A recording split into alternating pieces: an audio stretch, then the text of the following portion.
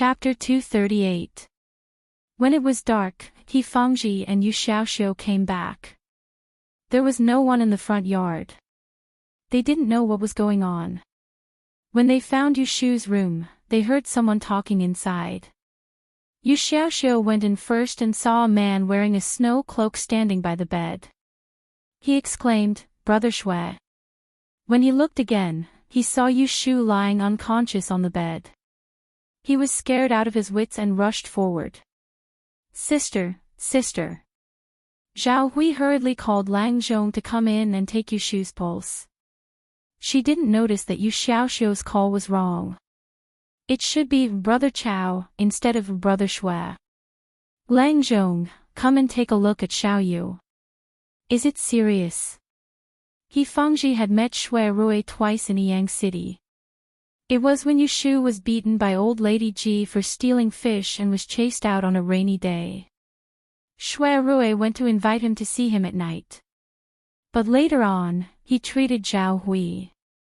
When they were close, Shui Rui had already left. After half a year, coupled with Yu Xiaoxiu's call, he didn't recognize him for a moment. He was pulled to the bed by Zhao Hui. Soon, his attention was attracted by Yu Shu's pale face. When He Fangji saw Yu Shu's face, he knew it was bad. He hurriedly peeled off her eyelids and took out her wrist from the quilt to take her pulse. After checking, he saw that her hands and feet were stiff and her pulse was cold.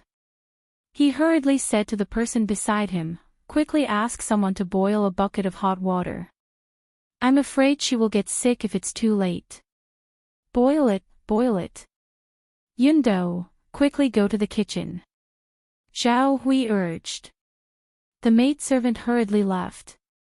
At this time, Yu Xiaoxiu was already lying on He Fangji's bed and crying. He was so noisy that He Fangji couldn't concentrate. Shui Rui saw that Yu Xiaoxiu was in the way, so he pulled him up and brought him to the side.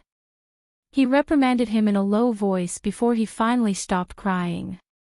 The cook and the maid who was sweeping the floor carried the hot water into the room. Shui Rui helped to pour it into the bathtub.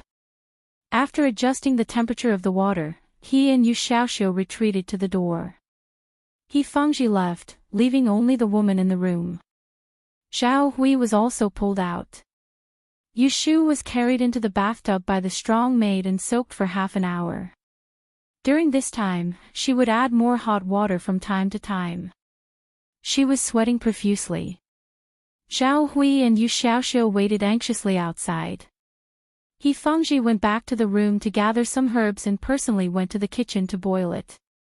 Shui Rui stood in front of Yu Shu's door and didn't say a word. They tossed and turned like this until late at night.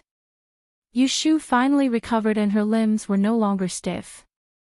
She was carried back to the bed. The movement was not small, but she didn't wake up. After making her drink the medicine, He Fangji carefully examined Yu Shu again. He was worried and put a few needles on her forehead. Finally, he let out a sigh of relief and said to the people around the bed, "She's fine. There's a bag in the kitchen. Xiaoxiu, go pour a bag of hot water and put it under your sister's feet. She'll be fine after a night." Yu Xiaoxiu hurriedly complied and went out. Zhao Hui's eyes were red. She pushed Dr. He away and sat by the bed. She touched Yu Shu's head. "Why isn't she awake yet?" "Don't worry. She just slept too deeply. She just drank the medicine. She'll sleep until tomorrow morning." He Fangji advised her, "You should go back to your room and rest. I'll keep an eye on her. If you get sick again, I don't know which side to take care of." How could Zhao Hui be willing to leave? However, she was a considerate person. She knew that if she made a mistake at this critical moment, she would only cause more trouble. After a day, her waist was slightly sore. She was worried about the child in her belly, so she thought about it and agreed. However, when she saw that Shui Rui was still in the room, she asked, "Shopkeeper Chao, where are you staying? The snow has just stopped and the road is slippery. It's dark outside." Why don't you stay at home for the night? I'll have someone prepare a guest room. When Shui Rui came, he had taken a carriage. The coachman was waiting at a nearby restaurant to avoid the snow. He could have returned at any time, but when he saw Yu Shu sleeping soundly on the bed, he hesitated for a moment before nodding, "Then I'll disturb you for the night." Zhao Hui then told him that she didn't have the leisure to reminisce with Chao Zixin after this incident. She had her personal maidservant, Yun Do, stay in Yu Shu's room to look after her. She took the maidservant and followed her back to her room. If there was anything, they could talk about it tomorrow morning. He Fengji had already recognized Shui Rui. She had Yu Xiaoxiu and the maidservant guard Yu Shu in the room and led him outside to talk. After Zhao Hui returned to her room, she had a manservant bring a brazier over and serve hot tea and snacks. She wanted the men to have something to talk about. When did shopkeeper Chao come to Jing City to make a living? He Fengji asked. Actually, my home is in Anling. I've been back for a few months. Shui Rui didn't answer in detail. He had been in Yang for a few months and shouldn't have been known by outsiders. He should have pretended not to know him, but in a moment of desperation, he exposed himself in front of Zhao Hui and the others and admitted Chao Zixin's identity. It was purely an accident. To prevent He Fengji from asking in more detail, Shui Rui picked up the topic. Dr. He and Aunt Huai got married a few months ago. It's a pity that I wasn't there to drink a cup of wine. I'll make it up to you another day. I hope you won't blame me. With this, He Fengji couldn't refuse. She sighed with a smile and said, "It's all thanks to Xiao Yu's help that Hui Nyang and I were able to become a family." Shui Rui's face showed curiosity. "Why do you say that?" When He Fengji talked about the past, she couldn't stop sighing. She told him about how Zhao Hui had been injured by the Dou siblings on the streets. Zhao Hui had hit her head and was sent to his medical center. She even told him about how Yu Shu had kowtowed and begged him to save her life. At that time, she earned 500 taels for 2 days. It really shocked me. It could be said that Hui Nyang relied on Xiao Yu to save her life. Both of us, husband and wife, are grateful to her. However, without her, we don't know where we would be. It was Shui Rui's first time hearing about this story. Even though he did not know how Yu Shu managed to raise 500 taels of gold to save someone in that kind of situation, he knew that it must have been an extremely difficult task. Hence, he regarded her as someone who valued friendship and righteousness even more. She was not a fickle and untrustworthy person. However, when he heard the gratitude in He Fengji's words, Shui Rui actually felt a little proud of himself for having a good eye for people. It's true that Yu Shu is usually mischievous, but in critical moments, she is the most reassuring person. What happened next, He Fengji didn't need to tell Shui Rui. Yu Shu thought that he didn't know about her helping Zhao Hui to fight the lawsuit. In fact, he watched the whole thing from the side and only left after it was over. He Fengji said, "I haven't asked, where did shopkeeper Chao meet Xiao Yu?" Shui Rui said, "Before I left the capital, I didn't know where the siblings moved to. Coincidentally, I met Mr. Pei from the Taihing Chamber of Commerce, so I went to ask for directions. I came to look for Ah Shu because I have an urgent matter. I didn't expect to see her fainting in this world of ice and snow." So long as Shui Rui was willing, he wouldn't have to put on airs as a young master, and he would be able to get along well with anyone. The two of them chatted like this, and before they knew it, half a night had passed. During this period of time, He Fengji had entered the room to take Yu Shu's pulse twice, and when she saw that her condition had stabilized, she consoled Yu Xiaoxiu before inviting Shui Rui to the guest room to rest. After they left, Kim Bao crawled out from under the bed and climbed up Yu Xiaoxiu's trousers to the bed. It squatted beside Yu Shu's pillow and whispered. Yu Xiaoxiu didn't pay attention to it, so Kim Bao stopped making sounds and obediently lay down. Its dark eyes looked at Yu Shu, as if it was worried about her.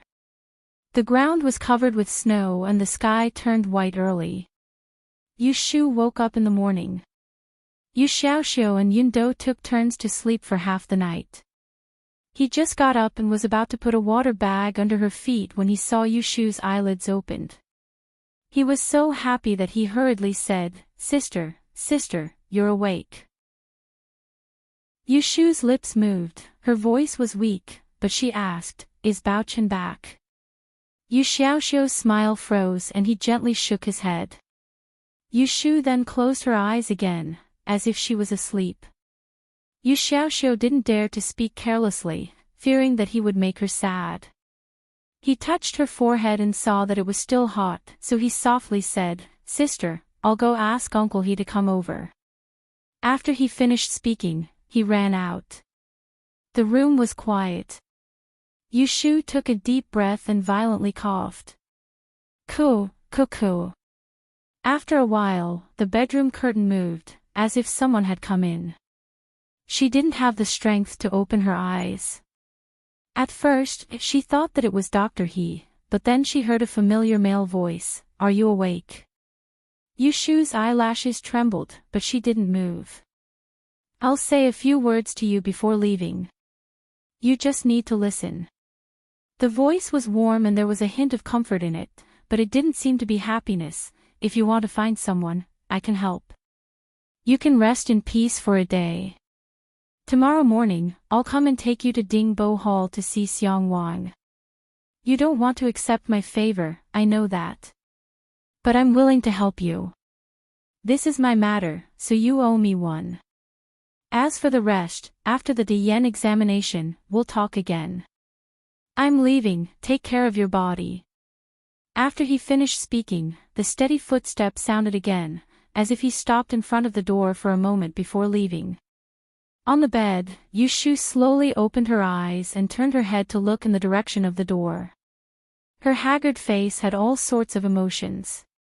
After the time it took to drink a cup of tea, Yu Xiaoxiu brought He Fangji in, and Zhao Hui followed behind. Seeing that Yu Shu had really woken up, she hurriedly ordered someone to bring water and soup over. He Fangji diagnosed Yu Shu once again. Under the worried gazes of the adult and child, he nodded, "The cold has subsided, you just need to take care of yourself." Zhao Hui thanked the heavens and earth and sat by the bed, stroking Yu Shu's head. She warmly said, "You scared us last night, so don't be silly and stay at home." She paused again and used the words she discussed with Dr. He last night to coax her. "Dr. He will go find your Uncle Pei later and ask him to help look for young hero Jing. Don't worry, he's an adult and won't go missing. Maybe he'll come back tomorrow." Just now, before shopkeeper Chow left, he asked about the situation. It sounded like he wanted to help find out more. "With so many people watching, you don't have to worry." Yu Shu listened wearily. She didn't want to worry, but what else could she do? In her current state, if she ran out again, she would really die. Yesterday, she was impulsive and stubborn, implicating everyone in the house to work for her. Remembering that Jing Qin had internal energy and wasn't afraid of the cold, Yu Shu could only comfort herself that nothing would happen to him. She nodded at Zhao Hui and said softly, "Aunt Hui, you didn't sleep well last night, right? Quickly go back to your room and rest." "I'm tired, I'll sleep again." After coaxing Zhao Hui away, Dr. He also returned to his room. The maids and servants all went to work. Only then did Yu Shu beckon Yu Xiaoxiu to the bedside and asked, "Why is your brother Shui here so early in the morning? Last night, he was the one who sent you back." Yu Shu's head hurt. She vaguely remembered that last night, in the heavy snow, she saw a figure holding an umbrella. Gradually, it actually matched with a rainy day. Chapter 239. Yu Shu lay in bed for a whole day. With He Fangji, who was an expert in the apricot forest, keeping an eye on her, she didn't suffer much. After 3 bowls of medicine, her fever subsided and she was able to get out of bed. However, her hand joints had grown 3 or 4 frostbites overnight. They were red and swollen and looked terrible. There were signs of cracking. Even after applying medicine, they didn't get better in a short time, which made Zhao Hui very distressed. Dinner was eaten by a big family. The dishes on the table were light. Yu Shu and Yu Xiaoxiu each had a bowl of wonton and chicken soup in front of them. They tasted too and recognized the taste. When they stayed at Zhao Hui's house that day, they ate a lot of wontons made by her. It turned out that Zhao Hui was afraid that Yu Shu would lose her appetite after drinking the bitter medicine for the whole day. Thus, she personally cooked, mixed the stuffing, and made wontons for her. Of course, Yu Xiaoxiu's share was not left out. Yu Shu knew her intention and felt warm in her heart. She couldn't help complaining that she shouldn't cook because she was pregnant.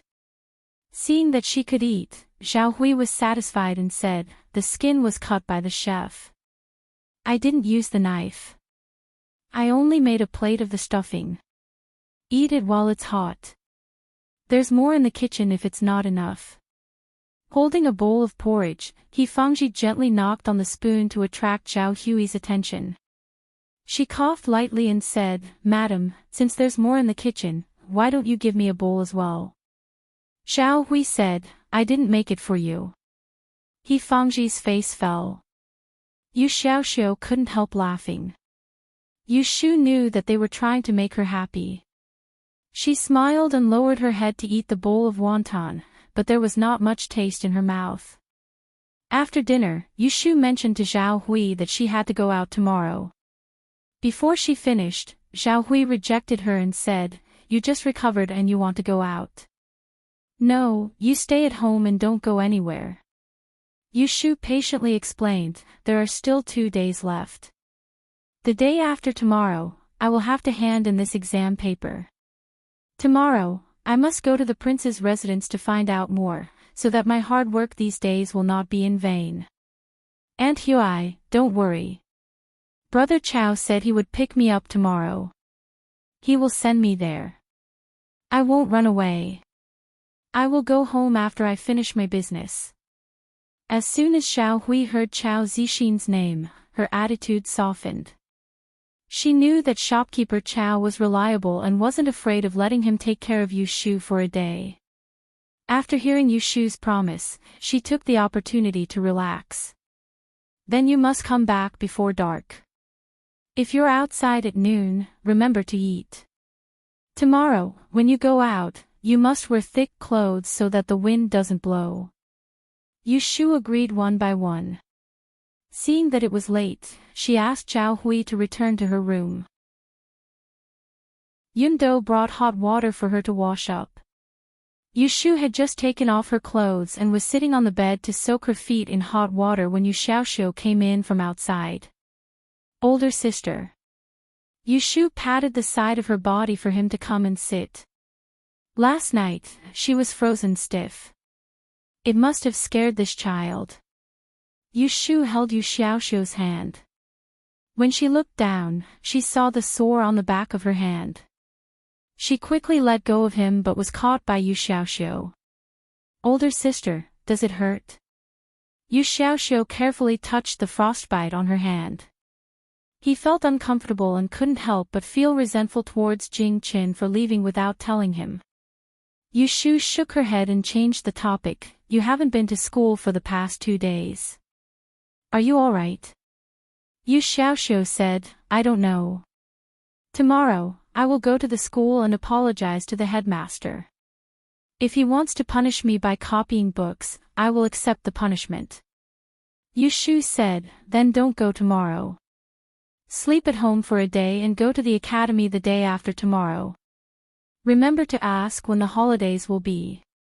It's almost the end of the year and there will probably be a snowfall. It's best not to go out." Yu Xiaoxiu lowered his head and said, "Then why are you going out?" Yu Shu touched his head, "I'm going out to do something important. You don't want to see me fail and not make it on the list, right?" The siblings sat and chatted for a while. The water used to wash the feet was cold. Yun Do took it out and poured it away. She passed on Zhao Hui's message to them to sleep early. Yu Xiaoxiu dawdled and didn't want to leave. Older sister, can I sleep with you tonight? I can't sleep alone. Yushu wanted to refuse, but when she saw his little face and the hope in his eyes, she couldn't help but soften. She tapped his head and said, "Go to your room and bring the quilt over. I don't want to fight with you for the quilt at night." "Okay." Yu Xiaoxiu happily ran out. After a while, he came back with the quilt. Yushu wanted him to lie inside, but the child didn't want to. He wanted to sleep outside to shelter her from the wind. Yushu was helpless and could only let him go. The two of them climbed into the quilt and covered their heads with another quilt.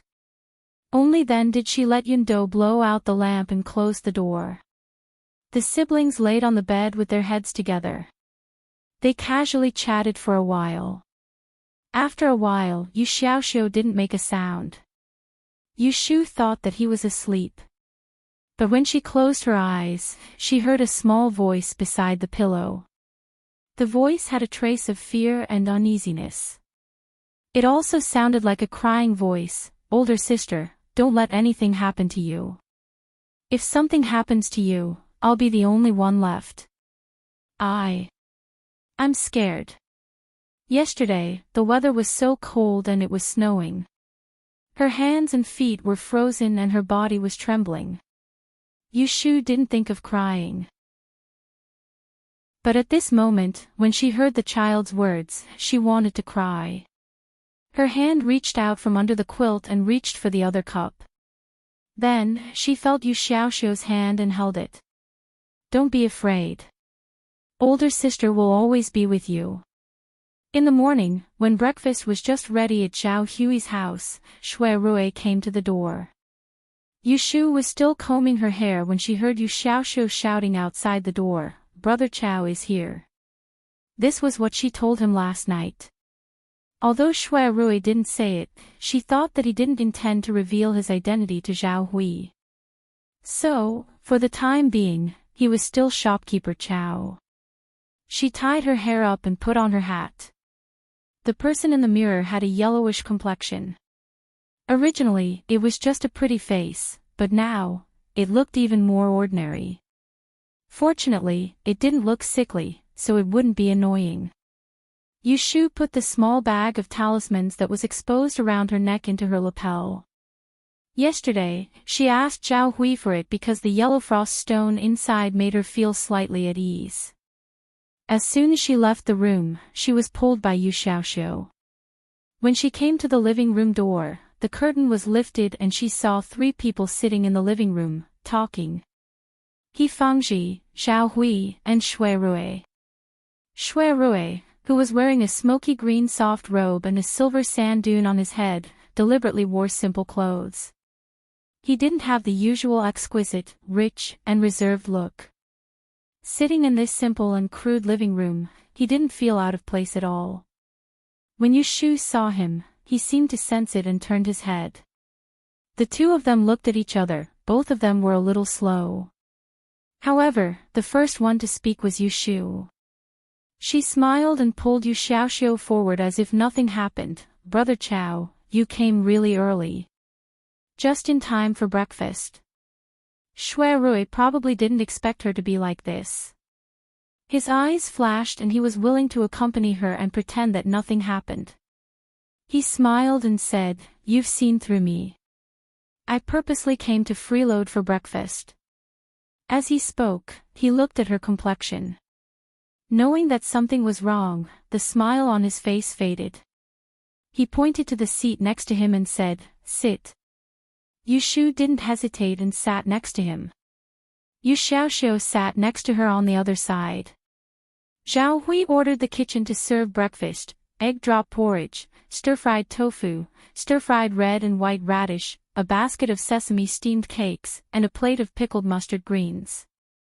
Yesterday, Zhao Hui heard from Lang Zhonghe that Chao Zixin's family should be one of the wealthiest in the capital. She forgot to specially prepare breakfast. Now that a table of vegetarian dishes had been served, she was embarrassed and said to Shui Rui, "We haven't moved here for long and don't often know what to eat in the capital. Please don't dislike it." "What dislike?" didn't we eat like this in Yang? Shui Rui's words made Zhao Hui feel better. He first picked up a steamed cake from a bamboo basket that was placed a little far away and placed it in Yu Xiaoxiu's bowl across Yu Shu's. He said, "Are you going to school today?" Because Yu Xiaoxiu was familiar with Shui Rui, he didn't thank him and spoke as usual, "Not today, I'll go tomorrow." Shui Rui said, "Go today and tidy up the things you left behind in the academy. I'll send you there later. I've asked Academician Song, today is the last day. Tomorrow you'll be on leave." Yu Xiaoxiu made an "aw" sound and hurriedly asked, "Did they say when are we going to rest?" "After the new year, after the Lantern Festival in February next year." Shui Rui also helped him ask. As the two talked, Yu Shu sat in the middle and ate quietly. She didn't interrupt. Other than occasionally putting food into Yu Xiaoxiu's bowl with her chopsticks to prevent him from talking and not getting enough to eat, Zhao Hui and He Langzhong would occasionally interrupt and ask a few questions. Breakfast could be said to be a happy meal for both the host and the guest. During the meal, Shui Rui actually didn't say a word to Yu Shu, and no one at the table noticed that something was wrong. After the meal, Yu Xiaoxiu went back to his room to change his clothes. The courtyard was icy, so Zhao Hui didn't come out to see him off. He Fengji walked the siblings to the main door and bowed to Shui Rui, saying, "I've troubled shopkeeper Chow." Shui Rui nodded and led the siblings to the carriage parked on the side of the street.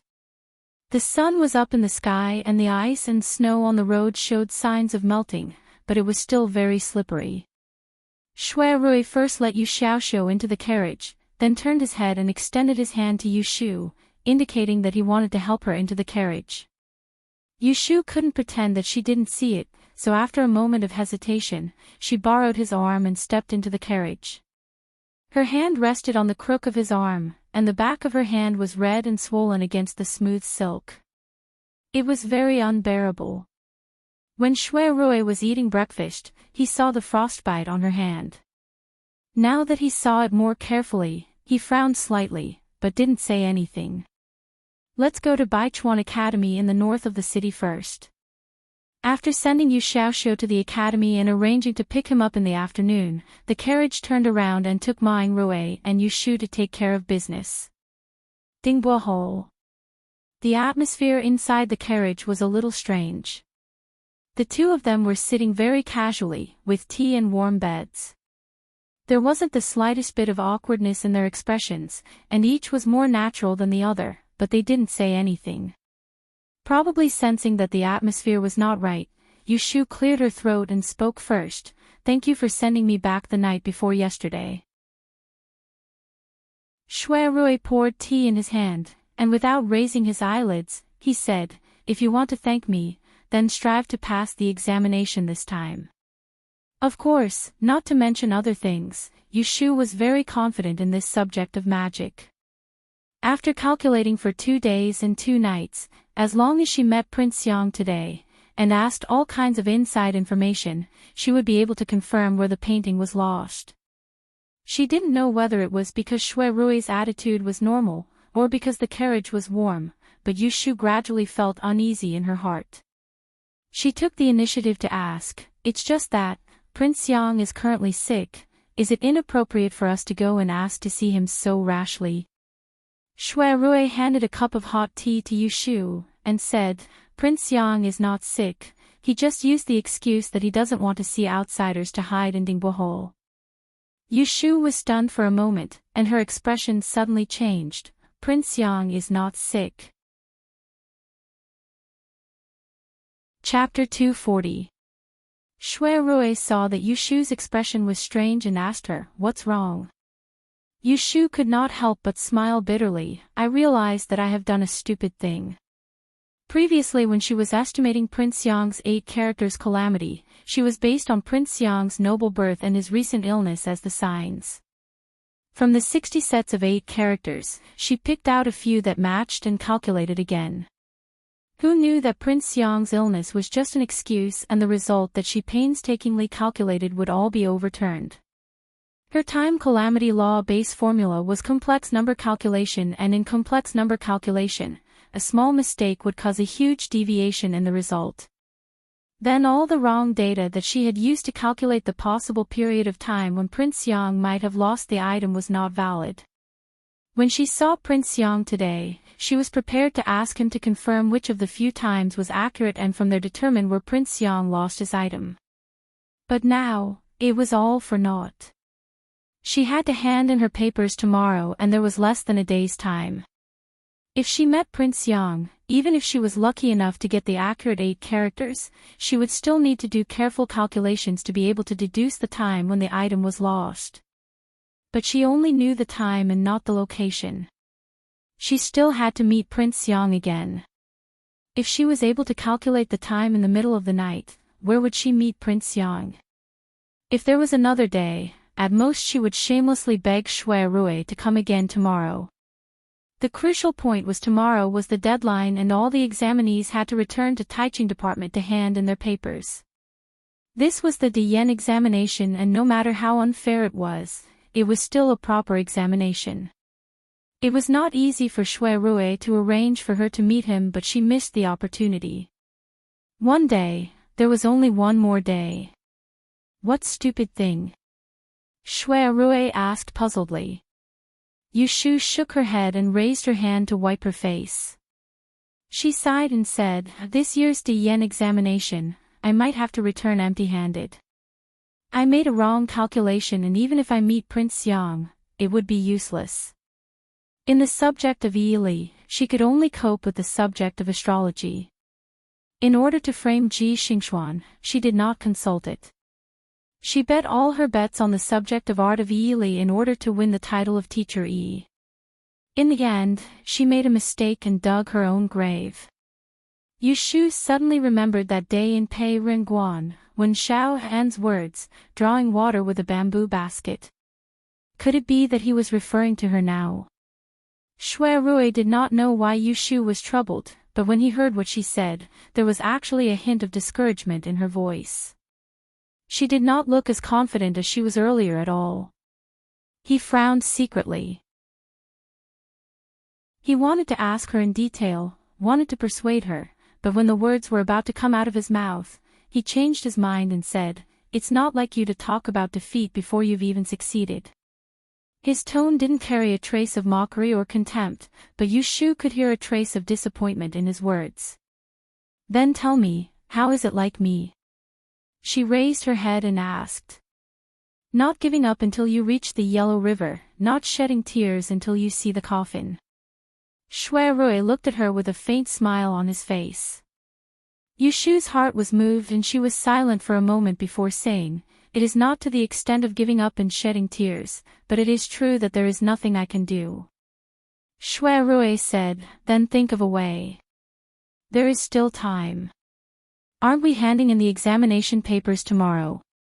If you have not thought of what to say or ask when you see Prince Yang, we will stop at the entrance of Dingbo Hall and wait for you to think before going in to greet him.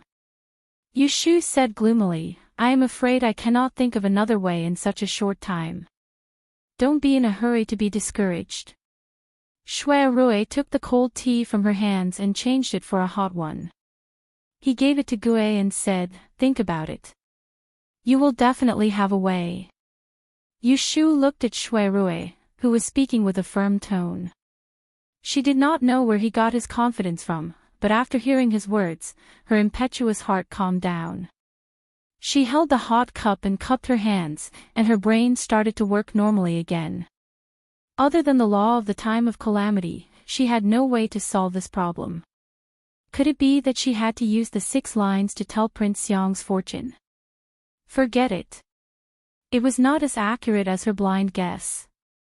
Really, if she had been more cautious from the start and did not judge Prince Yang's health because of the rumors and excuses from the residents, she would not be in such a passive position and forced herself to this point. Shui Rui saw that she was spirited again and relaxed. He did not persuade her any more and let her imagination run wild. The more one wanted time to slow down, the faster time would run. The carriage came to the street in front of Dingbo Hall. Yushu was still at her wit's end. Shui Rui did not rush her and let the driver stop by the side of the road. He took out a book from somewhere and opened the window to read it to pass the time. After waiting for the time it takes to burn a stick of incense, he heard Yushu say, "Let's go." Shui Rui put down the book. "Have you thought of it?" Yushu shook her head like a hoodlum and said, "No, let's see Wang Yi first. Compared to sitting here and not using my brain, maybe I will have an idea if I personally ask about the situation." Shui Rui laughed and said, "All right." The two of them got off the carriage and walked a few steps to the front of Ding Bo Hall. Shui Rui let the gatekeeper go in to inform them. There was no need to queue up and there was no need to hand over an invitation. Not long later, a steward came running out of the snow and greeted with a smile, "Eldest Gongzi, Wang Yi, please come in and wait. Lead the way." Shui Rui lifted the corner of his robe and stepped over the threshold. He did not seem to be polite to this steward. Yushu was not as comfortable as him and nodded to this steward with a smile. Yes. It was so easy to see him. This really made Yushu's heart sigh. She wanted to see the old steward of Xiang Wang Fu, but she spent 400 taels of silver and waited for 3 days. Now she wanted to see the Xiang Wang with just a few words. No wonder Feng Xiaomiao wanted her to find Shui Rui for help. This was called having connections. This Ding Bo Hall, Yushu had once come with Shui Rui. She could still remember that day when eldest Shui Xiao and the 7th prince had a dispute, gambling with wine and parting on bad terms. After a heavy snowfall, this garden was very different from the last time she came. There was no spring green all year round. Wearing a silver dress, it looked simple and elegant. It was a different kind of viewing pleasure. The steward led the way in front and did not walk in silence. He even turned his head to talk to Shui Rui. Eldest Gongzi came at the right time. The Junju is also here and came a little earlier than you. She is sitting in the incense grinding hall, waiting for Wang Yi to wake up. Shui Rui's footsteps paused. The Junju is also here. Yes, someone came to report earlier. When the Junju heard that you came, she was very happy and urged this one to quickly bring you to the incense grinding hall to talk. Yushu was curious as she listened at the side. The Junju. Was it the Junju of Xiang Wangfu? Shui Rui seemed to know her doubts. He turned his head and said to her, "Shi Wen is the daughter of Wang Yi. She is the daughter of my aunt. She is the younger sister of the same mother." Yes. Shui Rui asked the steward who led the way, "Is the Junju alone or did she bring someone else?" The steward said, "She brought a young lady with her." Shui Rui and Yushu looked at each other. They both knew that this must be the same as them, coming through the back door. As they spoke, they passed a slightly longer flower path and saw a hall with 3 rooms side by side in the middle of the veranda. The snow in front of the road was swept clean. The red curtain on the door was open and there was a silver plaque with 2 words "incense grinding" hanging on it. In front of the door, under the eaves stood 2 maidservants. They wore pink silk coats and fur coats, looking very obedient and clean. Before they could walk to the door of the hall, they first saluted and greeted them. Then one of them rolled up the curtain and the other lifted the corner of the curtain. They announced their arrival and invited them in. "Junju, eldest young master is here." Yushu followed behind Shui Rui and entered the room. She turned her body sideways and fixed her gaze on the interior of the room. The 2 women in front of the tea table stood up leisurely. Yushu felt that the pretty and delicate young lady who was welcoming them with a smile on her face looked familiar, but before she could take a closer look, her attention was drawn to the young lady behind the young lady who was wearing a green veil over her face. This was some kind of fate. She came to Dingbo Hall twice and was able to meet her again. "Brother Rui, I haven't seen you for a while. How have you been?" Junju Shiwen stood in front of Shui Rui with a smile. The pink fox scarf around her neck made her look very delicate. Her eyes were bright and her teeth were white.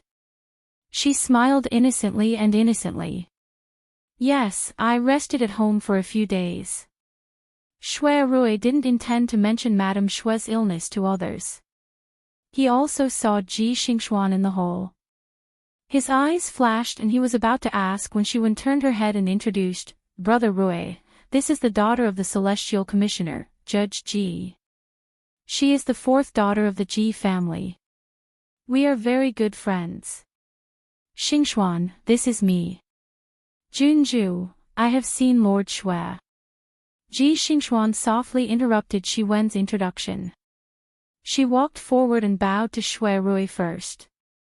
Then she explained to the confused Shiwen, previously, when Lord Shui was handling a case in Taishu Garden, we met a few times. Hearing this, Yu Shu thought that it was interesting. Ji Xingxuan and Shui Rui knew each other, but they didn't know each other because they were investigating a case. Instead, they had already met each other in Yang because of that fraudulent marriage. At that time, she was also fortunate enough to be present as one of the parties involved. However, before she could think further, Ji Xingxuan turned her head again and bowed to her. She said, Hello, Miss Lianfang. Yu Shu was puzzled. Did this Ji Xingxuan eat the wrong medicine? It wasn't as if she didn't know her. Why was she calling her by that fake name? When Shiwen heard this, she turned her attention to the person behind Shui Rui. She saw that it was an unprepossessing young man, but when she heard Ji Xingxuan call him Miss, she couldn't help but frown. She turned to ask Shui Rui, this is a friend, Shui Rui answered briefly. He swept his eyes over Ji Xingxuan. Like Yu Shu, he was puzzled as to why she had called him that. Oh, earlier, when a servant had come in to report, Shiwen knew that Shui Rui had also brought someone to see her imperial father. She had also guessed that it was because of the examination. She hadn't expected that he had actually brought a woman with him. Miss Lianfang, this name sounded familiar. Wait, she remembered. Shiwen looked at Yu Shu a few more times. Without waiting for Shui Rui to notice anything, a servant came in from outside the door and said, Junju, de Gongzi, Wang Ye has woken up. He invites you to the Eastern Pavilion to talk. I know, Shiwen replied. She turned her head to Shui Rui and said with a smile, Today, I came first. Everything is first come, first served. You should wait for a while. After we have seen Imperial Father, you can bring this Miss Lianfang over. Shui Rui thought for a moment. Seeing that Yu Shu didn't seem to care, he said, That's fine. You go first. Chapter 241. Princess Shiwen brought Ji Xingxuan out of the reception hall. On the way to the East Pavilion, Shiwen suddenly turned her head and asked, Lianfang Gongzi, is it the female guest that my Rui Biaoge brought to the Dingbo Pavilion a few months ago? Ji Xingxuan nodded her head and said, She is also the one that won me in the wine bet. Shiwen chuckled, She does have some ability. Ji Xingxuan did not say anything more. The two of them arrived at the East Pavilion. Because Shiwen was accompanying them, there was one less layer of security and they directly entered the building. Prince Yang had just woken up and was lying on his side behind the bamboo curtain. Shiwen accompanied Ji Xingxuan and sat on a chair. Separated by the curtain, she chatted with her father for a while before turning to business. Previously, she had brought Ji Xingxuan here so there was no need for introductions. After coming and going, Ji Xingxuan asked what she wanted to know so she bowed and said her goodbyes. Shiwen suddenly stood up and ran behind the bamboo curtain. Ji Xingxuan stood there and quietly listened to the conversation between father and daughter. Father, this child has a favor to ask of you. Prince Yang yawned and said, Say it, what do you want? Rui Ji will be bringing people over later for this year's Dian examination. Don't answer him seriously and try to fool him. Shiwen knelt in front of the bed and massaged Prince Yang's legs. Prince Yang said with a smile, "How did Shui Rui offend you? You've been praising him all day long, yet now you're trying to trip him up behind his back." "I am not trying to trip him up. It is not like he wants to take the examination. Father, please agree. Please agree." Shiwen shook Prince Yang's legs and acted like a little girl. Prince Yang could not stand her pestering and waved his hand. "I know. Go and play. He, father is the best." Then Shiwen will leave.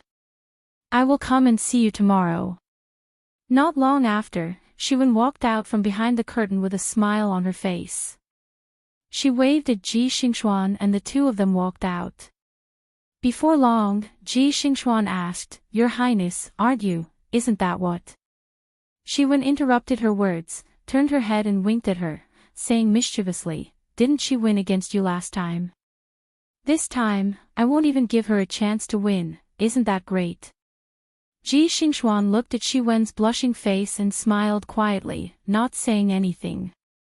Royal Princess Shiwen sent a servant to the incense grinding hall to inform Shui Rui. She didn't show herself in front of Shui Rui and left with Ji Xingxuan. On the way to the East Pavilion to see Prince Yang, Shui Rui said to Yushu, "His Royal Highness is a kind person, there's no need for you to be too reserved when you speak. With me around, you can ask whatever you want to ask openly, there's no need to worry about offending him. If you really say something wrong, I'll help you smooth things over."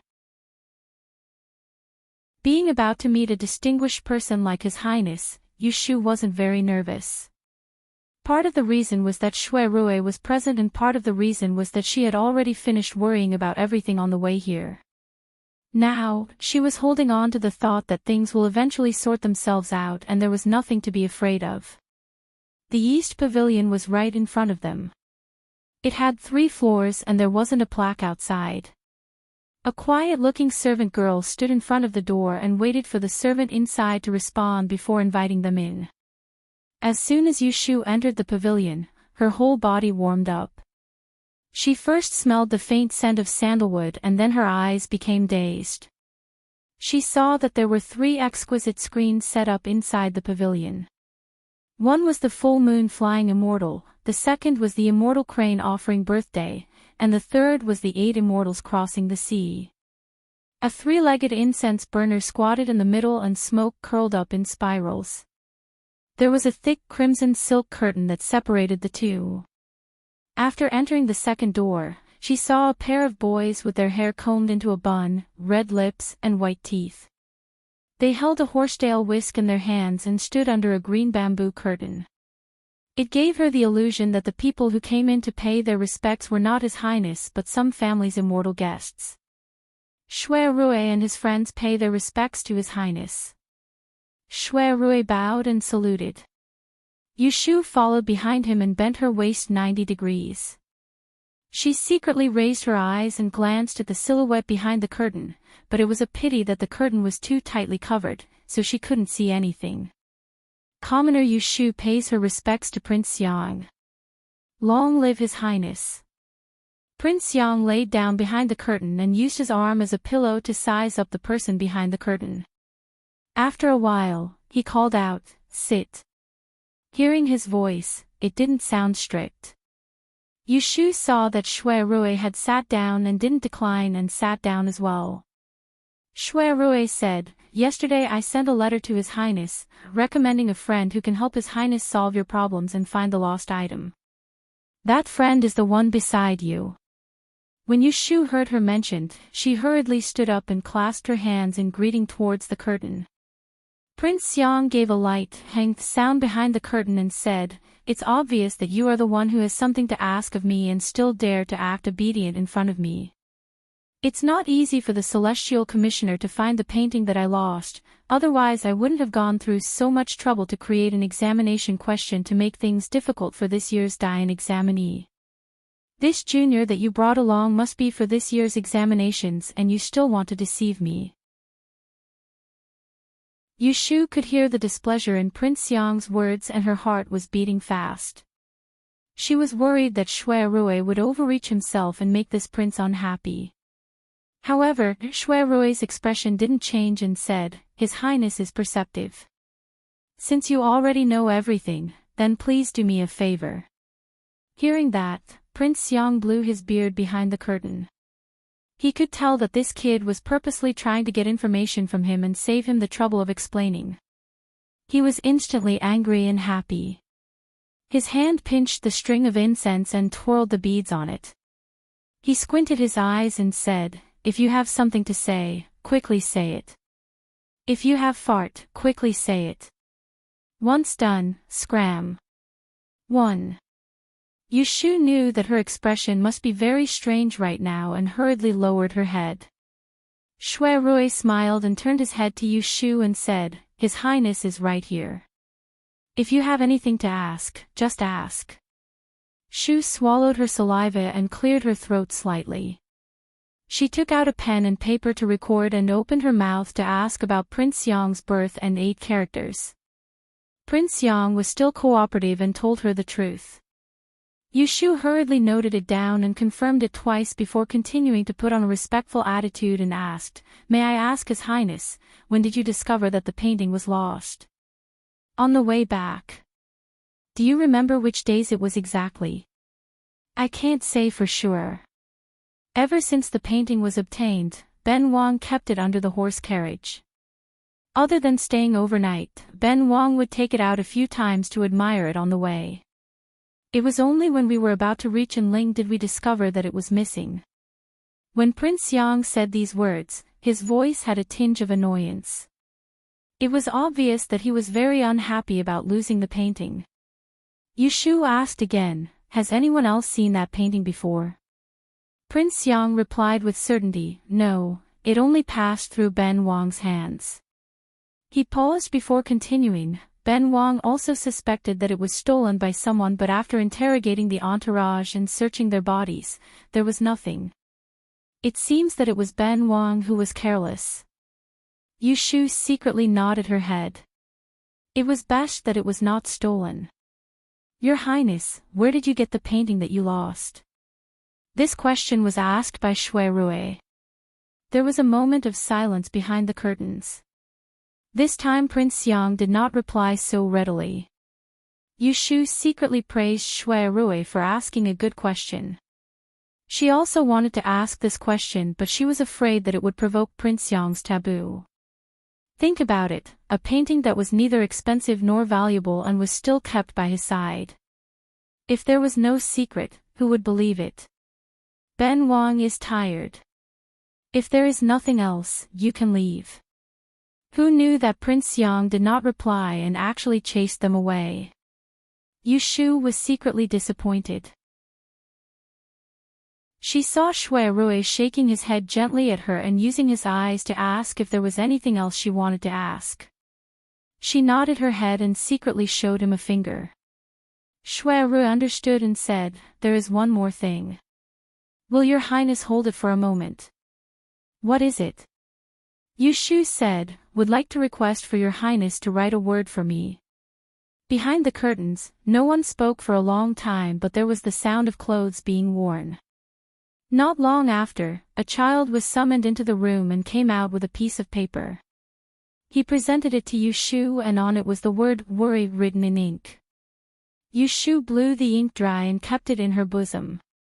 After asking everything that should be asked, Shui Rui then brought her up and bade farewell to Prince Yang. "We dare not disturb your Highness' rest. We will take our leave now. Go. When you have time, make a trip to Prince Yang's residence to visit your aunt. There is no need for Ben Wang to waste my saliva on you today." Shui Rui complied and bade farewell to Yushu before following the maid outside the door out of the east pavilion. Once they left, Prince Yang sat up from the couch and twirled the string of beads in his hands. He sighed and muttered to himself, "The things that I have lost, you guys can go and find them. Why do I need to deceive anyone?" After a while, a report came from outside the door. "Your Highness, there is a message from the palace." His Majesty has given an order to invite you to the imperial study to meet with the Emperor. Prince Yang frowned and laid back down. He tilted his neck and said, "Go and tell him that Ben Wang is ill and is afraid that I have offended the dragon's body. It is not convenient for me to enter the palace for the time being." Back to Yushu. Shui Rui did not speak a word the entire journey. Only when they reached the entrance of Dingbo Hall did Yushu open her mouth and thanked Shui Rui. "Thank you for accompanying me on this trip." Shui Rui did not reply to her words and said, "How was it? Just now when you saw your highness, did you have an idea?" Yushu sighed. "I thought about it a few times, but it was not on the right track." Shui Rui said, "There is no rush. It is only noon now. Why don't we find a place to have a meal first? You can think of a solution later." No, the words of rejection were at the tip of Yushu's tongue, but she did not say it out. Did he think that she was so heartless? Not to mention whether Shui Rui still had that kind of feelings for her, just the fact that he was running around everywhere for her was enough to give him face. Moreover, there was still the matter of finding Jing Qin that she needed to trouble him. This was the main point. Thinking of Jing Qin, Yushu was slightly distracted. She reached out her hand and touched the amulet hanging on her chest. She did not know that Shui Rui saw her expression and guessed what she was thinking. He felt a trace of dissatisfaction in his heart. He drank a mouthful of cold tea to suppress it and said, "If you do not want to go somewhere else, I will send you home." Yushu came back to her senses and thought for a moment, then said, "I still have a place to go, but that place is chaotic and not quiet. Are you willing to go with me? We can have a meal together, I will treat you." Shui Rui happily said, "Where to?" "To Peiren Hall." She wanted to find someone. Shui Rui did not ask much and directly told the driver, "To Peiren Hall." The carriage started to move. Yushu was thinking about something. On the way, she slapped her thigh and whispered, "I remember." Shui Rui looked at her startled expression and was puzzled. "What do you remember?" "Today's Princess Shiwen, I remember where I saw her. She said that such a beautiful little girl, she seemed to have seen her somewhere." Shui Rui was about to ask her where she saw her, but he suddenly remembered that Yushu used to set up a stall in the tavern outside. She often went there, so he said, "I know, you saw her at Sunji Tavern. It was that time when I smashed your head with my money bag. So you still remember." Chapter 242. Yushu and Shui Rui arrived at the human cultivation hall. It was already noon, and many examinees were eating in the front building. The doors and windows were closed to prevent ventilation due to the cold weather. The moment they entered, they could smell the mixed smell of all kinds of food and people. It was suffocating to their noses, and it was crowded and messy. The sound of people talking was even more like entering a bustling market. The waiter was so busy that he did not have the time to entertain the guests, so Yushu brought Shui Rui around the first floor and went up to the second floor. Shui Rui could tell that she was looking for someone, so he did not ask much and only followed behind her. Occasionally, he would raise his hand to protect her shoulders and back to prevent her from being bumped into by some blind person. Shui Rui's handsome appearance soon attracted people's attention. Those with good eyesight knew that he was a rich man, so they couldn't help but look at him. Even Yushu, who was walking with him, took a few glances at him. Someone shouted, "Hey, that guy, aren't you from Wenshaoan's hometown?" Yushu turned her head and saw a rude man shouting at her. She recognized him as the rude man who asked for money from Wenshaoan and beat him up. She smiled and said, "Yes, you still remember me." The man was holding a small bowl of wine and said loudly, "You are looking for Wenshaoan, right? That guy doesn't have money to eat, so he is hiding in his room to cultivate. Little brother, go and give him some food and drink, in case he really becomes an immortal and flies away." Ha! The people around burst into laughter. Shui Rui raised his eyebrows. Seeing that Yu Shu wasn't angry, he didn't say anything. Well, I will go and find him. Enjoy your meal. Yu Shu smiled and pretended to be kind, but in fact, Wen Xiaoan had nothing to do with her. If this man was laughing at Yu Xiaoxiu, let him try. It would be strange if she didn't knock out his 2 front teeth. The two of them went downstairs and asked the waiter which room Wen Xiaoan was staying in. They picked up a few steaming meat buns from the counter and placed them on a plate, bringing them over to Wen Xiaoan's room. Standing outside a room on the 2nd floor, Yu Shu knocked on the door with a plate in one hand. Mr. Wen, is Mr. Wen in? I'm Yu Shu. I'm here to visit you. After calling several times, there was finally some movement in the room. As soon as the door was pulled open, a cold face appeared. He scanned the people outside the door from head to toe. When he saw the steamed bun in Yu Shu's hand, he paused for a moment, then turned around and entered the room. He didn't let the guests in, nor did he refuse them. Yu Shu consciously followed Shui Rui into the room and closed the door behind her. She quickly looked around the inner room. The bed, tables, and chairs in the room were arranged in a cramped manner. The various types of furniture were only half new. It was obvious that this was an inferior guest room. Wen Xiaoan was sitting at the square table. His face was thinner than when Yu Shu saw him the other day. Why are you looking for me? Yu Shu signaled Shui Rui with her eyes. The two of them walked over and sat down. She placed a plate of meat buns in front of him. Yu Shu took one for herself first and took a bite. As she ate, she passed one to Wen Xiaoan, who swallowed it. She said, the buns in Peiren Hall have a lot of fillings. They're indeed more delicious than the ones sold outside. Wen Xiaoan looked at her. His eyes flashed a few times, but he still took the bun. He lowered his head and took a bite. Although he was really hungry, his actions were still slow. He chewed carefully and swallowed slowly. His table manners were more elegant than Yu Shu. After eating 2 buns, Yu Shu wiped her mouth with a handkerchief and said, I'm here today to ask you to test my character. Wen Xiaoan said, 5 silver taels. Before Shui Rui could smile and say that he finally met someone who cared more about money than Yu Shu, he heard Yu Shu said, 4 silver taels. You just ate the 2 buns I bought. Wen Xiaoan raised his head and said slowly, is a bun worth 5 silver taels?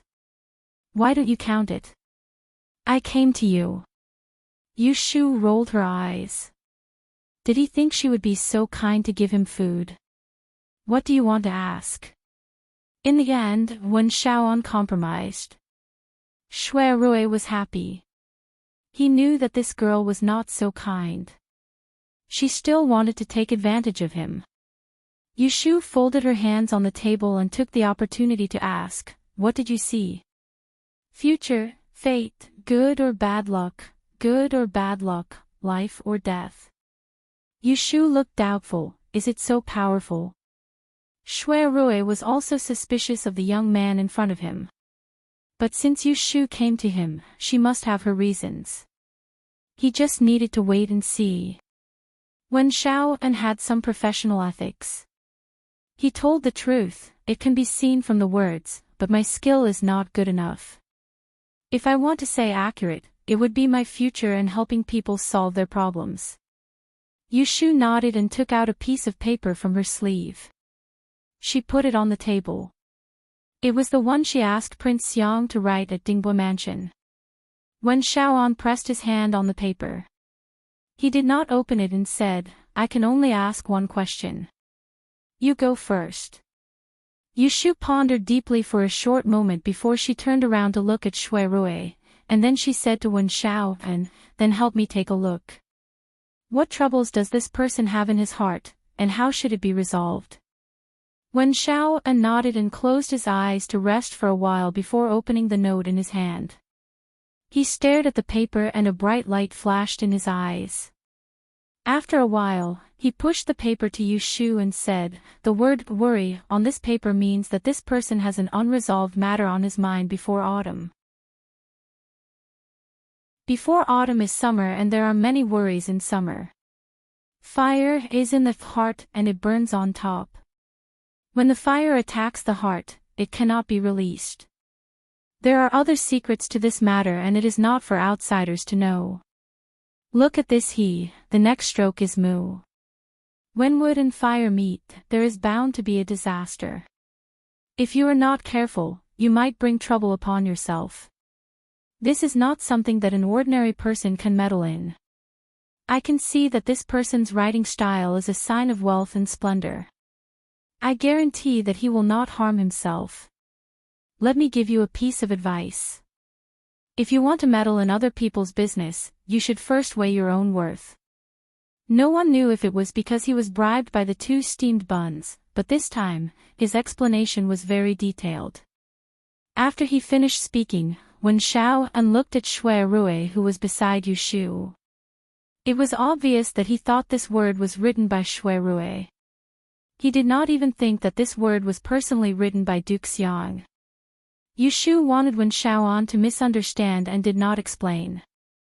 She wrote down everything Wen Xiaoan said and kept the paper. She took out some money and gave it to him. She cupped her hands and said, "Thank you. No need." Wen Xiaoan stood up and sent them to the door. Before he closed the door, he suddenly called out to Yu Shu, "I will not be staying here for a few days. Don't come here to look for me." Yu Shu wanted to ask him where he was moving to, but she saw that he looked cold and did not like to pester her. She smiled and nodded, "Then take care. Goodbye." The 2 of them left.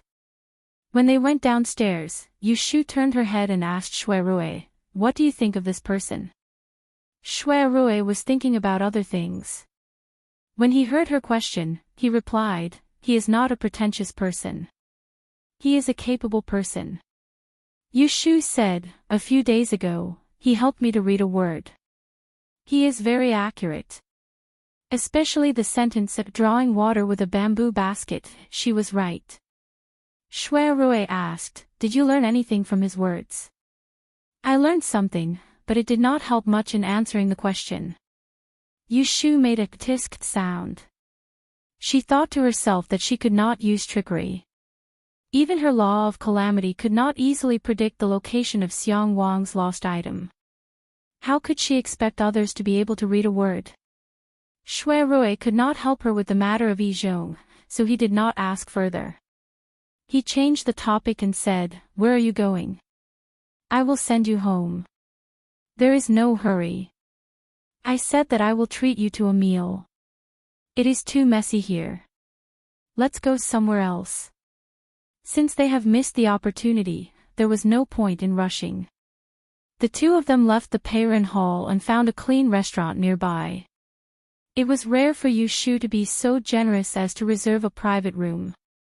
She ordered 2 meat dishes, 3 vegetables, a soup, white rice, and a pot of wine. When the dishes were served, Shui Rui, who had been thinking along the way, suddenly asked, "What is the name of the gongzi you met today?" Yu Shu said, "He said his surname is Wen and his name is Xiaoan. Is it Wen Rui or is it a scholar's writing?" "I do not know. Do you want to find out later?" Shui Rui already had a plan in mind. He shook his head, "That is not necessary. You should hurry home after the meal." When the dishes were served, Yu Shu poured wine for each of them. Because the weather was cold and the wine was warm, Shui Rui did not stop her from drinking. After 2 or 3 cups, Yu Shu's stomach was warmed up. She used the wine to raise her cup towards Shui Rui, "Brother Shui, let me give you another cup. After drinking this cup, I have a presumptuous request. I hope you can agree to it." For her to open her mouth for a request, Shui Rui had already guessed what it was. He quietly raised his cup and clinked it with hers. He tilted his head back and down the wine. The spaciness passed through his throat and he said in a low voice, "Speak." Yushu's expression changed and said, I want to ask you to help me find Jing Chen's whereabouts. Sure enough, when Shui Rui heard her directly use the word beg for the sake of another man, even though he had already expected it, his chest still felt stuffy for a moment, and he couldn't laugh. When had he ever felt defeated in front of a woman?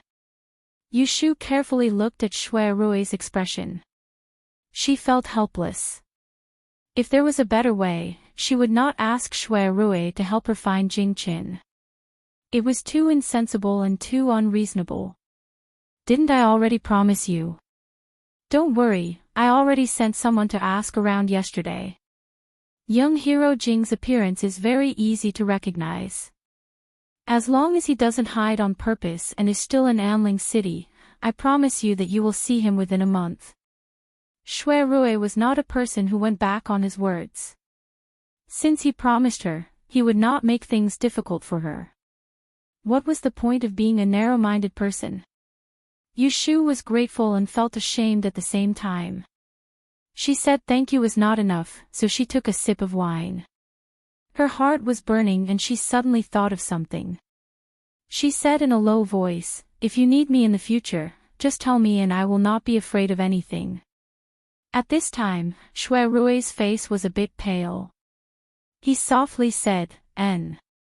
The atmosphere at the table returned to the morning before they left. It was not salty, not bland, not cold, not hot. After the meal, Shui Rui sent Yushu back. On the way, he went to Baichuan Academy to pick up Yu Xiaoxiu. He sent the siblings to Zhao Hui's house and did not go in to say hello. He only said that the carriage would be sent tomorrow morning to pick up Yushu and left. Yu Xiaoxiu vaguely felt that there was something wrong with the two. When he entered the door, he whispered to Yushu, Sister, what happened to you and brother Shui? Did you quarrel? Yushu felt a headache and said, No, don't guess blindly. Just as he was about to walk to the backyard, Yundo, the young maidservant, came out from the front hall and stopped him. Miss and young master, you're back. Mr. Pei is here. Please come over and have a few words. Chapter 243.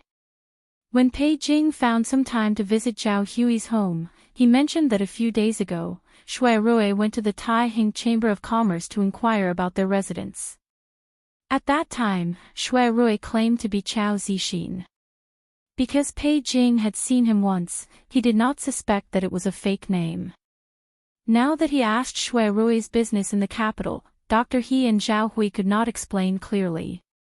Coincidentally, Yushu and Yu Xiaoxiu came back, so they went to the room to ask. Yushu knew that Shui Rui wanted to conceal his identity, so she did not mention that he was from a government official's family. She vaguely said, It seems like he is also doing business, but I did not ask about it in detail. Since Pei Jing knew about Jing Chen's departure, he accepted the request of Dr. He and his wife. He said to Yushu, The shops under my name have been informed. If anyone sees someone who looks like Jing Gongzi walking on the streets, they will inform you early in the morning. Yushu expressed her gratitude, Thank you Uncle Pei for your concern. Yushu was pulled away by Zhao Hui to talk to her for a bit, asking her if she felt uncomfortable. After Dr. He took her pulse, she let her go back to her room to drink her medicine, leaving Yu Xiaoxiu to sit with the adults. Back in her room, Yushu did not delay much. She sat in front of her desk and took out a paper, pen, and abacus. She began to study the Xiangwang Ye's 8 characters that she obtained today. Right now, Yushu's thinking was very simple. She could not ask for perfection, but she would calculate as much as she could. Even if she could answer the time and location of Xiang Wang's lost item tomorrow, it would be better than handing in a blank paper. She had inquired about it at the people training hall. Although each subject had 100 yuan, it was not guaranteed that 100 people would pass. In other words, the Directorate of Celestial Surveillance wouldn't take the second-best candidates to make up the numbers. Instead, it was necessary to gather 100 candidates. The selection of the 100 yuan was very strict. Usually, only 20 to 30 people would pass the astrology subject. The rest of the places would be left empty. Therefore, there were at most 500 places for a Master of Change each year. The number of people who passed was less than 100. As for a great Master of Change, it was even more difficult. Therefore, handing in a blank paper or making up the numbers was a dead end. Yushu was busy calculating and didn't even notice that someone had sneaked in. Zhao Hui told Yundo to heat up the stove in Yushu's room and keep an eye on her so that she wouldn't freeze if she sat for too long. When the sky turned dark, Zhao Hui personally came to light the lamp and watched Yushu eat and drink her medicine. She walked around the room and went out to get someone to bring a mattress. She temporarily nailed a curtain outside the window facing the desk to block the wind. Several times Yushu went to the toilet, she was muttering to herself. There was one time when she forgot to bring toilet paper. She helplessly squatted in the pit and called for help. This made Zhao Hui not know whether to laugh or cry. Yushu didn't put down her pen until the gong struck the third watch in the street outside. She opened her sore eyes and picked up a few pieces of papyrus marked on the table with her dark fingers. She frowned when she checked the number of disasters calculated on them. What's going on? Did I miss it? Under her cautiousness, she calculated the time of calamity for the Prince of Xiang's journey back to the capital from the 8th month to the 12th month of this year. In order to prevent any omissions, she made a total of 120 calculations and repeated them. But in these 4 months, the time of calamity showed that the Prince of Xiang only had 2 minor illnesses, one was drowning and one was bleeding. Unexpectedly, there was no sign of losing anything. It was obvious that the Prince of Xiang lost something. What was going on? Could it be that the thing was lost after he returned to the capital? Yushu thought for a long time. She picked up the pen and calculated again. She planned to include December. Another 2 hours passed and the gong sounded at the 4th watch of the gong. She put down the pen again and checked the dense data line by line. Gradually, she frowned. Still nothing. Not believing it, Yushu collected all the messy toilet paper on the table and checked them one by one. She did not miss a single day for more than 130 days. She made sure that she did not miss any day. This made Yushu worried. Her time of calamity nomological code had never failed until today. What was wrong with it? Why couldn't she predict it? Yushu knocked her forehead with one hand. Her scalp was itchy, and she thought hard. Unknowingly, the sky outside gradually brightened, and the remaining candle on the candlestick went out with a puffed sound. She suddenly raised her head, grinned, and chuckled evilly. No one knew how terrifying this crazy red-eyed look was. She didn't sleep for the entire night. The next morning, however, Yushu walked out of the door in high spirits while carrying her bookcase. She sat on the carriage that had been waiting outside the door for a long time. Shui Rui didn't come. He only asked the coachman to bring a message to her. After she handed in her papers, he told her to leave the Taiching bureau and go to another place to meet him. He didn't say where.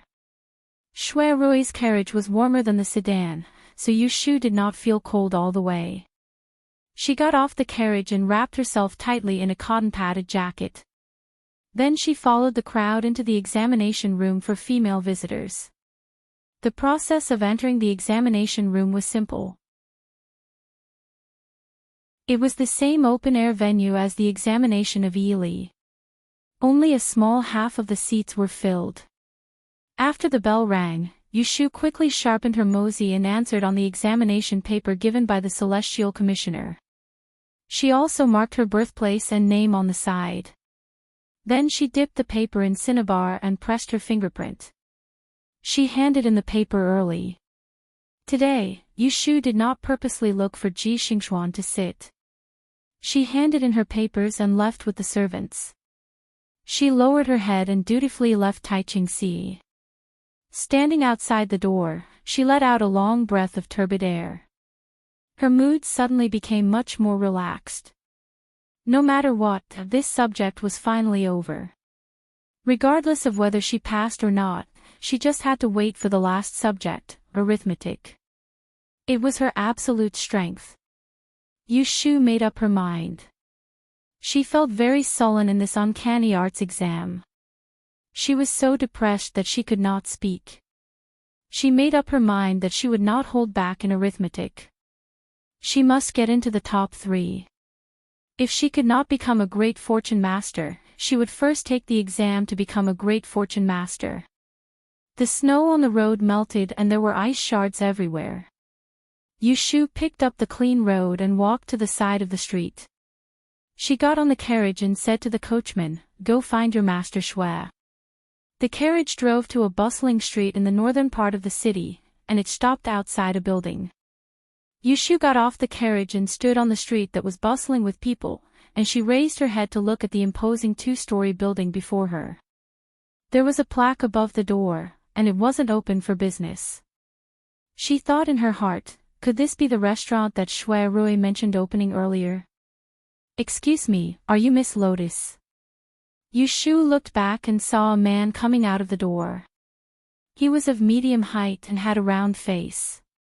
He looked like he was in his 30s and had a simple smile. "Yes, it's me." The man looked at Yushu and immediately led her into the restaurant. He smiled and said, "I am Lin Fu. I have been waiting for you for a long time. Please come in." The outside of the restaurant was brand new. The interior was bright and spacious. The walls were green, the floor was made of red wood and sandalwood. Tables, chairs, and flower vases were placed in their respective positions. There were no lack of tea plates, tea bowls, chopsticks, and so on. Facing the door was an 8-foot square counter with a jade qilin head on top of it. Behind it was a row of colorful banners and signboards. The windows were separated into 4 groups on the north and south sides. 2 rows of glass screens with flowers, birds, and fish were placed on the east and west sides of the first floor, forming 3 groups. On the east side, there was a staircase that led to the second floor. Every 3 steps, there was a flower pot that carried small holly. On the north side, there was a door that led to the backyard. Yushu looked up, down, left, right, west, north and south. She couldn't help but admire the master who arranged the feng shui. This place was really good at attracting wealth and wealth. If she was the one cleaning the place, she would not be able to do it so well.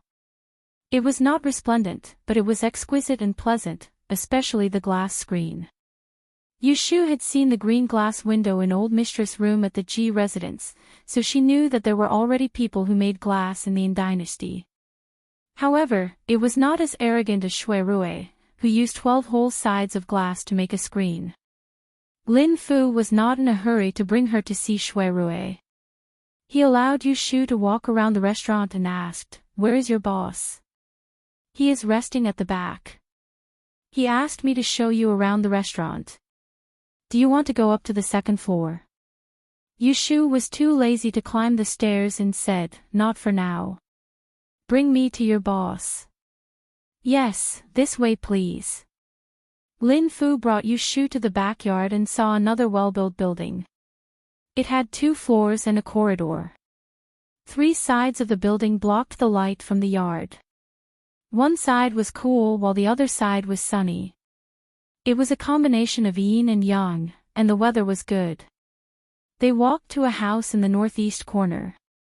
Lin Fu knocked on the door and said, "Master, Miss Lianfang is here."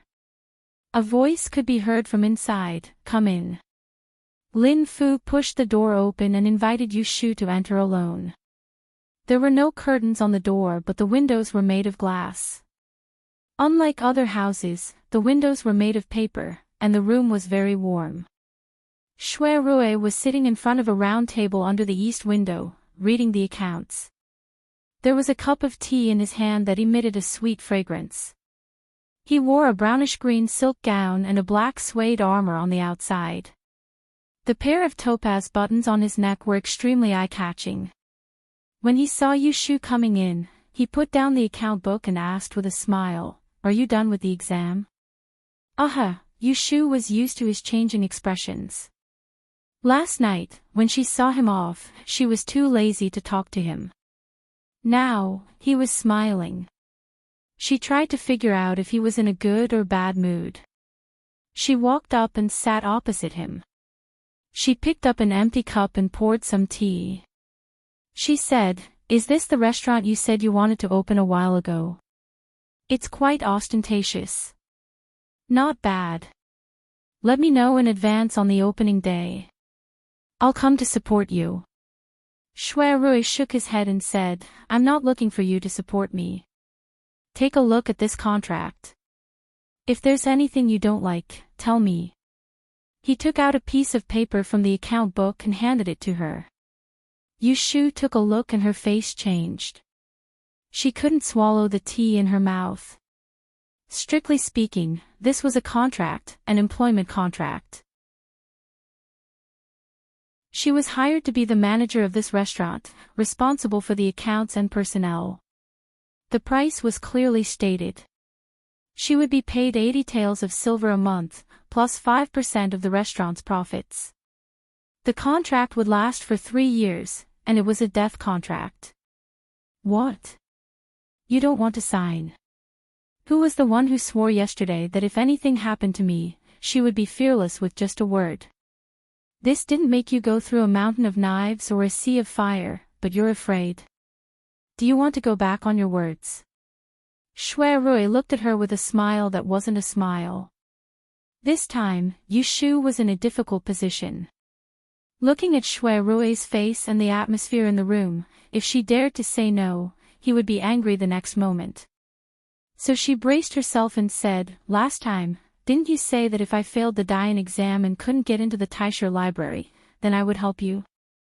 Shuai said, "I did say that, but I didn't think that you would only take the Yili and Uncanny Arts exams. Arithmetic wasn't one of them. There are so many people who talk too much about their words in the Yili, so you definitely won't be able to enter the rankings. Even if you get the Uncanny Arts, you'll at most be a Yili teacher. The Imperial Historian Library won't accept you unless you can get into the top 3 in arithmetic, then you might have a chance." Yushu was not convinced and said, "How do you know that I can't get into the top 3? Shuai said unhurriedly, "I heard that Mr. Han Wenguang's disciples are going to compete in mathematics this year. The chances of you getting into the top 3 are slim." Han Wenguang. Yushu thought the name was familiar.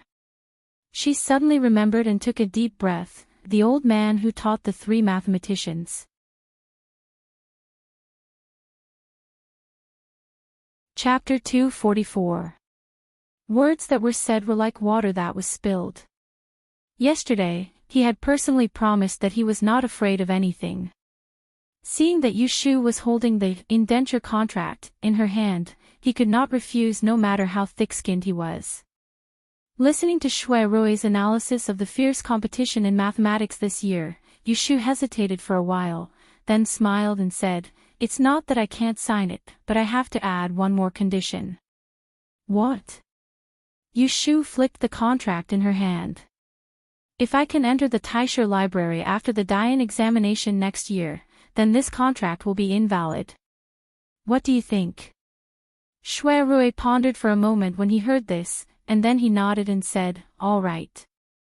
So long as you're able to enter the Imperial Historian's Library, then everything written here is invalid. But before this, you have to help me in the restaurant after the Grand Yen examination."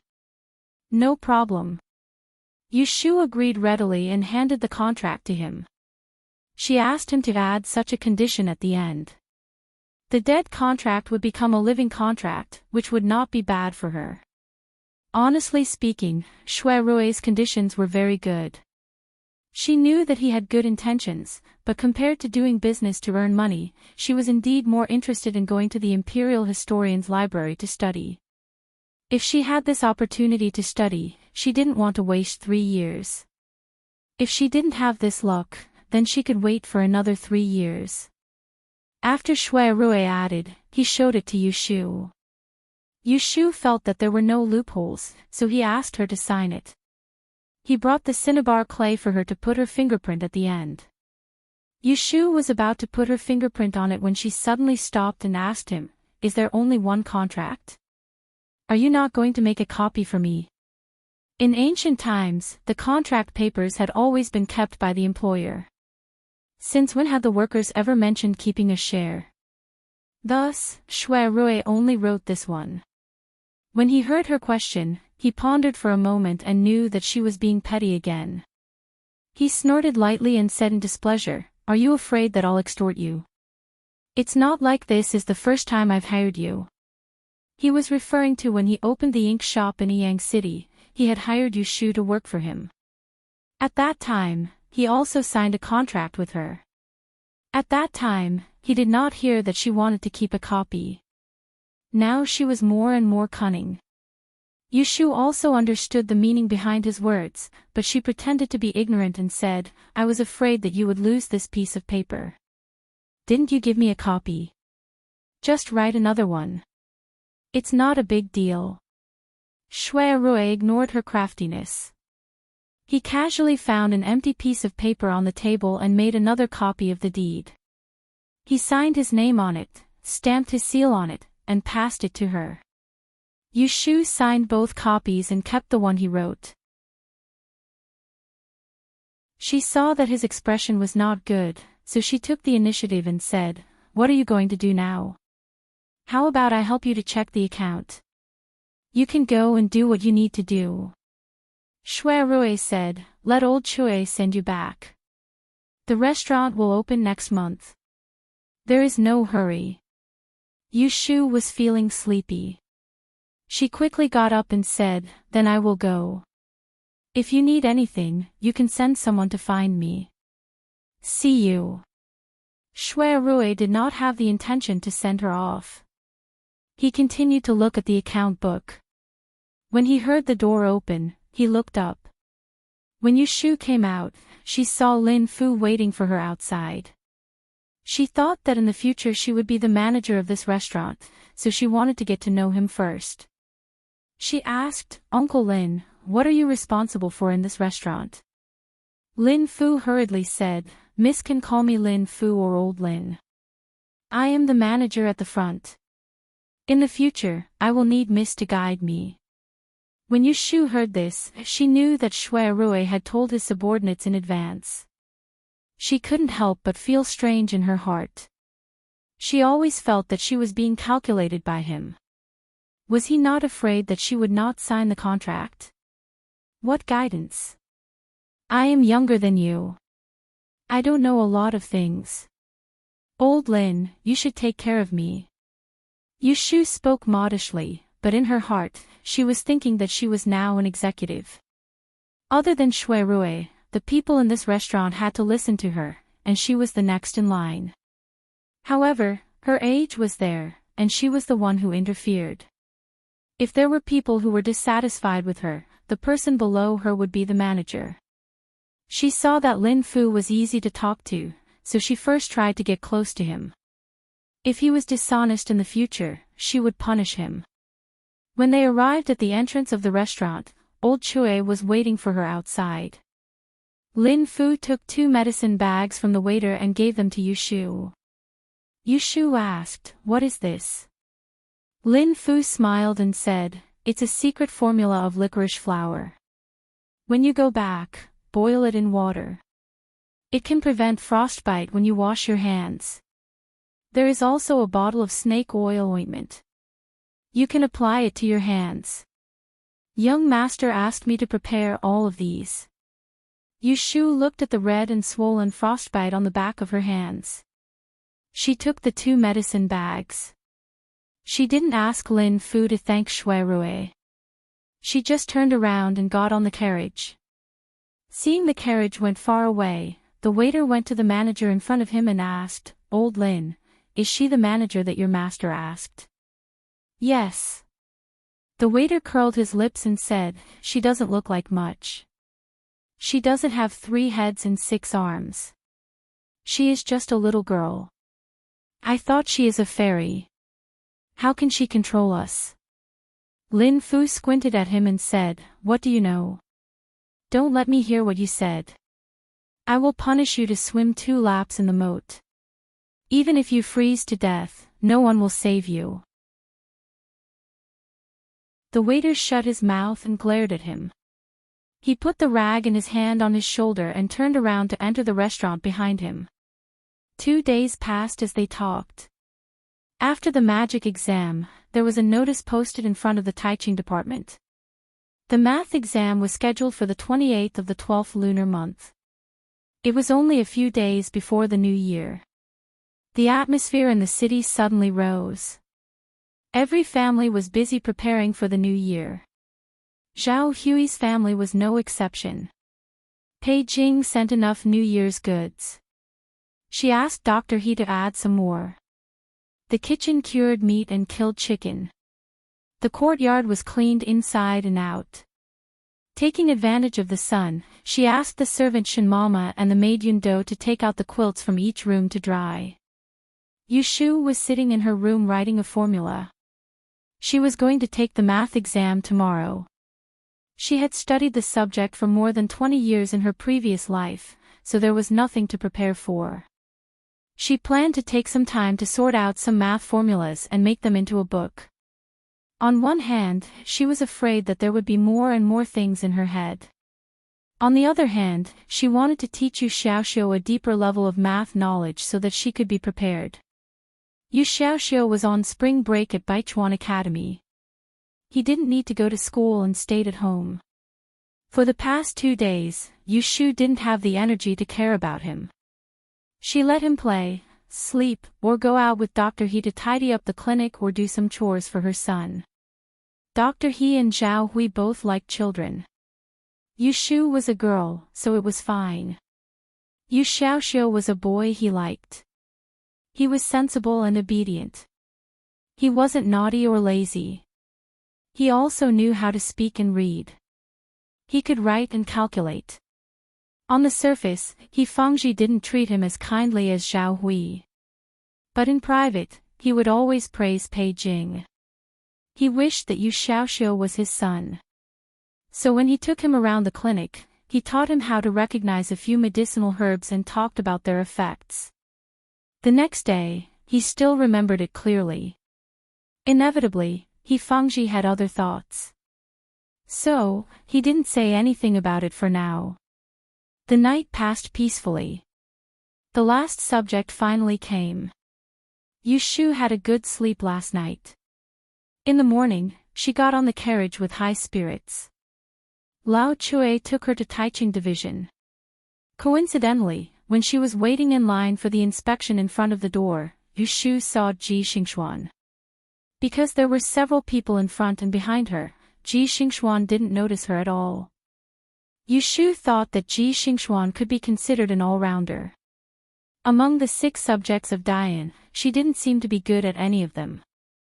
Yushu had to admit that she didn't have the energy. Otherwise, she could totally try her luck at feng shui. Li, feng shui, astrology, physiognomy, qigong, and arithmetic.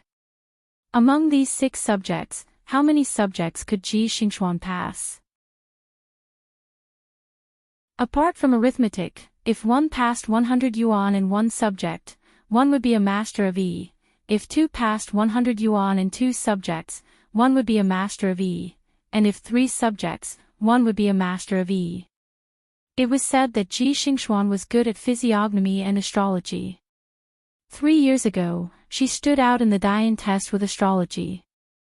Now that she had been studying in LoveLore Library for 3 years, she must have made some progress in other subjects. This time, she must be aiming for the master of E. Otherwise, why would the old man of the Ji family take the risk to steal the questions? But will it be what they want this time? Looking at the back of the girl who stood out among the crowd, Yushu's eyes became serious. She thought that it was really hard to say. On the 28th of the 12th lunar month in the 13th year of Zhaoqing, there were more than 2,860 male and female examinees in the Dian calculation subject. There were 47 questions in total. The test started at 3:45 in the morning and the examinees were handed in at 5 o'clock. There were 11 assistant officials. The examinees were sealed and sent to the West Yard. This year's Dian test was over. When Yushu entered the exam room, she was relaxed. When she left the exam room, she was even more relaxed.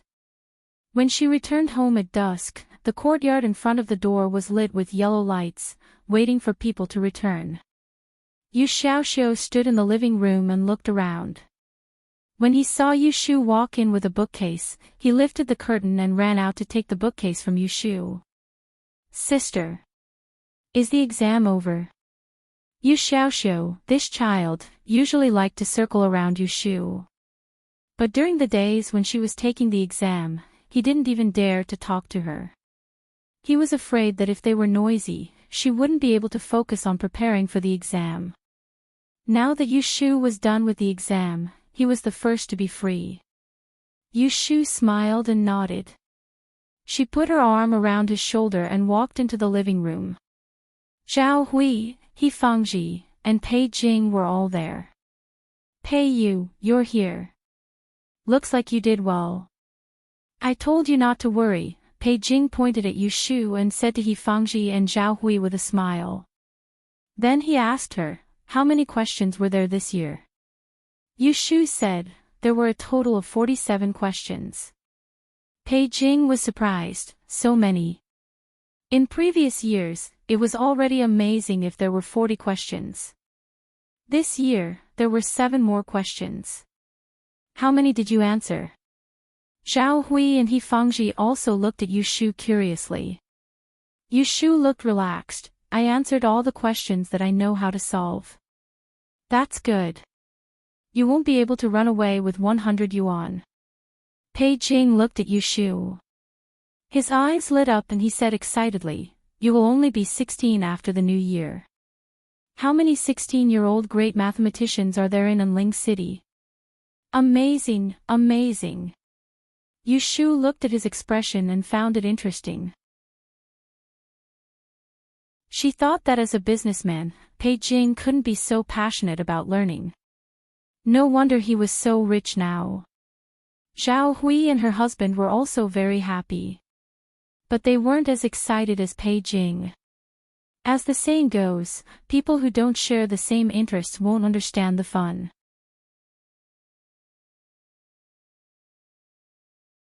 Chapter 245. Late at night, after a day of exams, Yushu did not stay in her room to rest, but sat in the west wing of the small courtyard.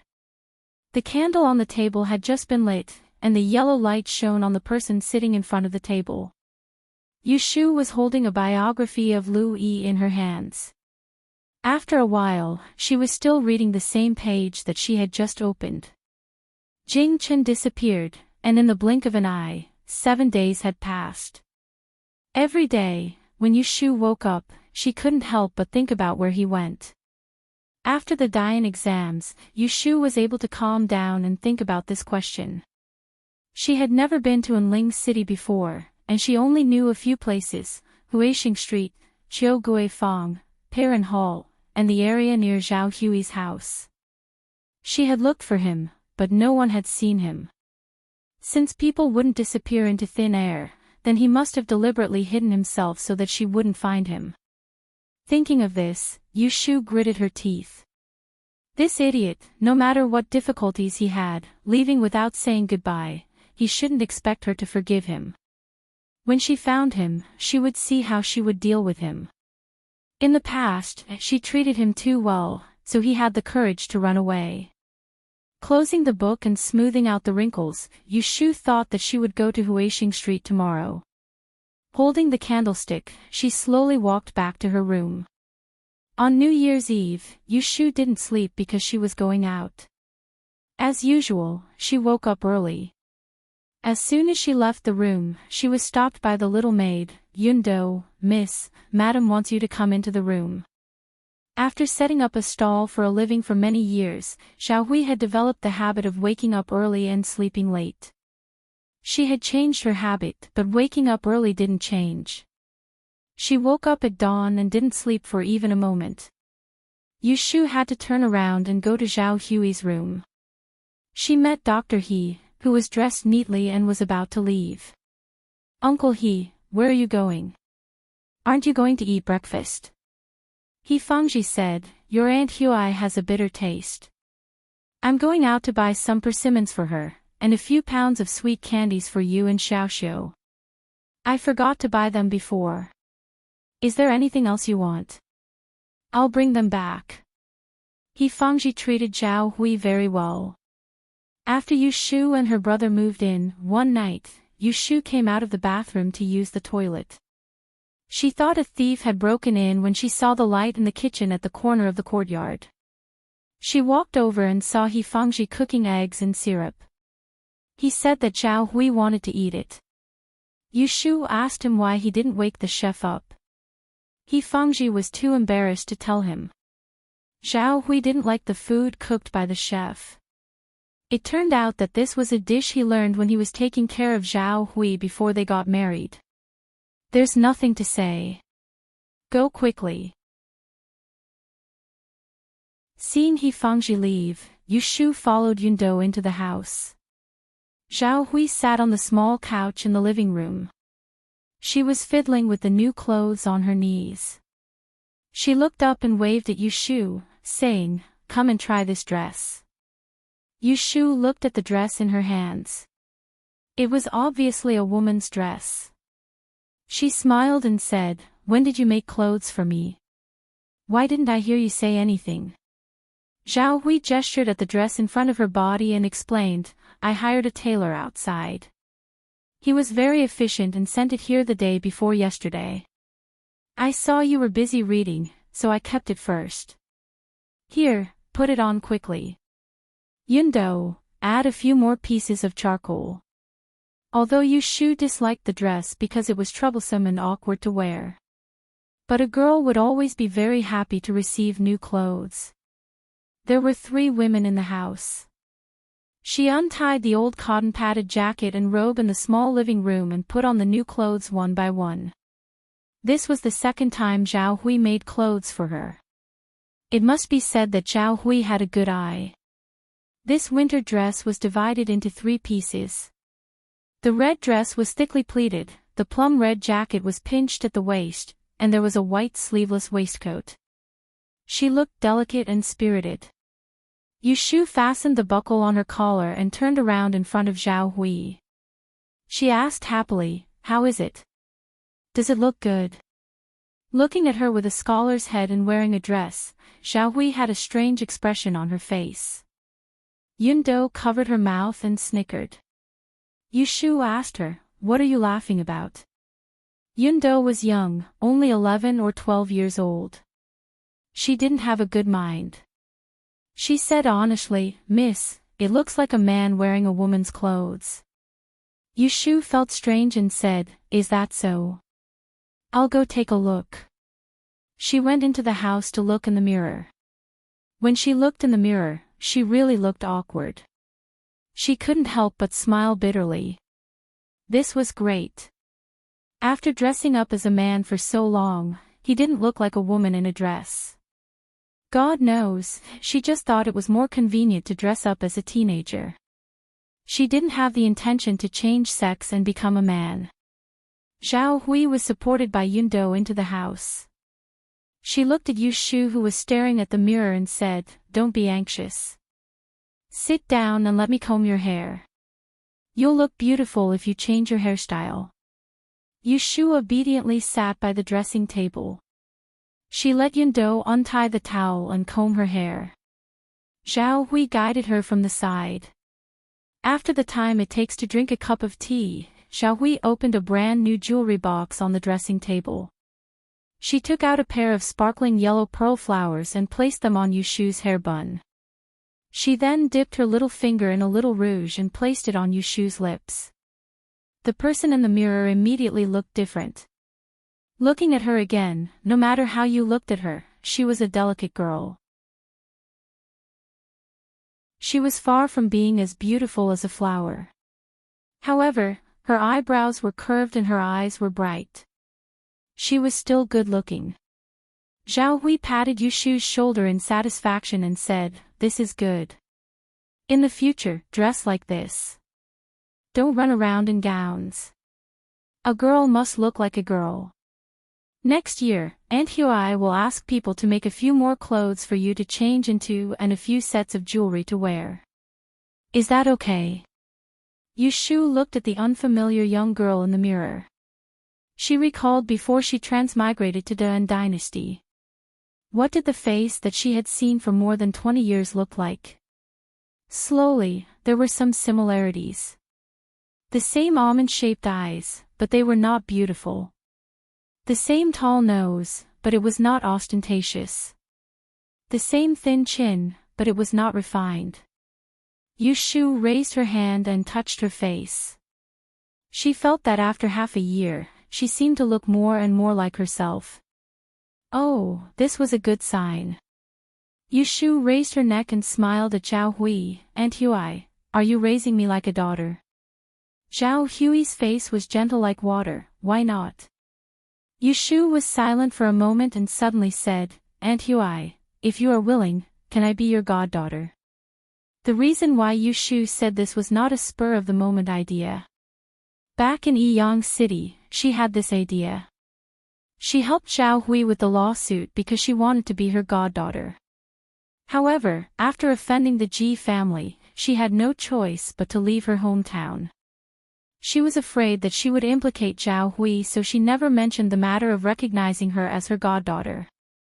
Now it was different. They were together. Zhao Hui went to a foreign place for her and settled down in Anling. Zhao Hui took care of her food and clothing. She appreciated the elder's love, but she had no right to show her filial piety. It was the best time to recognize her as her goddaughter. Zhao Hui was stunned for a moment and suddenly pinched Yu Shu's shoulder.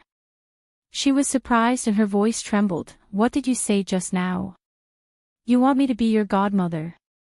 Yu Shu nodded and did not hide the admiration on her face. "Aunt Hui, are you willing to recognize me as your daughter?" Zhao Hui took a deep breath and tears appeared in her eyes. She held Yu Shu's hand and nodded repeatedly, "Yes, yes." Then she cried tears of joy and bent down to hug Yu Shu. She cried, "This day only happened in my dream. Aunt Hui has long treated you as her own daughter. However, when you went to court to complain on my behalf, I waited for you. Who knew that you never mentioned it again and said that you wanted to go to the capital? You left as you said. Aunt Hui couldn't stop you no matter how reluctant I was. Xiao Yu, I'm not afraid of you laughing at me. Aunt Hui felt that we were mother and daughter in our previous life. If we meet again in this life, how can we not kiss each other?" Yu Shu heard the sincerity in her words and felt sorry for herself. There were tears in her eyes, but she held them back. She patted the emotional Zhao Hui's back and smiled. "What a coincidence. I was thinking the same thing. Don't you think we'll lose out if we don't become mother and daughter?" Hearing her teasing, Zhao Hui smiled through her tears and pushed her away. She lovingly cupped her face and said, "Yes, let's do this as soon as possible. We'll send someone to inform your Uncle Pei. Tomorrow, we'll hold a banquet with incense and candles. We'll officially recognize each other. This. Shouldn't we ask Uncle He first? Maybe he'll agree." Recognizing relatives had always been buy one get one free. Zhao Hui and Dr. He were husband and wife.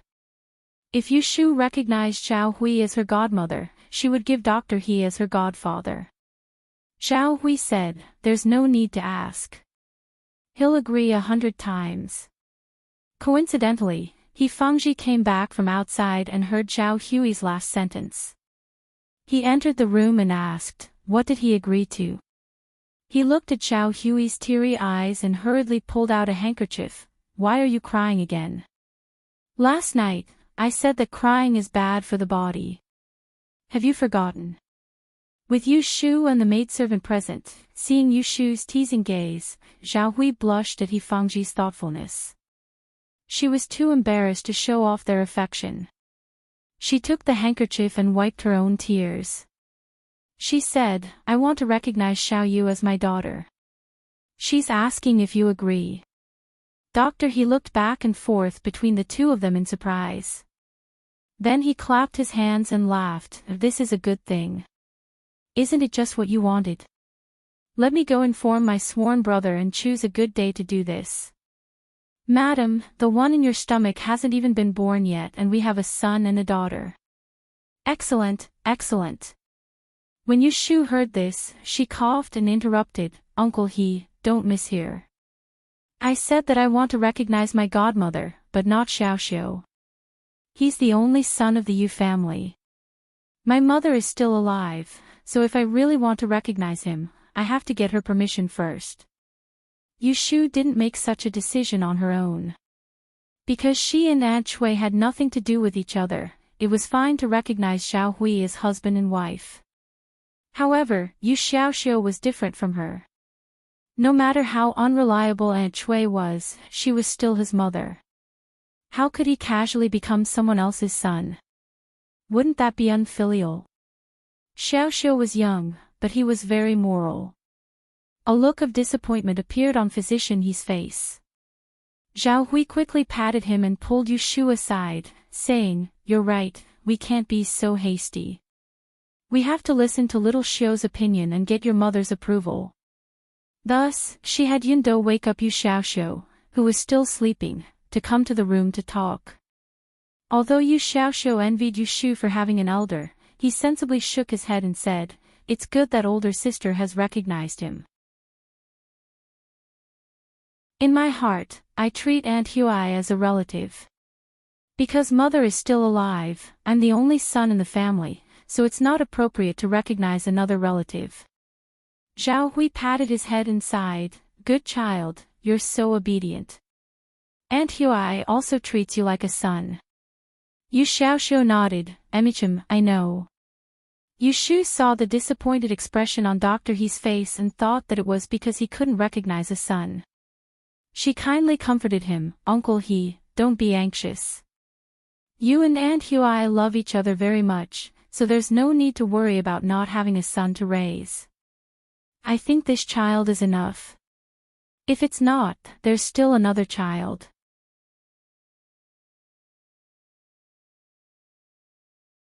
Chapter 246. Pei Jing brought a cook and a manservant to help. He Fengji set up a banquet on New Year's Eve and offered incense and candles in the courtyard. Together with Xiao Hui, they happily accepted Yushu as their goddaughter. From then on, they called them godmother and godfather. Even Pei Jing got a ready-made uncle and was so happy that he couldn't close his mouth. Zhao Hui was very satisfied and drank the tea that Yushu offered to acknowledge her as her family. On the spot, she gave a jade bracelet that had been passed down in the Zhao family to Yushu and didn't allow her to refuse. Yushu had no choice but to accept it, thinking that in the future when Zhao Hui had a daughter, she would give it to her. Pei Jing generously gave Yushu a golden abacus. It was unknown where he got it from, but every bead on the abacus was coated with a layer of real gold powder. When used, it sparkled with golden light and looked very beautiful. He Fengji bought 12 jars of Huadiao wine and sealed them in the cellar. The adults didn't favor one and discriminate against the other. Yu Xiaoxiu also received a few gifts. He didn't feel unhappy because Yushu acknowledged him as her family because he understood that even if Aunt Shui didn't treat him well, she would still occasionally act like a loving mother and secretly give him money to spend. On the other hand, his sister had been beaten and scolded by her mother since she was young and had never been treated kindly. Therefore, with the love of a mother like Zhao Hui, he felt happy for his sister. At the dining table, the whole family ate and chatted happily without the taboos of a rich family. Pei Jing's wife, Madame Qin, couldn't go to the capital with them because she was sick. Like Grandma He, she stayed in Yang to celebrate the new year. After He Fengji and Pei Jing settled down in the capital, they sent a letter home together, asking them to pack up and come to Anling after the new year. They had to wait until March before the whole family could reunite in the capital. As a result, there were a few family members missing at the table. As the mood for drinking rose, it was inevitable that there would be a lot of booing. Fortunately, there was Yu Shu, who was a lively person, to lighten the mood. Only then did they have a peaceful and happy New Year's dinner. The banquet lasted until the second watch of the night. After that, it was replaced with soup and desserts, rice cakes, crystal dumplings, plum flour flatbreads, candied fruits, lotus sweets, 100-fruit dumplings, longan seeds, and a bowl of bird's nest porridge. Pei Jing, on the other hand, was fine as he had been eating all day. Yu Shu and her brother, on the other hand, hadn't had many good days and had never seen such exquisite tea and snacks. Tonight, they ate to their heart's content and their stomachs were full. Kim Bao had been gluttonous for a long time and was lying by the stove to digest the food.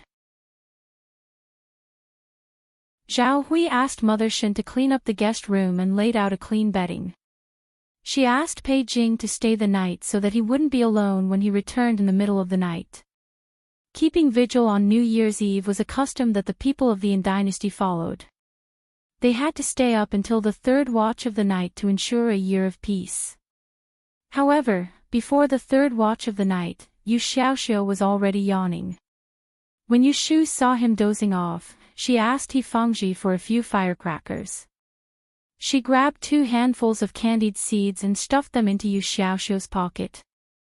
Then, she brought him outside to set off the firecrackers.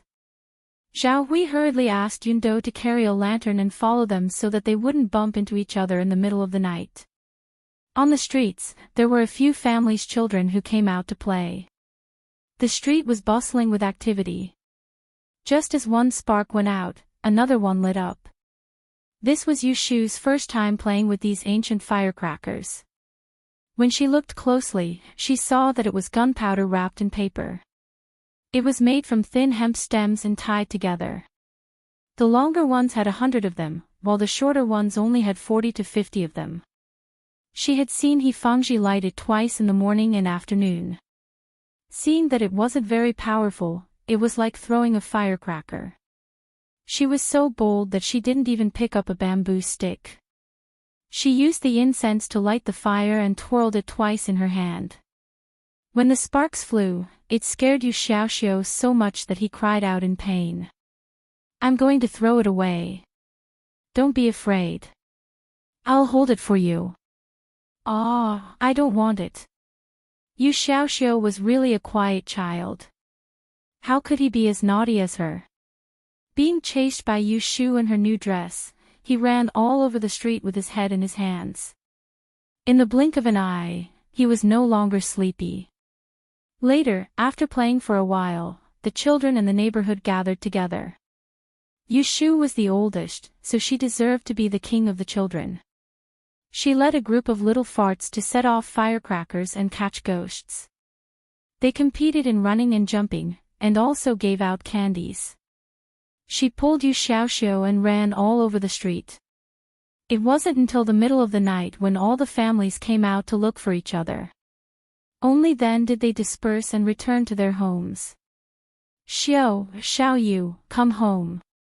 Hearing the shouts of Zhao Hui and He Fangji, Yu Shu lit up the last firecracker and threw it far away. She loudly responded to them, pulled Yu Xiaoxiu's hand, and quickly ran to the door with the lantern hanging in the distance. Amidst the sound of firecrackers, Yu Shu ushered in her first New Year in the prosperous De-an city. It was the Spring Festival, but many of the Celestial Commissioner's officials could not go home. They lived in the West Courtyard with more than 20 grade E masters who came up with this year's questions to mark this year's examination papers. The same paper needed to pass through the hands of 3 people. One person would make a mistake, the second person would correct it, and the third person would review it. In order to ensure fairness, the examiners were divided into 3 groups. They didn't live in the same room and didn't meet each other.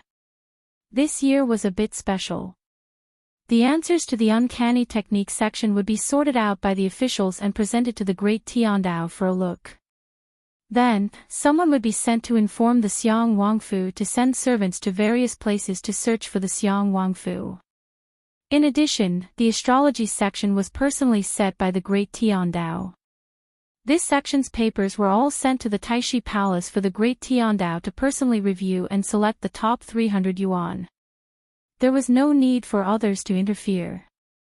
On the first day of the new year, there was a banquet in the palace. The great Tiandao returned from the palace in the middle of the night. Riding on an 8-person green silk carriage, he was escorted back to the Taishi Palace by the palace guards. Just then, a sealed scroll was delivered from the west courtyard. 2 officials bowed and waited outside the building. They reported to the inside, reporting to the imperial secretary, the uncanny technique section's papers have been sorted out overnight. After screening, there are a total of 27 places that need to be sent to. There are also a few other topics that require your attention before making a decision. The lights in the Taishi Palace lit up. In the middle of the empty main hall, there was a silver table that was 6 feet long. Beside it were thousands of lotus candles. Bamboo scrolls and books were arranged neatly from the east to the west. Behind the table, there was a person dressed in a moon robe with purple shoulders and a black ribbon. He held a long scroll in his hands as he listened to the report from outside the hall. After the time it took to drink a cup of tea, a voice came from outside the hall. Imperial Secretary, the junior supervisor requests an audience. Let him in. Not long after, a man dressed in embroidered robes entered the hall with his head bowed. The person behind the table waved to him, Qi Ming, come and take a look. Yes, Imperial Secretary. Standing in front of the table, the great Tiandao pointed the scroll in his hands to the person. He pointed to a line on it and laughed softly. Look, there are actually a few people with keen senses in this year's examinations. The person took a look and his expression did not change. He said, Imperial Secretary, what do you want me to do? Do you need me to go to the Dingbo Hall to see Xiang Wangfu? There's no need. Since Xiang Wangfu wants to hide it, it's useless for you to investigate further. If he says that the painting is gone, then it's gone. Yesterday, I took advantage of the time when the 7 stars were intersecting to reveal the secrets of the heavens. I observed the sky and saw that the great disaster is in Enling. I will enter the palace to report to His Majesty and ask him to be patient. The year of the great disaster is at its heaviest and he will bring disaster to his family and friends. Let him hide for a while. After the year of the upper year, when the moon is full and the power of Ketu's star has weakened, we will then put up an imperial notice in the city to find the great disaster. The person said, there is no painting and we don't know his face. How can we find him? The great Tiandao shook his head and rolled up the scroll in his hands. He was calm and composed. I have long predicted this day. 3 months ago, I have already asked His Majesty to invite the 9th prince to return to the court without alerting anyone. Calculating the days, he should be here by now. Why worry about not knowing the great disaster's face? The person sighed and said, Grand Secretary has great foresight and foresees things like a god. Haha, I am tired of hearing such flattery. Spare me some peace and quiet. The great Tiandao put down the scroll and asked, I asked you to mark the astrology paper. How is it? The person's expression turned serious and his brows showed some disgust. He walked to the table and bowed. He said in a deep voice, reporting to Grand Secretary. In this year's Diyan examination, someone leaked the questions. The person on the table was shocked and asked, Oh. Which subject is it? It is the astrology subject. During the new year, they had to visit their relatives and friends. He Fengji also had a few old friends in the capital. They used to write to each other. Because Xiao Hui was not well, she asked her to stay at home and took Yu Xiaoxiu to visit them. Yu Shu used the excuse of visiting a neighbor on Huixing Street. Under Zhao Hui's repeated warnings, she went out alone. On the first few days of the new year, there were almost no stalls on the street. There were no sedan carriers, so Yushu walked. She had received 2 packets of medicine from Shui Rui and used it to soak her hands and feet every day. She then applied the snake oil ointment. The effect was strange. After 3 or 4 days, the frostbite on her hands and feet disappeared and she did not feel pain when she walked. When she arrived at the small courtyard on Huixing Street, Yushu opened the door and walked around. She did not find any signs of people being here. She retreated and was locking the door when she heard someone behind her ask, "Miss, who are you? Why do you have the key to this house?" Yushu turned her head and saw Auntie Sue opposite the door. She was wearing new clothes and holding a basket. She stood at the door and looked at her.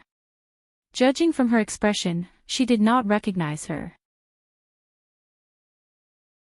In the past few days, she had changed into a dress, combed her hair in the morning, and put on some rouge.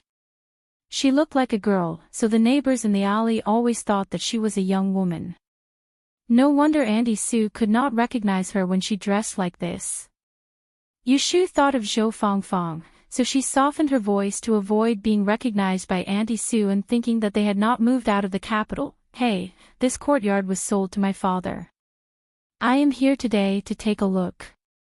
Auntie Sue believed her and nodded. She asked, "Then do you know where the Yu brothers who lived here moved to?" "I am not sure about that." Yushu smiled at her and turned to leave. She heard Auntie Sue murmur, "How can this be good? I can't find someone to pass the message." Yushu was suspicious, so she turned around and asked, "Auntie, what did you just say?" Auntie Sue was a straightforward person, so she didn't hide it. "It's like this. A few days ago, a madam came to visit and claimed that she was the mother of the Yu brothers. I don't know if it's true or not, but I saw that madam's anxious face, so I wanted to pass a message to the Yu brothers. I don't know where they moved to." When Yushu heard this, she guessed that it was the Ji family who came to look for someone. She didn't come, so she pretended to be curious and asked, "What did that madam say?" Auntie Sue curled her lips and told her in a low voice. She looked very well dressed, but she kept cursing. I didn't hear what she said and then she left. Yushu was now sure that Aunt Chui must have come. She tried to get Auntie Sue to say a few more things. Seeing that there was nothing more to say, she left.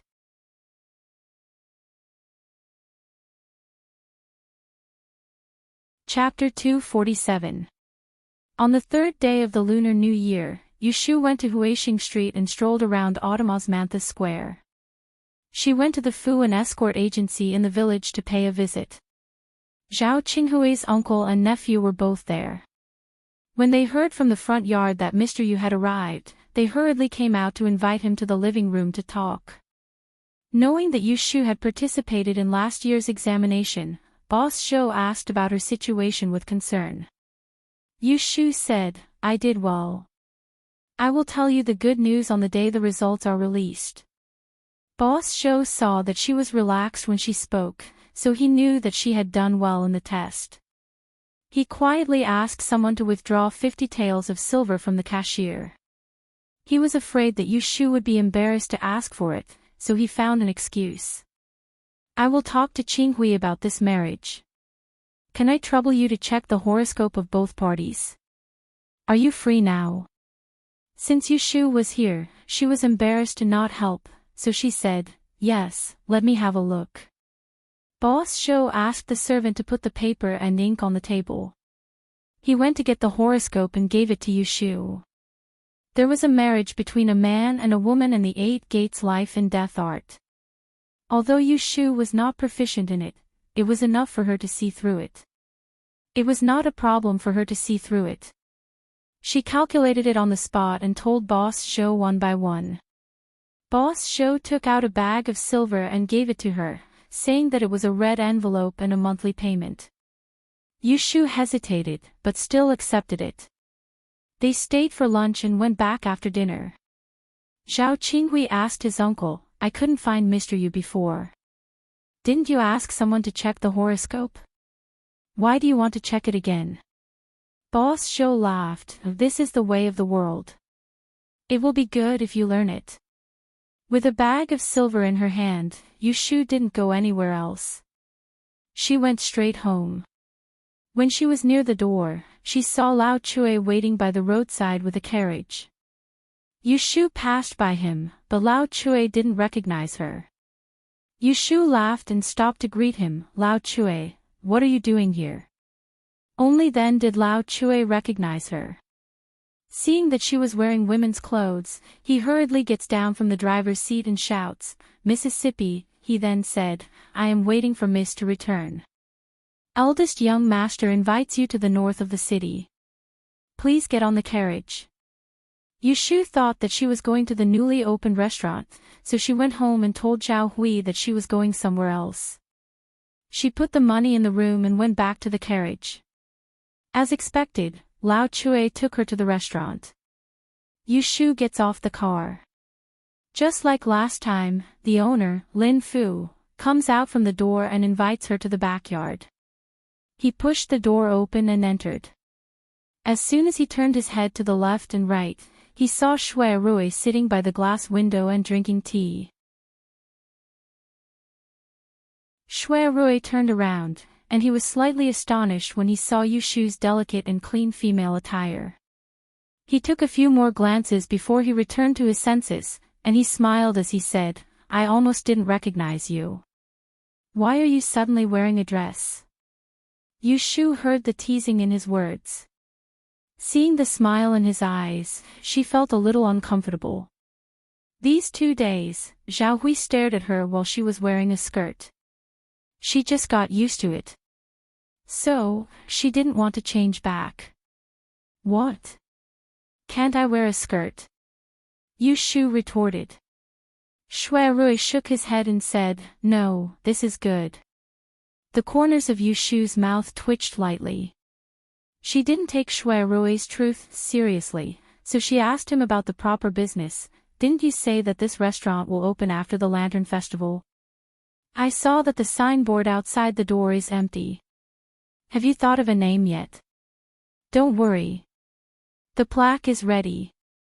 It is placed on the 2nd floor. It will be hung on the day before the restaurant opens. Shui Rui suggested. Shall I take you to have a look? Okay. Shui Rui put down his teacup, stood up, and led Yushu out of the backyard. When they arrived at the front building, Lin Fu and the waiter were chatting idly by the counter. When they saw Shui Rui walking towards them, they hastily turned around and stood properly. There was a respectful expression on their faces. Shui Rui pointed at them and asked Yushu, Have you recognized them? Yushu said, I recognize old Lin. I have seen this waiter before. I don't know his name. There was no need for Shui Rui to speak when he heard this when the young attendant stood out, and he smiled as he said, Miss, I'm called Lu Gui. Because I'm the 6th in my clan, you can call me Gui Lu, Gui Lu. Yushu nodded and asked Shui Rui. Is there anyone else? Shui Rui said to Lin Fu, Find everyone downstairs. I will see them later. Lin Fu agreed. Shui Rui then led Yushu to the 2nd floor. There were 2 rows of private rooms. Shui Rui opened the door and entered the first room. Yushu followed behind him.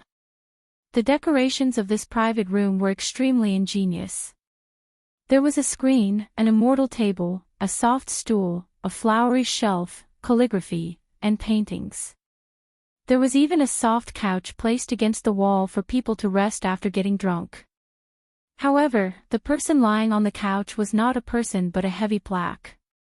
It was covered with a red cloth. Both ends of the plaque could be seen. Shui Rui walked over and stretched out his hand to lift off the red cloth. Yushu moved forward to take a look, and she saw a large, long, and mute yellow horizontal wooden plaque that was polished to the point of merging into one, and the words Forgotten Mystery Pavilion were carved on it, and it was handsome and clear. Wangji Pagoda, Yushu muttered. She felt that the name wasn't bad and that there must be a story behind it.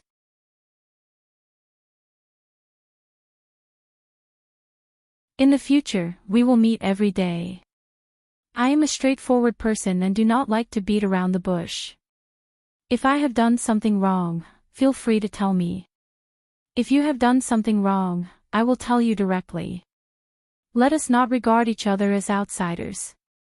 Finished speaking, Lin Fu took the lead and replied, "Don't worry, Mississippi. We understand." On the first day they met, Yu Shu did not talk much nonsense. Seeing that this group of people were obedient, she did not intend to show them her strength and walked over in a friendly manner.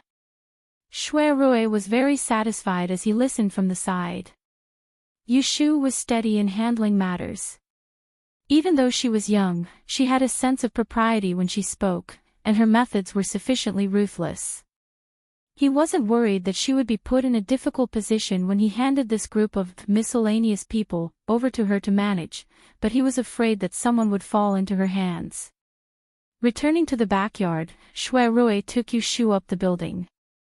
From the west staircase, he pointed to the backyard for her to see. "Later, I will give you the key to the restaurant. During the day, if you think the front is messy, you can enter from the back. I have prepared a guest room for you upstairs. When you come here, you can rest here. You can read or sleep. If there is anything, let them report to you. You've really thought it through." In fact, Yu Shu did not mind showing her face in public. As a female customer, she was different from the girls who were waiting to be married. What she wanted was not to help her husband and teach her children, but to learn how to change. Therefore, people would not be harsh on them. In fact, they would even look up to them. Of course, she was more than happy to have a dedicated office. She did not need to work at the counter outside. This was a room with 2 rooms. The layout was more comfortable than the private room in the front building. In the outer room, there was a tea table and a bookshelf. In the inner room, there was a bed, a wardrobe, and the window was also sealed with glass. What caught Yu Shu's attention the most was the small glass screen in front of the bed. In the green water plants, a group of golden and red fish swam happily. Yu Shu stood under the screen and touched the cool glass with her hand. She joked, "This restaurant doesn't waste money. If you can't pay me later, you can use this screen to pay me back."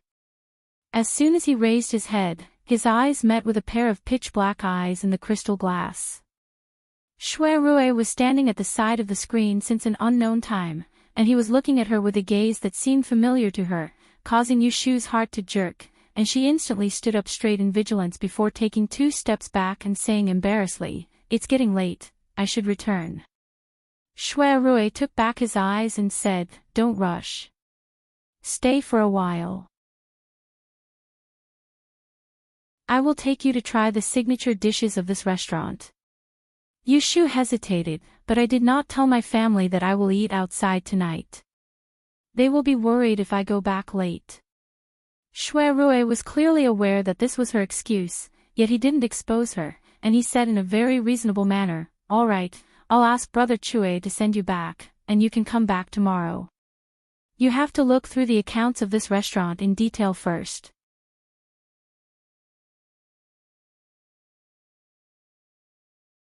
Chapter 248. At night, alone in the room, Yu Shu moved a small stool and squatted by the stove. She really has no way to burn the turtle shell. In the blink of an eye, Jing Chen has been missing for more than 10 days. She has searched everywhere he could have gone, but she could not find him. Although she has Shui Rui and Pei Jing to help her inquire, she still can't rest assured. She does not know Jing Chen's date of birth and 8 characters, so there is no way to calculate his safety. She can only use the most ancient divination method to see if he is safe or not. The method of turtle divination is very simple. Fire burns the turtle shell, and from the cracks on the shell, you can see good or bad luck. No matter what kind of wish, purpose, or request, you can get a revelation. The book, Turtle Strategy, says so. It seems easy, but if you really want to do divination, the key is to look at the quality of the turtle shell. The shell on the back of an ordinary turtle is almost impossible to use. It needs to be at least 20 years old for it to have a little bit of accuracy. After every 10 years, it will be more accurate. White-headed turtle, red-tailed turtle, and yellow-footed turtle are the most accurate. Usually, a 20-year-old turtle shell can be sold for hundreds of taels of silver. After burning it once, it becomes useless. If you are not rich, you really can't play with this. Therefore, although turtle divination can predict everything, few people rely on it. After all, a 100-year-old turtle is much harder to find than a master. The turtle shell that Yu Shu bought is about 30 years old, but relatively speaking, it is not easy to burn. She carefully roasted it for almost an hour before she saw a crack, making a pu-pu sound. Using a pair of pliers to hold the burnt turtle shell under the lamp, Yu Shu carefully observed the lines on it. It is not difficult to see the hexagram. She distinguishes the most obvious characters and writes them down on a piece of paper. Then she matches it with the turtle divination incantation in the book. After struggling for a long time, she can only vaguely guess that Jing Chen is safe and sound. As for whether this speculation is mainly based on the hexagram or her mood, only she knows. In any case, Yu Shu felt much more at ease. She put away the broken turtle shell, extinguished the stove, washed her hands, and went to bed. She thought to herself that she would buy another one the next day and calculate where Jing Chen was so that it would be easier to find him. In the morning, Yu Shu goes to Wangji Tower. Shui Rui gives her a few detailed accounts and leaves in a hurry. Yu Shu spends half a day to check the accounts of Wangji Tower, including the price of food and drinks, the monthly purchasing quota, including taxes, and the expenses of a group of employees. Yu Shu had never been involved in business in her previous life, but she was not called the senior sister in the actuary industry for nothing. Especially in the insurance industry, she had developed a pair of sharp eyes. After flipping through the account book twice, she found a few loopholes. Firstly, the restaurant's monthly cash flow for purchases was 1,000 strings of coins. If it was insufficient, it could be made up for, and if it was excess, it would be handed over. Lin Fu was responsible for all of this. Purchasing was a lucrative job, and it was risky to hand it over to one person. In addition, there was no fixed price for the ingredients and pots and pans. It was up to one person to decide the price. If Lin Fu was not greedy, it would be fine. If he was slightly greedy, he could deduct 100 or 200 taels of silver a month. Nobody would be able to find out. Secondly, there were 3 types of taxes. The first was the land tax, the second was the head tax, and the third was the sales tax. The land tax depended on the land. For example, Shui Rui chose this bustling street, so he had to pay 50 strings of coins every month. The head tax was the total number of employees in the restaurant. It was 1 tael per person, so it would be 15 taels per month. Lastly, there was the sales tax, which was the so-called transaction tax. According to the restaurant's account book, it would take 40% of the profit, which was about 13% of the tax. This was not a small amount. There was no problem with these. The problem was that Yu Shu found 2 accountants for questioning. She found out that they were responsible for the total monthly expenses and profits, but none of them was responsible for the clear accounts. The so-called clear accounts, to put it bluntly, were fake accounts. Usually, businesses would have 2 accounts, one for the government, and the other for themselves. In ancient times, there were no invoices. How much profit was earned depended on the account book. Although it was convenient to make fake accounts, Yu Shu didn't believe that the ancient people were so stupid that they didn't know that there were 2 accounts. Presumably, many businessmen took advantage of this loophole. However, Shui Rui had such a big business, but he didn't make any arrangements. How much more money would he have to pay in a month? Yushu sent the accountant out and put down the account book. She was wondering if Shui Rui didn't plan to take advantage of the tax at all. He just wanted to do his business with a clean conscience, or he had other plans. Miss, the meal is ready. Would you like to have your meal in the front room, or would you like me to bring it upstairs? Lin Fu's voice came from outside the door. Yushu wasn't very hungry. She had been sitting here for the whole morning. Xiao Dai and Xiao Qing had brought tea and snacks at least 3 times. Because the food was too delicious and exquisite, she accidentally ate a few more pieces. However, the meal was ready. It would be a waste if she didn't eat it. It was good to take the opportunity to look at the dishes in this restaurant. Yushu got up to open the door and said to Lin Fu, "Don't bother. I will eat in the front room." The restaurant hadn't opened yet. It was closed for the new year. The front room was very quiet. On the east side, there was a big round table made of jujube wood. There were more than 16 dishes. There were all kinds of delicacies.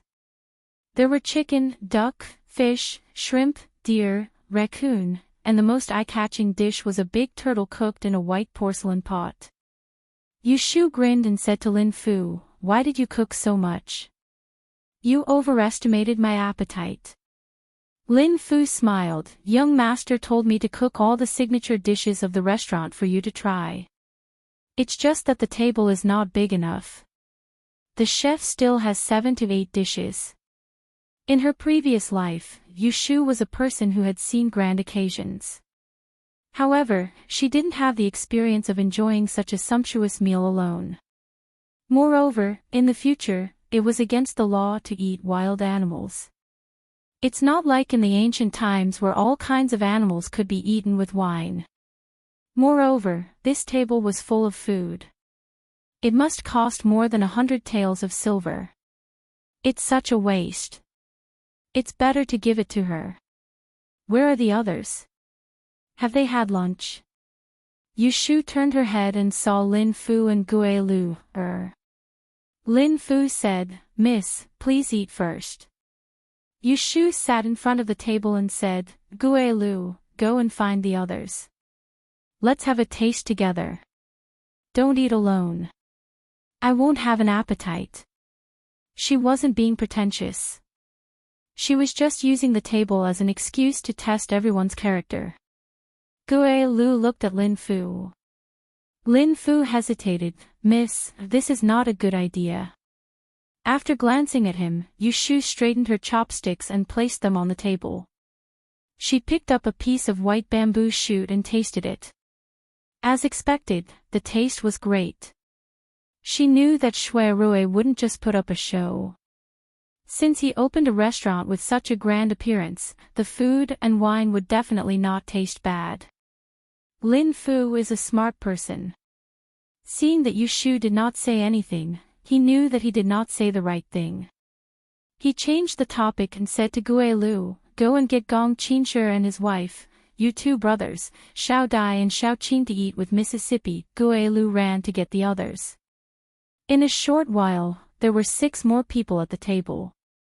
The accountant went home and the 2 handymen could not sit at the table. Yushu asked them to sit down. Seeing that there are still some empty seats, she said to Gue Lu, "Go and get the chefs to come. Tell them to stop cooking. This table is enough for us." Gue Lu ran another errand and got 3 kitchen maids to return. Now the table was full. On Yushu's left sat Lin Fu, and on her right sat the cook, Xuqing. She picked up the wine pot and filled their cups first. Lin Fu hurriedly picked up his cup, but Xuqing's expression was indifferent. She thanked Yushu in a neither humble nor humble manner. "Come, pour the wine. Let's drink a cup to celebrate today's gathering." Yushu stood up and raised her cup. Everyone gave him face and they all stood up to raise their cups and clinked glasses with each other.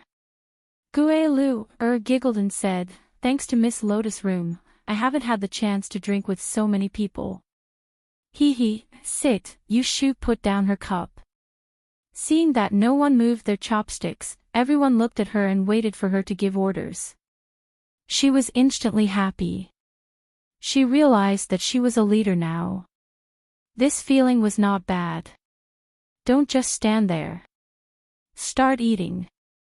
The chefs are on the table. If you eat less, you will offend them. Ha! Yushu made a joke. There was laughter at the table and the atmosphere became more relaxed. As they ate, Yushu would raise her cup from time to time to get them to drink. After 3 rounds, someone showed signs of being drunk. She would test them and observe everyone's reactions. First of all, Lin Fu was a tactful person who knew how to read the situation. The cook, Xiao Qing, didn't talk much. Gong Wen was as gentle as his name suggested. His wife, Madame Bai, was shy. Gue 6 was quick with his words, while Gue 7 was simple and honest.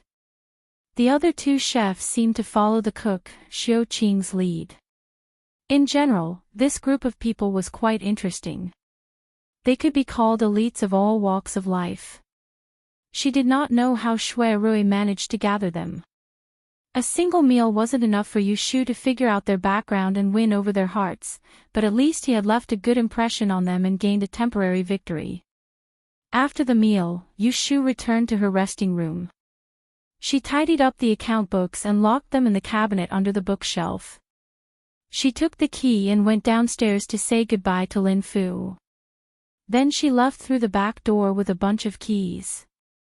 Shui Rui not only gave her the account books this morning, but also gave her the keys to all the rooms in Wangji building, including the small treasury in the backyard, to show his trust. Yushu knew that Shui Rui was not stupid. He trusted her because he knew where her nest was. He would not abscond with the money. After all, the monk could run away, but the temple could not run away. On the 4th day of the new year, there were still not many people on the street. But everywhere was decorated with lanterns and colored banners. Everyone wore new clothes and was full of joy. It was at least more festive than the New Year 500 years later. Yushu drank 2 bowls of tortoise soup for lunch. At this moment, her body was full of warmth. She strolled around the nearby streets twice and found an open shop. She wanted to buy a turtle shell and burn it at night. She wanted to find out which direction Jing Qin went and try her luck there tomorrow. After choosing a turtle shell, Yushu painfully took out a large banknote and secretly gritted her teeth. She regretted that she did not ask the old man Qing Jing to teach her a way to find people, especially to deal with people like Jing Qin who ran around with long legs. It was in the afternoon when she returned home. He Fangji went out with Yu Xiaoxiu and was not there. Zhao Hui and the maidservants were warming the fire and playing with needlework. Shen Ma was also there. Yushu had not told her that she was going to help Shui Rui open the restaurant. Firstly, she did not know how to explain Shui Rui's identity. Secondly, she still wanted to enter Taisher Shu Garden.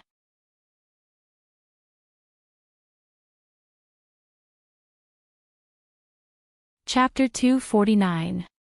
In the living room in the front yard, there were 2 pairs of chairs draped with ordinary blue cloth. Ji Hyotani sat on one side while Yushu sat across from him. Shen Nanny quietly brought in a stove, added some charcoal, and quietly left. About 10 minutes ago, Yushu heard the servant say that there was a guest outside. She thought it was someone else, but when she went to the front yard, she was shocked. It was the 3rd son of the Ji family. Dr. He wasn't home, and Zhao Hui, a pregnant woman, couldn't see the male guest outside. Yushu had no choice. Since the guest had already entered, she couldn't kick him out. She could only dawdle and come to see him. When she saw Ji Hyotani again, Yushu felt like she was beating the drum and climbing the court in Yang to sue the Ji family not long ago. That day, she pointed at Ji Hyotani's nose and spat on him. She could still remember that scene, let alone Ji Hyotani. Yushu recalled how Ji Hyotani looked like he wanted to beat him to death, but now he was sitting in front of her expressionlessly. She wouldn't believe that he didn't want to teach her a lesson. Her guess was right. If Ji Hyotani hadn't ordered him not to touch Yushu, he wouldn't have allowed her to sit in front of him. He would have tied her up and left her hanging for a couple of days. Ji Hyotani took a deep breath and observed Yushu, who looked different from half a year ago. Then he said with a straight face, "Yesterday, I found out that you and your brother are living here. Why didn't you tell them you moved? Your mother went out to look for you too during the snowy days. When she came back, she fell sick and laid in bed for 7 to 8 days. She was in a daze every day and wanted to see you too. Hurry up and pack your luggage. Come back with me to take care of your mother's illness. Don't be an unfilial and unjust animal. Aunt Chui is sick." When Yushu heard his first sentence, she was sure that he was lying. Every once in a while, she had to judge for the people around her, especially that troublesome mother. How could she not know if Aunt Chui was sick or not? She must have been pretending to be sick, and the real reason was to coax her back. Although Yushu knew what was going on, she still pretended to be alarmed. She got up and asked, "How is my mother's illness? Have you invited a doctor? Has she taken medicine?" Ji Hyotani wasn't going to let her interrupt him so easily. He snorted coldly and said, "Why don't you go and see for yourself? I only have one piece of advice for you. If I don't see you and your brother again, your mother's illness will be incurable." Yushu sneered inwardly. He had only said a few words and he was already threatening her. Was he warning her that if she didn't go back with him obediently, Aunt Chui's life would be in danger? If it wasn't for Yu Xiaoxiu, Yushu definitely wouldn't care about Aunt Chui's life. She had already predicted that the Ji family would harm her. If she went there, she would put herself in danger. However, if something bad happened to Aunt Chui and Yu Xiaoxiu found out that she watched her die, she wouldn't blame him. She was afraid that he would be sad and blame himself. Aunt Chui was nothing. Yu Xiaoxiu was her weakness. It seemed that she had to go this time.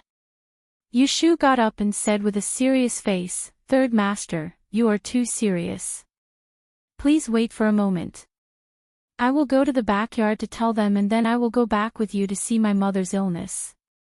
Ji Hyotani probably didn't expect that Yushu would be so obedient. When he came to his senses and wanted to say something, he had already hurriedly lifted the curtain and went to the back. As for why Yushu agreed so easily, the first thing she thought was that the Ji family wouldn't do anything to her for a while.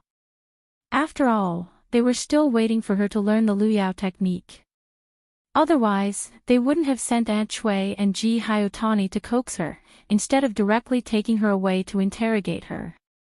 Moreover, she had been waiting for the Ji family to make a move since the beginning of the year. Anyway, she couldn't avoid it. Whether it was Yang or Yin, she had to see her so that she could think of a way to resolve it. When they arrived at the backyard, Yushu told Zhao Hui. She didn't mention other inside information. She only said that Aunt Chui was sick and she had to go to see her. She asked Zhao Hui not to tell Yu Xiaoxiu and to wait for her to come back. Zhao Ji was worried that the Ji family would make things difficult for Yushu, but he couldn't stop the daughter from going back to see her mother. He only let her go after reminding her. "Third Master, I have said it. Let's go." Yushu went back to the front yard to call Ji Hyotani. Ji Hyotani frowned. "Aren't you waiting for your brother to come back?" Yushu said impatiently, "He went to visit someone and will come back at night.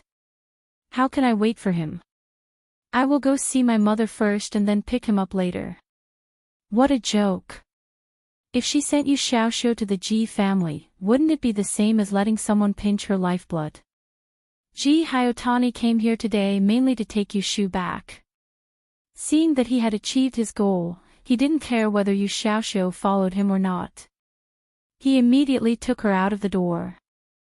They got on the 2 sedan chairs waiting by the street and were carried back to the right magistrate's mansion.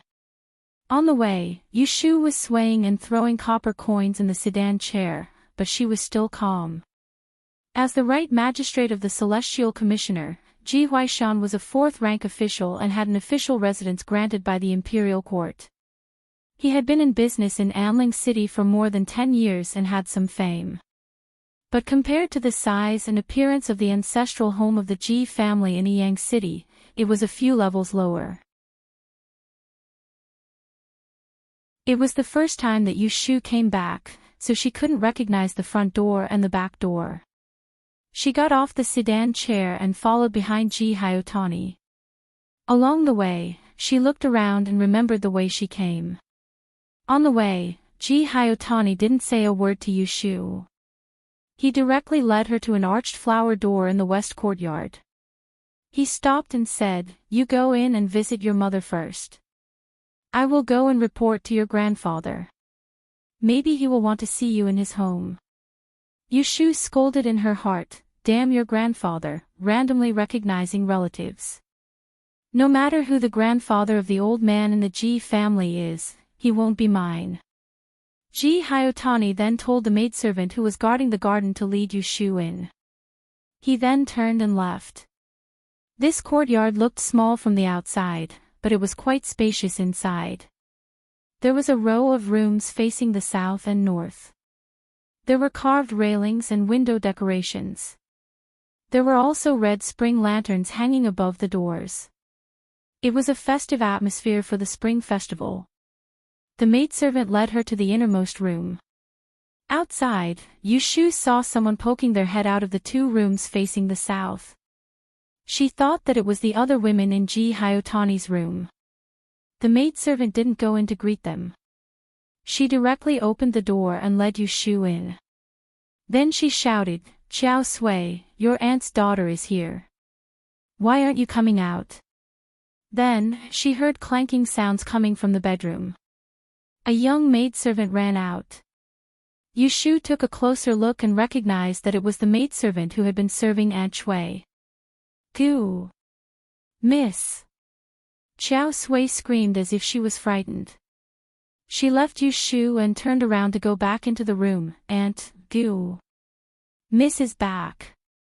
The maidservant who led Jin Shu in pouted and said unpleasantly, "You're so careless." Yushu secretly sighed and walked in by herself. As soon as she arrived at the bedroom door, she heard coughing and talking. It was Aunt Shui's voice.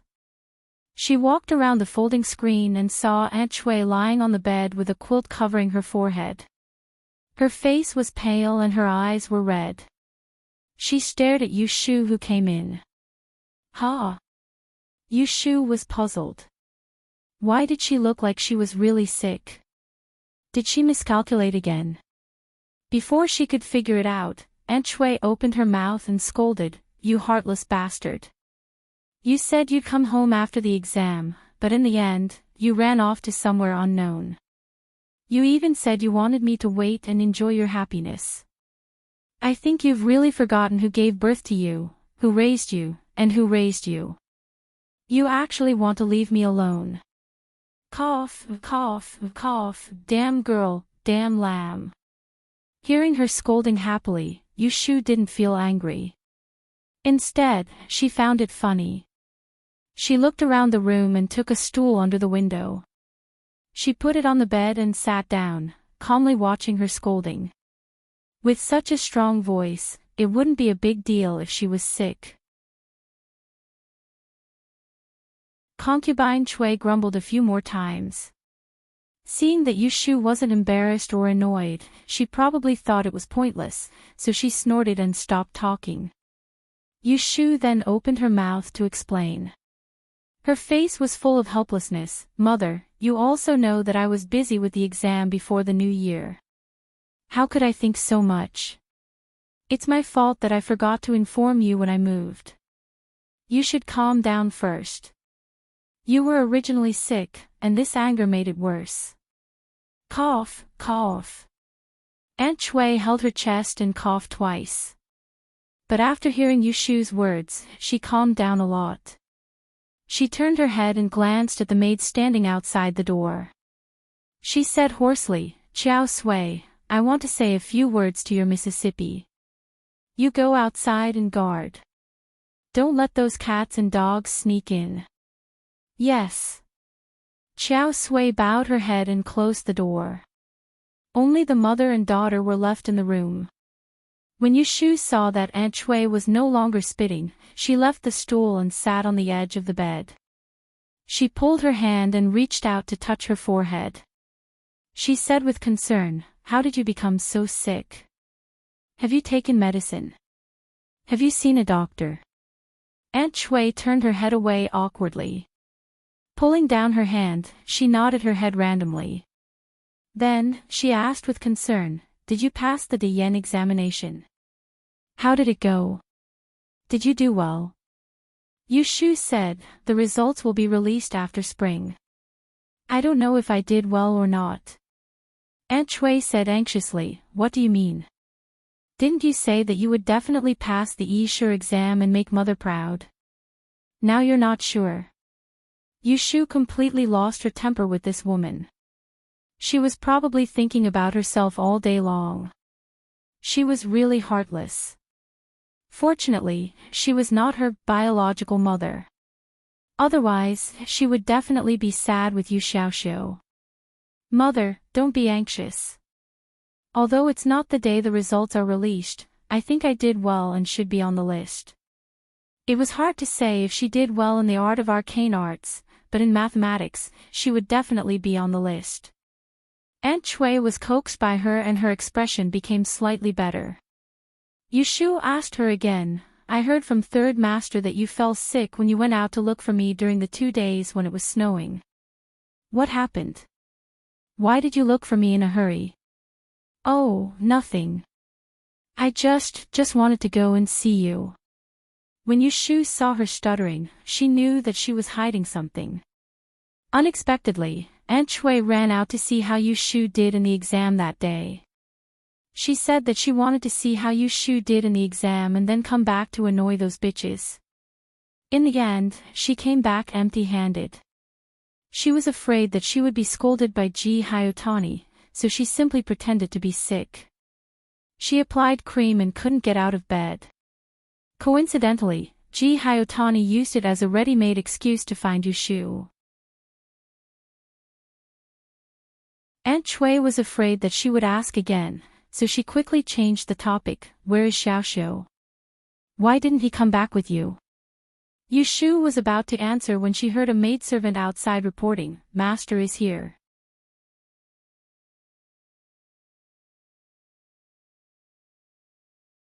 Chapter 250. When Yushu was still in Yang City, she had heard of the name of the Ji family's old master. Everyone in the city knew the name of Ji Huaishan. He was a high-ranking official of the Celestial Commissioner's office in the capital. Yushu had never met Ji Huaishan, but if the upper beam was not straight, the lower beam would be crooked. Looking at the Ji family's descendants, she knew that the old man was not much better. He was indeed an upright old man. He would not use his power for personal gain and steal the Dian examination questions. When you are in front of your grandfather, remember to speak respectfully. Don't be rude and offend the elders. Do you understand? On the way to see Ji Huaishan, Ji Hyotani reminded Yushu. Oh. Yushu looked at Ji Hyotani's back and wondered if Ji Lao Sen had told old Master Ji that she had accused the Ji family of forging the horoscope sticker to harm people and humiliated the Ji family in court. If Ji Huaishan told him about that, he would definitely hate her.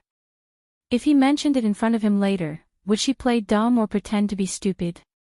After crossing half of the house, they arrived in front of an independent pavilion behind the garden. Ji Huaishan stood outside the door and said, "Father, I have brought them." There was a low response from the door, and a page boy rolled up the curtain to let them in. Yushu followed Ji Hyotani in. The building was warm and there was a smell of tea. It was bitter. Yushu did not like it. She wrinkled her nose and heard a slow voice above her head, "Are you Yushu?" Yushu put her hands in her sleeves and raised her head. Not far away, there were 2 carved tables with all kinds of tea sets on them. Behind them, there was a majestic old man sitting on a majestic armchair. His eyes were full of spirit, his forehead was full, and his face was red. At first glance, she could tell that he was a knowledgeable person. It was completely different from the sinister old man she had imagined. Seeing that Yushu did not answer, Ji Hyotani pushed her shoulder. Yushu reacted and raised her hand to salute. She lowered her head and said, "Yushu greets old Master Ji." Since she was in someone else's territory, she had to show some respect. What she felt was one thing, but she had to keep up appearances. Ji Huaishan said, "Raise your head. Come to think of it, this old man has never seen you before." Aunt Shui had long remarried into the Ji family, but Yushu and her brother had been living outside.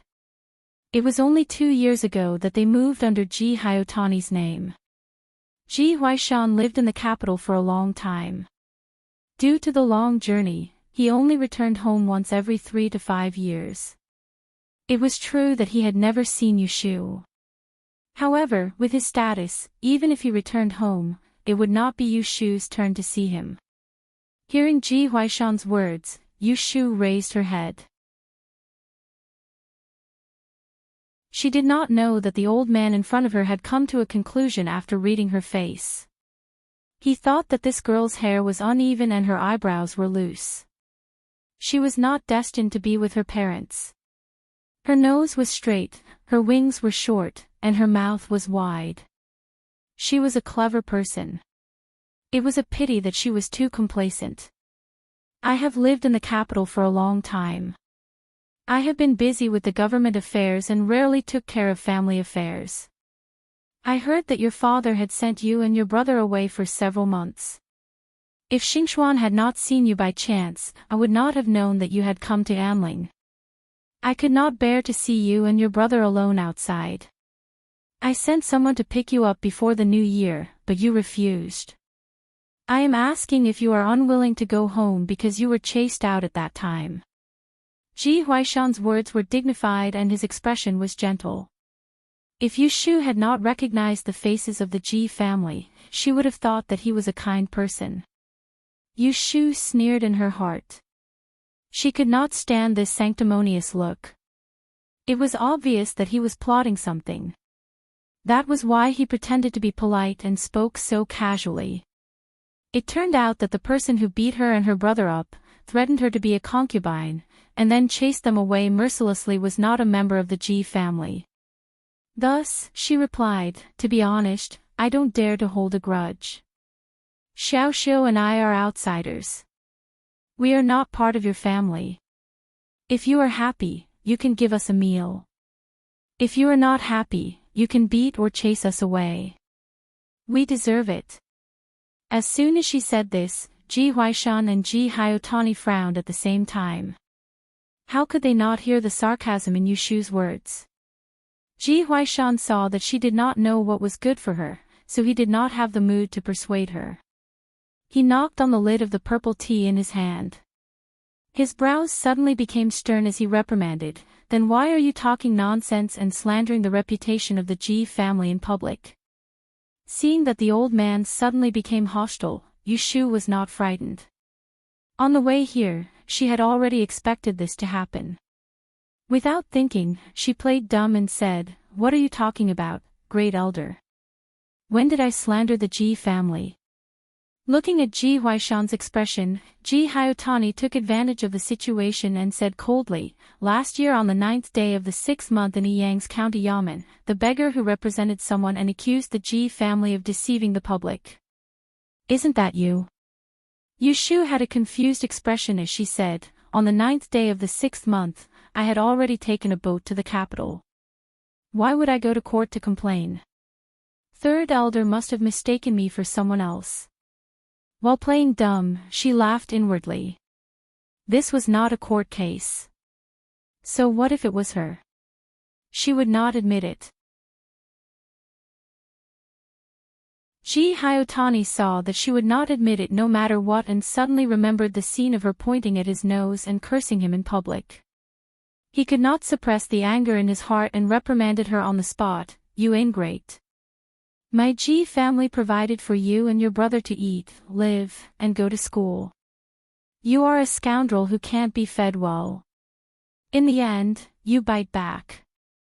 I really regret being soft-hearted that day and bringing your brother and sister to our home. Even feeding 2 scoundrel dogs is better than feeding you. Hearing this insult, Yu Shu's face fell. If she was still living under the Ji family's charity, then it would be fine. But now that she was independent and had enough to eat and drink, she did not take advantage of the Ji family.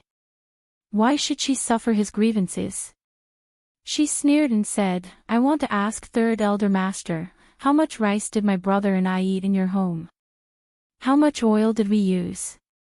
How many days did we go to school? My younger brother and I are not part of your family. I thank you for giving us a mouthful of food to eat.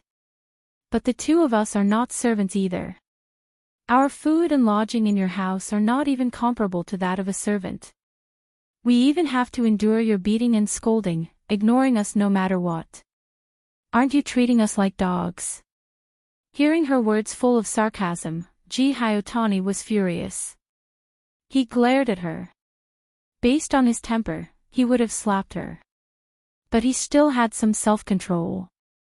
He knew that if the old man did not say anything, he could not do anything to her.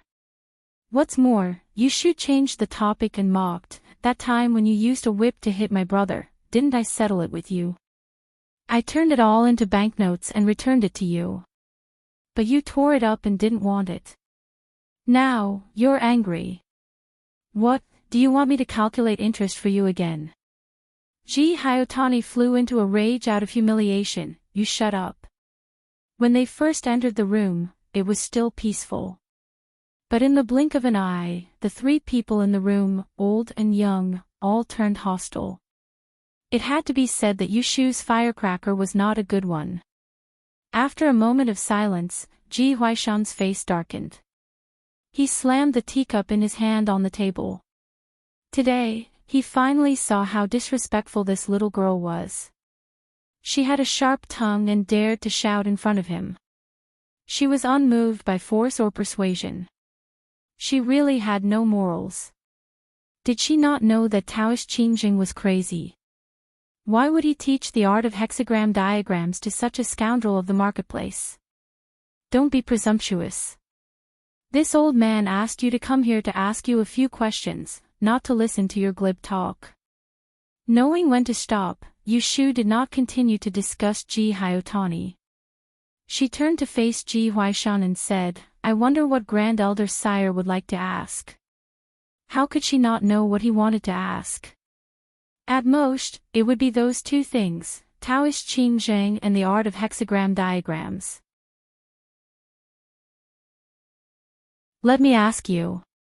Answer me honestly and don't lie. When you were in the Ji family, you were punished to clean the Jingshang hole.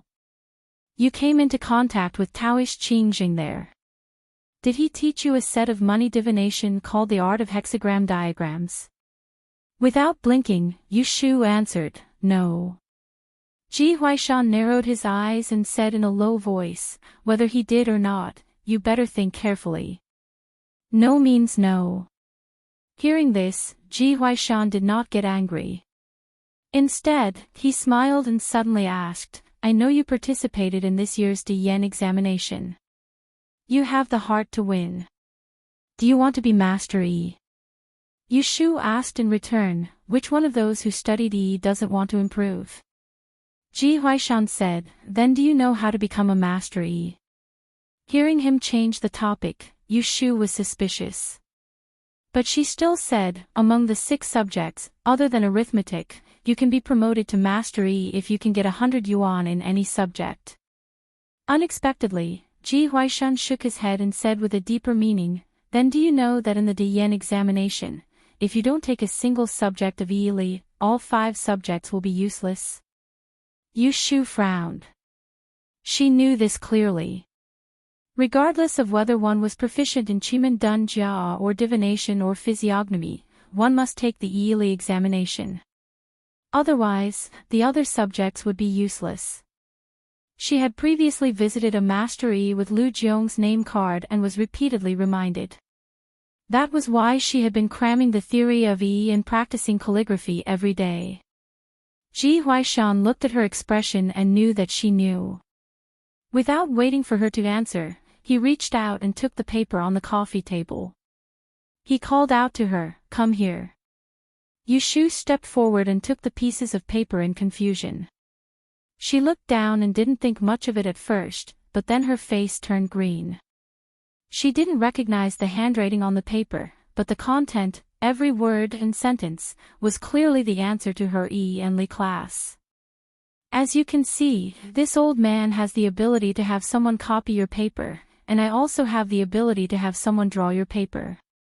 Every year, in the Great Yen examination, there are always a few cases of and Li being lost. This old man knows that you are skilled and may be able to enter the rankings in this subject. I believe that you do not want to waste all your previous efforts. What do you think? Yushu's face tightened. She clenched the paper in her hand. A ball of fire burned in her heart. She wanted to explode, but she suppressed it. She knew that this old man wasn't joking. He could really draw her paper. Perhaps you want to go to the yamen and complain again. I will say this clearly. The capital is not like the provinces. I am an official. If you go to the court to beat the drum, you will be hit with 50 iron rods. You will be lucky if you can still breathe. Ji Huaishan reminded Yushu with a calm expression. He picked up his teacup and took a sip to moisten his lungs. After a while, he felt that the time was right. He asked her again, "Now answer this old man. Did Qing Jing teach you the art of 6 lines?"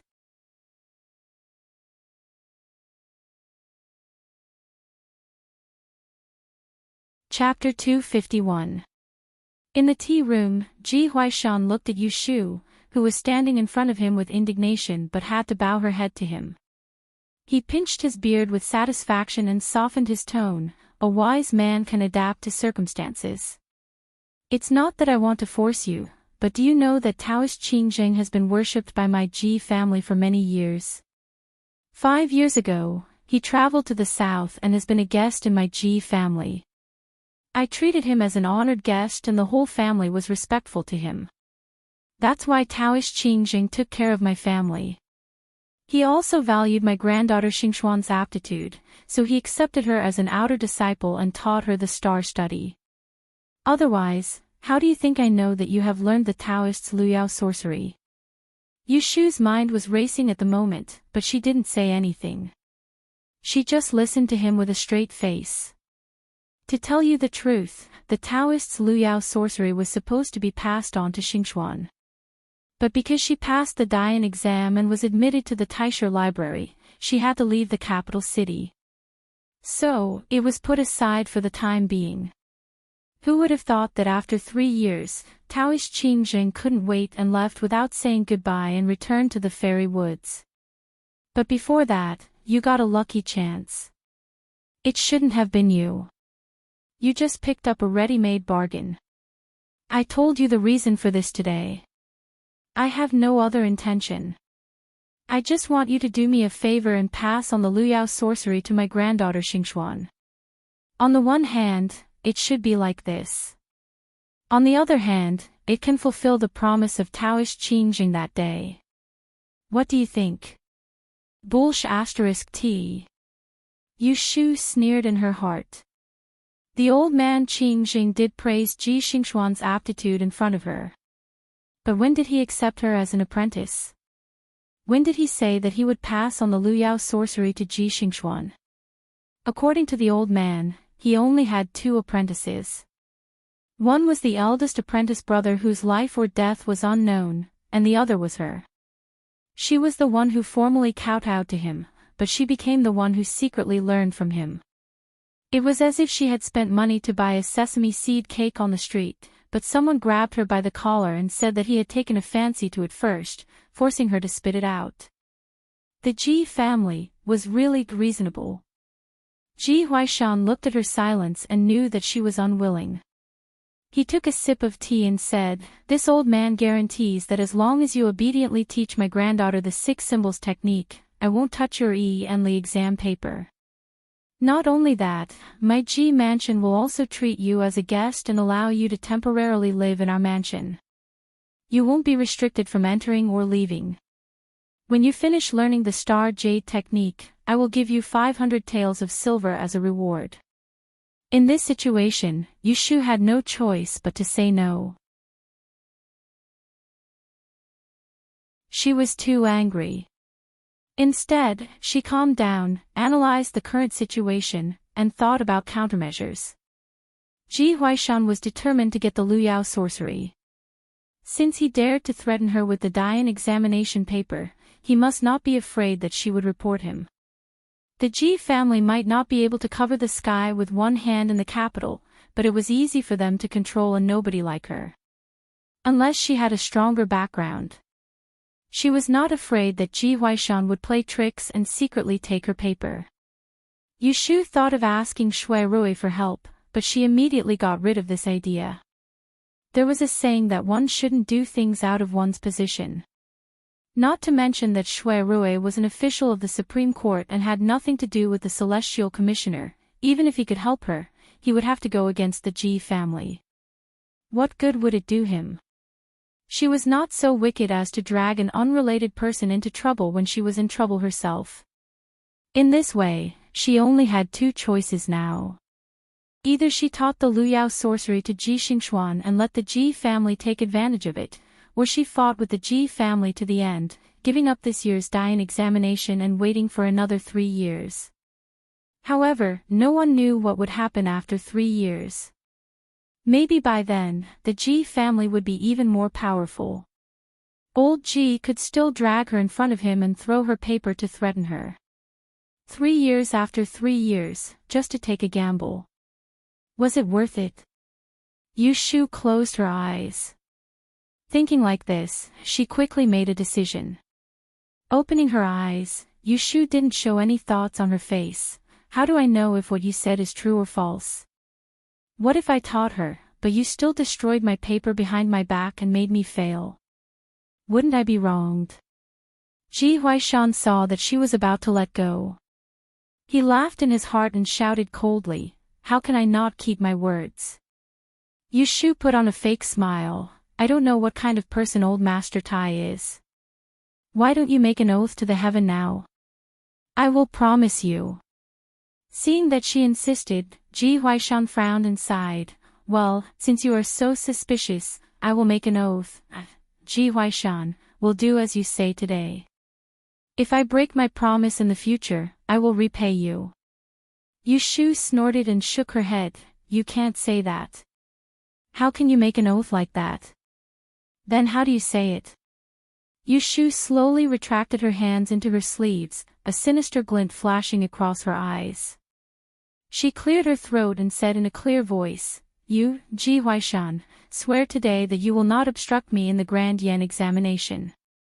If you go back on your word, when you die, you will be reincarnated into the path of a beast, and in your next life, you will be a bald, lame, and blind dog." There was silence in the tea room, but there was still a faint echo. Yushu looked at Ji Huaishan's face, which had turned from black to green in an instant, and felt a surge of satisfaction in her heart. Today, she had no choice but to take revenge. "How dare you! You evil creature!" Ji Hyotani had been listening for a while. Since his father was talking, it was not convenient for him to interrupt. Now that he heard Yushu's words, he finally couldn't help but curse. He strode forward with a fierce expression and raised his palm to hit. Yushu quickly dodged and circled behind Ji Huaishan. Bending down, she grabbed the expensive purple clay teapot on the table in front of the old man and threw it at Ji Xiaogu's feet. The teapot exploded, startling Ji Xiaogu and causing him to stop in his tracks. Pointing a finger at Ji Xiaogu's nose, Yushu spat, "Try and mess with me. If you dare to hurt even a strand of my hair, I won't teach you anymore. If worse comes to worst, I won't take the Diyan examination. I'll spend the rest of my life as a fortune teller. Don't even think about learning my 6 lines." Ji Hyotani has lived for half his life and has never seen such a shrewish girl. He was so angry that his mouth twisted. Ji Huaishan was also angry. He did not know that Yushu was insulting him. Ever since he was in his position, he has never been insulted like this. He wanted to tie her up, drag her out and beat her, but he couldn't. He wanted to force a dog to listen to him, not force it to do something desperate. A cold light flashed in Ji Huaishan's eyes and he scolded in a deep voice, "Xiaogu. Don't scare her." Ji Hyotani glared at Yushu and retreated to the side. Yushu also glared at him and walked out from behind Ji Huaishan. She smiled and said, "Great master, I know what I said just now was not pleasant to hear. If you don't want to repeat it, just agree in your heart. Do you think it's so easy to take advantage of her? If she doesn't feel good, none of them should be happy." Ji Huaishan did not fall into her trap. He was angry and did not give her any face.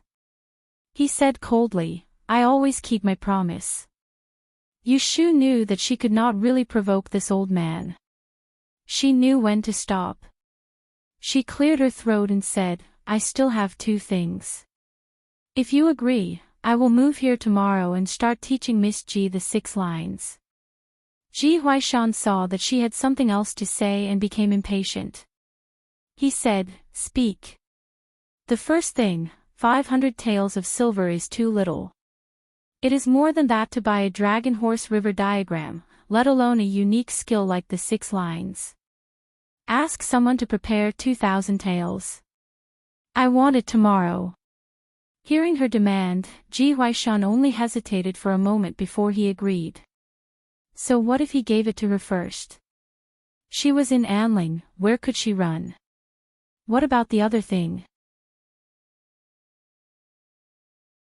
As for the second matter, I will have to ask third master. Yushu turned her head and looked at Ji Xiaogu, saying, "I have just seen my mother and heard from her that third master does not like her at all. Moreover, he often harshly beats and scolds her. My mother is timid by nature and has the thought of leaving but does not dare to bring it up. As his daughter, I am overstepping my bounds and asking third master for a favor. Please write a divorce letter and allow my mother to leave." This was what Yushu had planned. Keeping Aunt Shui in the Ji family would always be a weakness. She could use this opportunity to get her out and cut off all ties with the Ji family. Hearing her words, the father and son of the Ji family knew what she was planning. Ji Hyotani snorted coldly. He said, "How can you think of this? Your mother is a concubine that I formerly took home. If I divorce her, how can she live with dignity in the future?" Yushu said, "Third master does not need to worry about this. My mother has us, as her children, to be filial." To be honest, Yushu really didn't think about whether concubine Shui would be willing to leave the Ji family or not. However, with Yu Xiaoxiu around, she guaranteed that he would have a house full of children and grandchildren and could enjoy his old age in peace. Wasn't it 100 times better than being a cowardly and unfavored concubine? Ji Hyotani looked at Ji Huaishan. He does not want to let Aunt Shui go, but it depends on Master Ji's opinion. The old man was silent for a moment. He said, "You have yet to teach my granddaughter anything and you are already raising these conditions. If I agree to all of them, wouldn't it be a joke? How about this? You move in tomorrow. When Xingxuan is almost done learning, then your mother can leave the residence." Yushu saw that he has no intention of stopping her. She thought that there was no hurry and nodded, "Fine. I will move in tomorrow. This matter has finally been settled." Ji Huaishan secretly breathed a sigh of relief. He looked a bit tired and didn't want to look at this annoying thing in front of him anymore. He waved his hand and said, Xiaogu, take her away. We will talk about the rest tomorrow. Yes. At this time, someone reported from outside the door, My lord, fourth young miss is outside. Ji Huaishan looked at the two people in the room and changed his mind. He thought that it would be better if he gave his orders in one go, so he said, Xingxuan, come in. Yu Shu stared at the door and saw the curtain move. A blue figure, the culprit who caused her to be trapped today, walked in. Grandfather, third uncle. Ji Xingxuan first bowed to the two elders. When she turned her head and saw Yu Shu, she was not surprised. Obviously, she knew that she was here. Miss you. Yu Shu smiled mockingly and didn't respond. She didn't have the air of a noble young lady and was too lazy to pretend. Grandson, you came at the right time. Ji Huaishan waved his hand and had Ji Xingxuan come to his side. He pointed at Yu Shu and said to her, Miss Yu has already agreed to return the hexagram symbols technique that your master passed down to you. Starting tomorrow, Miss Yu will be living in our estate. You must learn from her, understand? When she heard this, Ji Xingxuan revealed a bit of surprise. She looked at Yu Shu as if she didn't expect that the latter would agree. After that, her expression returned to normal and she nodded. Her pair of glass-like eyes flickered a few times and she warmly said to Yu Shu, Many thanks for Miss Yu's help.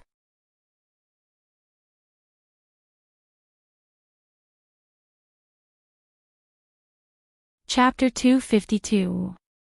Ji Hyotani left with Yu Shu, leaving only the grandfather and granddaughter in the tea room. Ji Xingxuan looked at the broken cups and tea on the carpet and furrowed her brows. She then looked at Ji Huaishan's expression and poured some hot tea for him. She asked, Grandfather, what is going on? Ji Huaishan did not want to say more. Using the exam paper to threaten a little girl was not a very honorable method. He took the tea and drank it. He sighed, I promised her two things.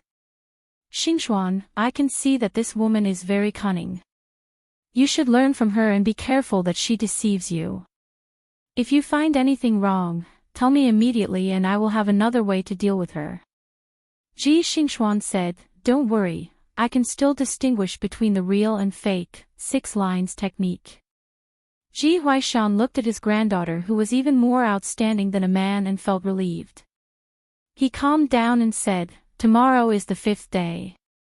I have asked the housekeeper to prepare a gift.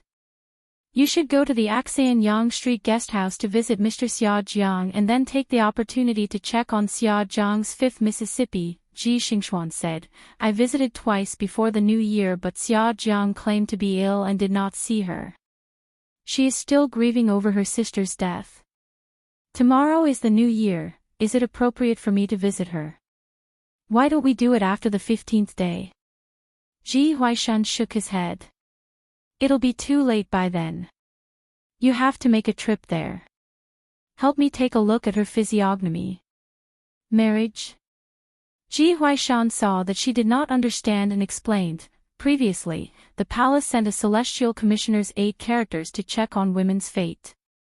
His Majesty wants to take advantage of the Mid-Autumn Festival to bestow several marriages. I secretly matched the names. Xia Jiang's 5th miss is one of them. The 8 characters are sealed with a golden seal. 9 characters will be given to one of the princes. You can check on her face so that I can have an idea. In the future, if you make friends with her, it may not be a bad thing. Ji Liangxian suddenly understood and nodded. In that case, your grandson will make a trip tomorrow. Ji Huaishan's anger had subsided. He spoke a few words to Ji Xingxuan and dismissed her. It's not dinner time yet. Go and talk to your gugu. Don't be cooped up in your room all day. Dian has passed. You should be given some time to rest. Now, we just have to wait for the 6 subjects' results to be announced. Ji Xingxuan smiled when she heard the old man's concern. I heard that cousin got into trouble again yesterday. Aunt is still angry. I'd better go to the garden to take a stroll. I don't want to cause more trouble for her. Ji Huaishan said, that child Weibo doesn't know any better. Your Gugu only has one son. Right now, your uncle's family is temporarily staying in the Fu. As his older sister, you should teach him when you have the time. Don't let him run around randomly. After the new year, let your uncle choose a school to send him to. Ji Xingxuan agreed and left. At the door, a maidservant came forward to help her put on a woolen cloak. She also took a pottery hand warmer and carried it to the southern courtyard. Ji Hyotani led Yu Shu to the door of Aunt Chui's small courtyard. With a cold expression on his face, he instructed her to pack her luggage as soon as possible. The next morning, a horse carriage would be sent to pick her up. Ji Hyotani then left with a frown. Without Ji Huaishan in front of her, Yu Shu did not provoke third brother Ji. She entered the small courtyard. Just as she entered the room, she was called to the bed by Aunt Chui. She asked, "What did Master Ji want to talk to you about?" How could Yu Shu tell her the truth? She coaxed, "He asked me to stay in the Fu for a period of time to accompany you." "Mother, I will go back and pack my clothes. I will come back tomorrow." Aunt Chui wanted to ask more details. Yu Shu stood up and said, "It's getting late. If I don't leave now, the sky will be dark. Mother, you should rest." She suddenly reached out and hugged her. While Aunt Chui was still in a daze, she left the room. When she went outside, there would be servants to escort her, but when she left the mansion, there wasn't even a sedan chair to send her off. Yu Shu sighed. She didn't have much hope for the Ji family's character. Forget it, she would just take it as a stroll home. As soon as she took a step, Yu Shu heard someone calling her from the other side of the street, "Miss." Yu Shu turned her head. She saw Lao Chui's carriage parked on the side of the road. She was surprised. She hurriedly ran forward and said, "Lao Chui, why are you here?" Lao Chui grinned and pointed at the car behind him. A hand opened the heavy leather curtain, revealing half of Master Shui's handsome figure. He slightly frowned and looked at her. "Come in first," Lao Chui said to Lao Chui.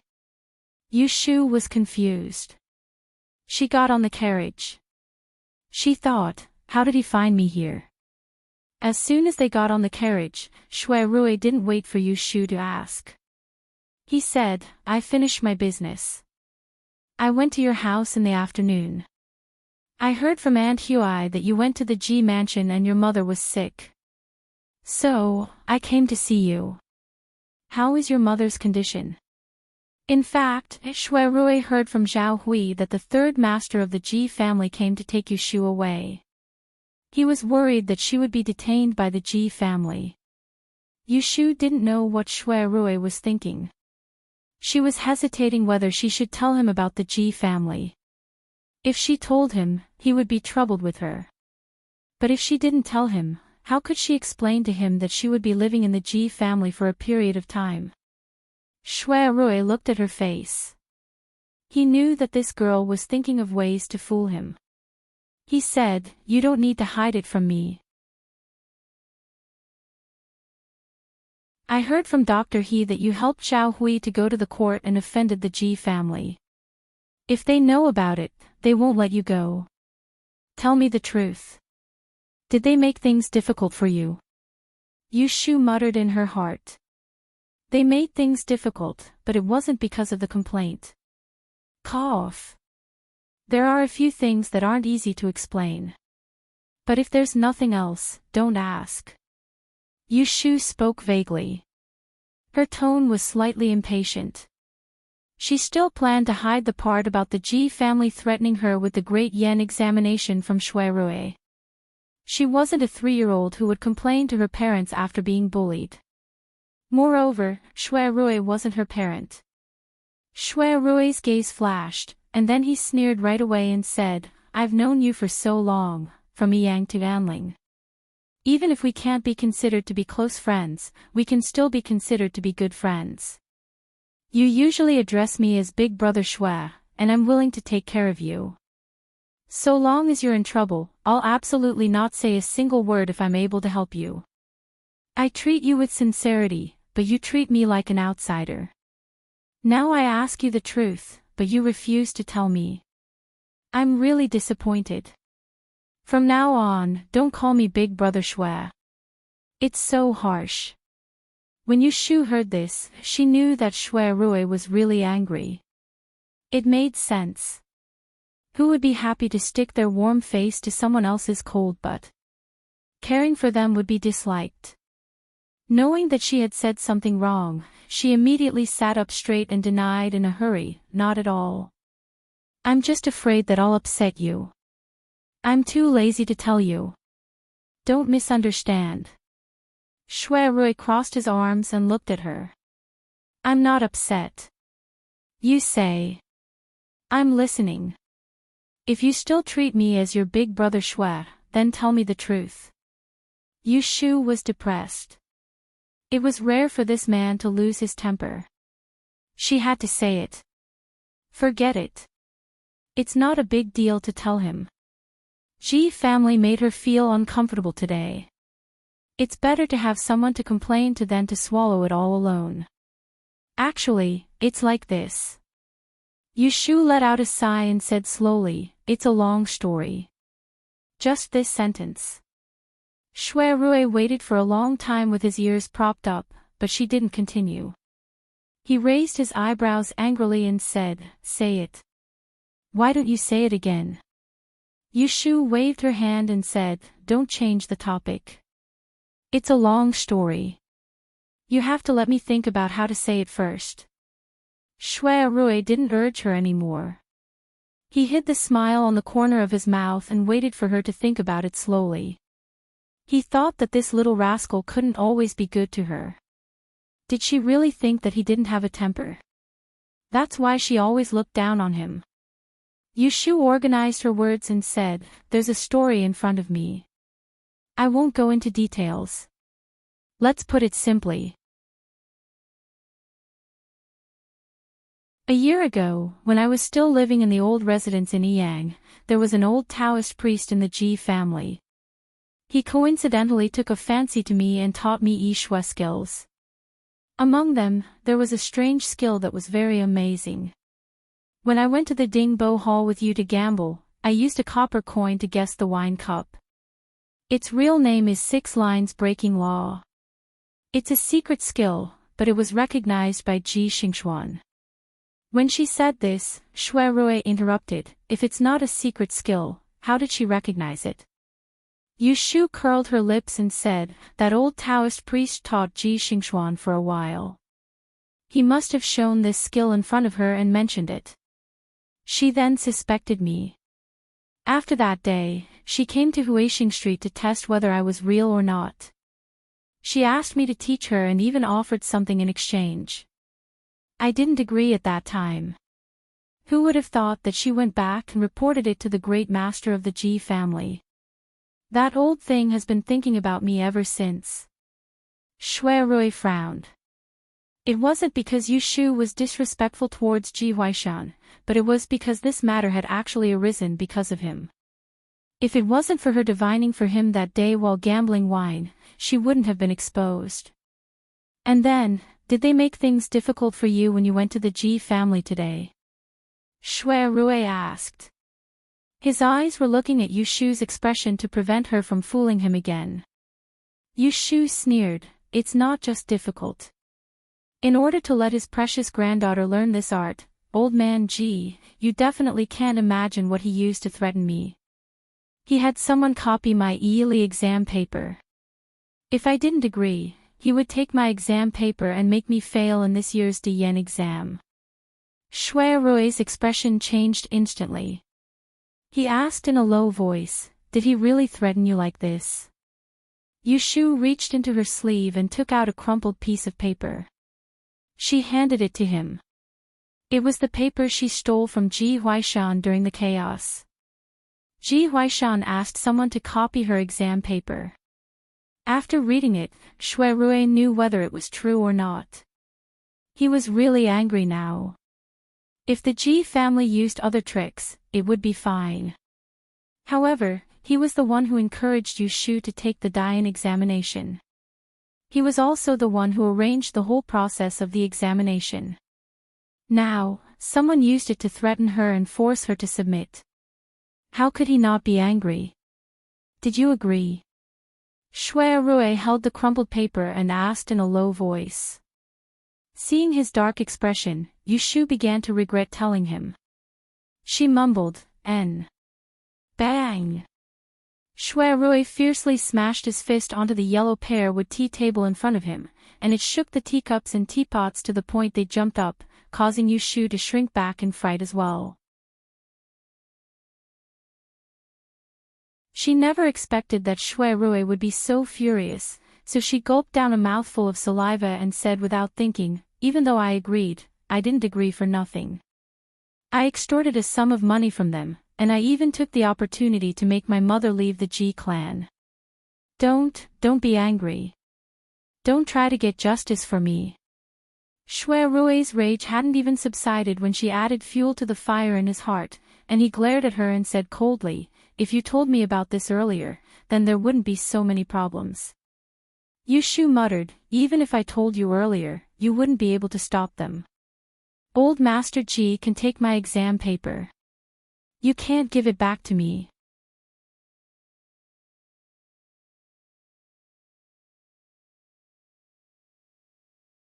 Chapter 253. After Shui Rui lost his temper for a while, he calmed down again. Even though he was angry that Yu Shu didn't discuss such an important matter with him, he was similarly aware of her personality. Whenever something happened, she liked to stay by herself, and if she could solve it herself, she would rather die than ask for help from others. Now, it was already not easy for her to tell him honestly. After thinking for a while, Shui Rui asked Yu Shu, "Then what are you going to do next?" Yu Shu saw that his face was better and told him her plan. "The Ji family's old master asked me to pack my things and move over tomorrow. I am going to teach Ji Xingxuan slowly until the Dian examination results are released." Shui Rui frowned. "Are you really willing to teach others what you have learned?" Those who learned the Yi treasured their own knowledge. Even if it was a small trick, they would not easily reveal it unless it was passed down by someone from the same sect. Moreover, it was a secret skill that could not be exchanged for money. Yu Shu pinched her forehead and said, "So what if I don't want to? If Ji Xingxuan is stupid and ignorant, I can take advantage of her ignorance and fool her. But she is very talented and has a deep understanding of the Book of Changes. If I try to coax her, she will find out after some time. I can only teach her some of my real skills, but I can't teach her everything I know. If she is not satisfied, I can find another way to refuse." The 6 lines divination method, in addition to the general outline of starting and getting the divinations, was divided into 4 chapters, in order: national affairs, natural disasters, future good or bad, marriage and harmony. Each chapter has a set of incantations. Only knowing the general chapter cannot solve the divination. Only the corresponding incantations can be used to pry into the mysteries of heaven. The last time she was at the Dingbua mansion, she used the exact method of determining whether her future was good or bad. Only then did she know which cup of wine she chose for Shui Rui to drink, and she herself would be safe and sound. Her luck that day was really good. Her usual 60% accuracy was right on target. That was why she was targeted by Ji Xingxuan. Since she knew about it, if he wanted to teach her, he could only teach her this. Otherwise, he could still use the marriage chapter to make up the numbers. Didn't he scare Xia Mingming like that back then? Shui Rui listened to her words. There was a hint of helplessness in her words, but she didn't mean to ask him for help at all. Shui Rui only treated him as an audience. He wanted to be angry, but he also wanted to laugh. Why bother? Just do what you have to do tomorrow. Don't worry about them. Leave this matter to me. I guarantee that no matter what you do, your papers will stay safely in the Celestial Commissioner's office. No one will be able to move them. Yushu lifted her eyelids and stared at him for a while. She noticed that there was still a trace of anger between his brows. Suddenly, she broke into laughter. The grievances she had suffered in the G family faded away. She said, I know you mean well to stand up for me, and perhaps you really do have the ability to do so, but I have other plans. To tell you the truth, I made a request to the G family. I want to take this chance to get my mother out of the G family. That's the most important thing. If it wasn't for this condition, she wouldn't have followed the wishes of the G family no matter what she said. If she kept Aunt Shui in the G family, she would always have a rope around her neck that she couldn't act rashly. If she had to break it this time, she had to do it cleanly. Come to think of it, this might be an opportunity that Ji Xingxuan deserved. Qing Jing didn't teach her the 6 recombinant demon lines, but she still wanted to learn it. Today, he had given her an advantage. In the future, he would make her pay double. To Yushu, the 6 Yao lines was just to make up for the missing parts of the 8 characters. It wasn't of much use. Her real trump card was the law of algebra that had yet to be developed. When she thought of this, Yushu couldn't help thinking. She had perfected the law of clear rain and the law of time of calamity day by day, so it was time for her to ponder and come up with a new law. When Shui Rui heard Yushu's words, he was instantly surprised. He thought that she wouldn't be able to hold back her anger, but in reality, she was even calmer than him. Because of Yushu's attitude, Shui Rui couldn't help sinking his breath and pondering a little more.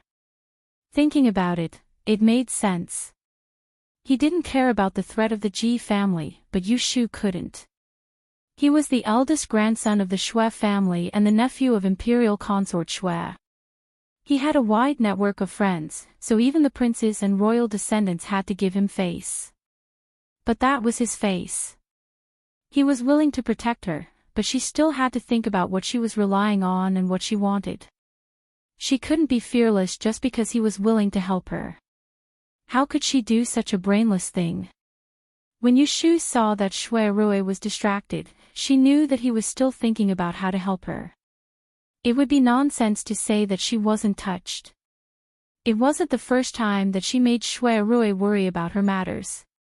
No matter how thick her skin was, she couldn't bear it. She couldn't help but feel guilty. She suddenly thought about the night before he left the capital to bid farewell to her, and the words she said when she rejected him. At this moment, facing Shui Rui, she only felt uncomfortable all over. Ahem. When Shui Rui heard Yushu clearing her throat, he came back to his senses. He didn't notice the change in her mind and asked, "Did you forget something when you made this decision?" Yushu said, "What did I forget?" Shui Rui sneered and said, "Did you forget that you signed a contract with me? You have to stay in my Wangji Tower before the Dian results are released. Now you are going to the Ji family to teach Ji Xingxuan's strange skill. Who will manage the restaurant?" Yushu was stunned, and then she blushed. She secretly cursed, "Damn Ji Xingxuan's grandfather, I really forgot about this matter." Seeing her expression, Shui Rui understood in his heart. He snorted and didn't say anything. Knowing that she was in the wrong, Yushu scratched her neck and hurriedly poured tea for him. She apologized, "Brother Shui, don't be angry with me. I didn't forget on purpose. How about this, I will stay at the Li family's house in the morning to teach Ji Xingxuan's strange skill. In the afternoon, I will go to the restaurant to help. It's a win-win situation." Shui Rui looked at the tea she respectfully held in front of him. He had never seen her flattering him before. It was very fresh. He felt that in the future, he couldn't blindly follow her temper. He deliberately didn't smile at her and didn't take the tea. He just talked to her expressionlessly, "I don't care if you go back and forth like this. Anyway, you don't need to go to the Wangji Tower every day. But will the Ji family allow you to disappear every day? How about this, tomorrow when you are ready, wait for me at home. I will wake up early and personally send you to the Ji mansion. I will let them know that you still have a big brother behind you. You can't be bullied by anyone. When Yushu heard him say this, her mind went blank, and she was muddle-headed. Shui Rui still wanted to stand up for her, this was something she understood, but what did he mean by big brother? Shui Rui saw her every move. He knew that she was confused, so he took the tea in her hand and said seriously, when you were sick before the new year, didn't I say that I would talk to you after the Great Yen test? I have been busy recently and didn't have time to talk to you. Do you still remember what you said when I went to Huixing Street to find you the night before the exam? Yushu never thought that he would suddenly mention this. She hesitated for a moment and then said slowly, I remember. At that time, because she'd noticed that Shui Rui had other intentions towards her, she told him to stop wasting his time, and she'd even said that she had someone she liked, so she wanted to stop him from having any thoughts about her so that it wouldn't be difficult to deal with him in the future. Who knew that so many things would happen later on, and he'd never given her a reply. Up until now, she wasn't sure if he'd actually stopped having any thoughts about her. Shui Rui took a sip of tea and said indifferently, you don't have to guess. You guessed it right. I did have feelings for you at that time, but before I could open my mouth, you rejected me. Later, I thought about it and felt that it was meaningless. You have known me for so long, you should understand my character. Am I the kind of person who can't let go? Yushu shook her head. She knew a little about Shui Rui's character, and he really didn't have that kind of pettiness. No matter what he did it in a grand manner. He didn't bear grudges, and he didn't take it seriously. Otherwise, he wouldn't still be in contact with her until now. He should have been angry because of those words she said a long time ago. Shui Rui continued, since you don't have any intentions towards me, I don't have the intention to force you either. However, I admire your conduct, so I'm not willing to cut off all ties with you just because of this and waste our friendship. I'm telling you everything clearly today because I don't want you to have any doubts in your heart and think that I'm plotting something against you. I know that you don't have an elder brother. This time, if you can let go of your grudge and call me elder brother again, I will recognize you as my younger sister. From now on, we will be brother and sister and won't be suspicious of each other. Yushu was stunned by his words. She thought that she heard it wrong.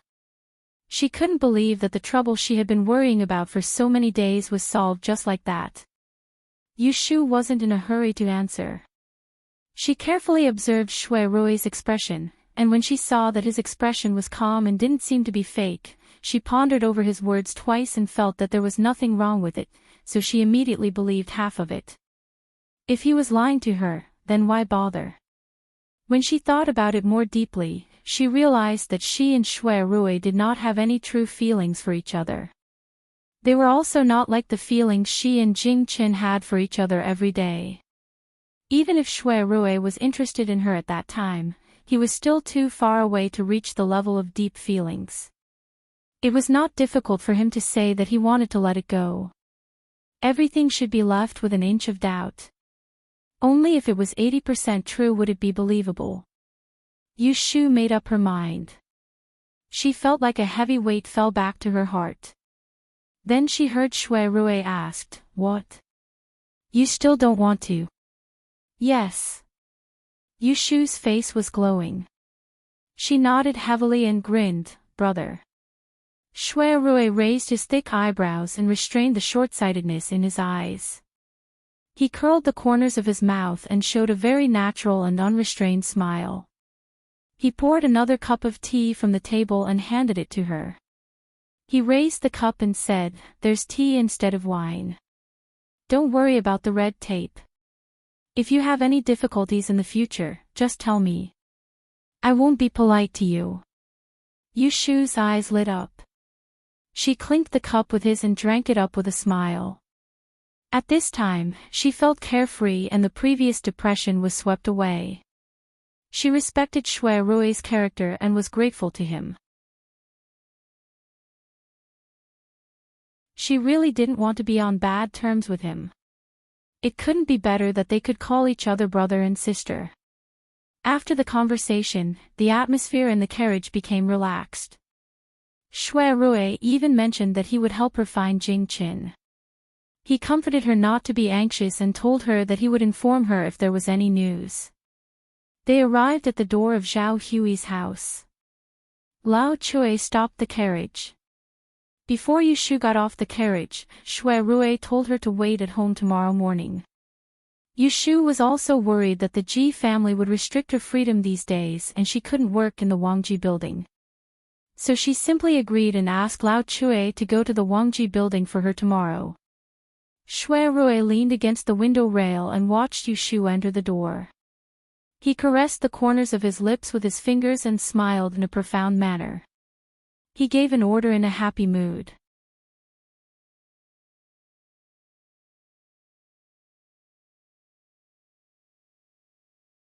Chapter 254. As soon as Yushu entered the courtyard, she saw Yundo standing at the entrance of the living room. When she saw her, she hurriedly shouted, "Furen, Mrs. back." The sky was already dark.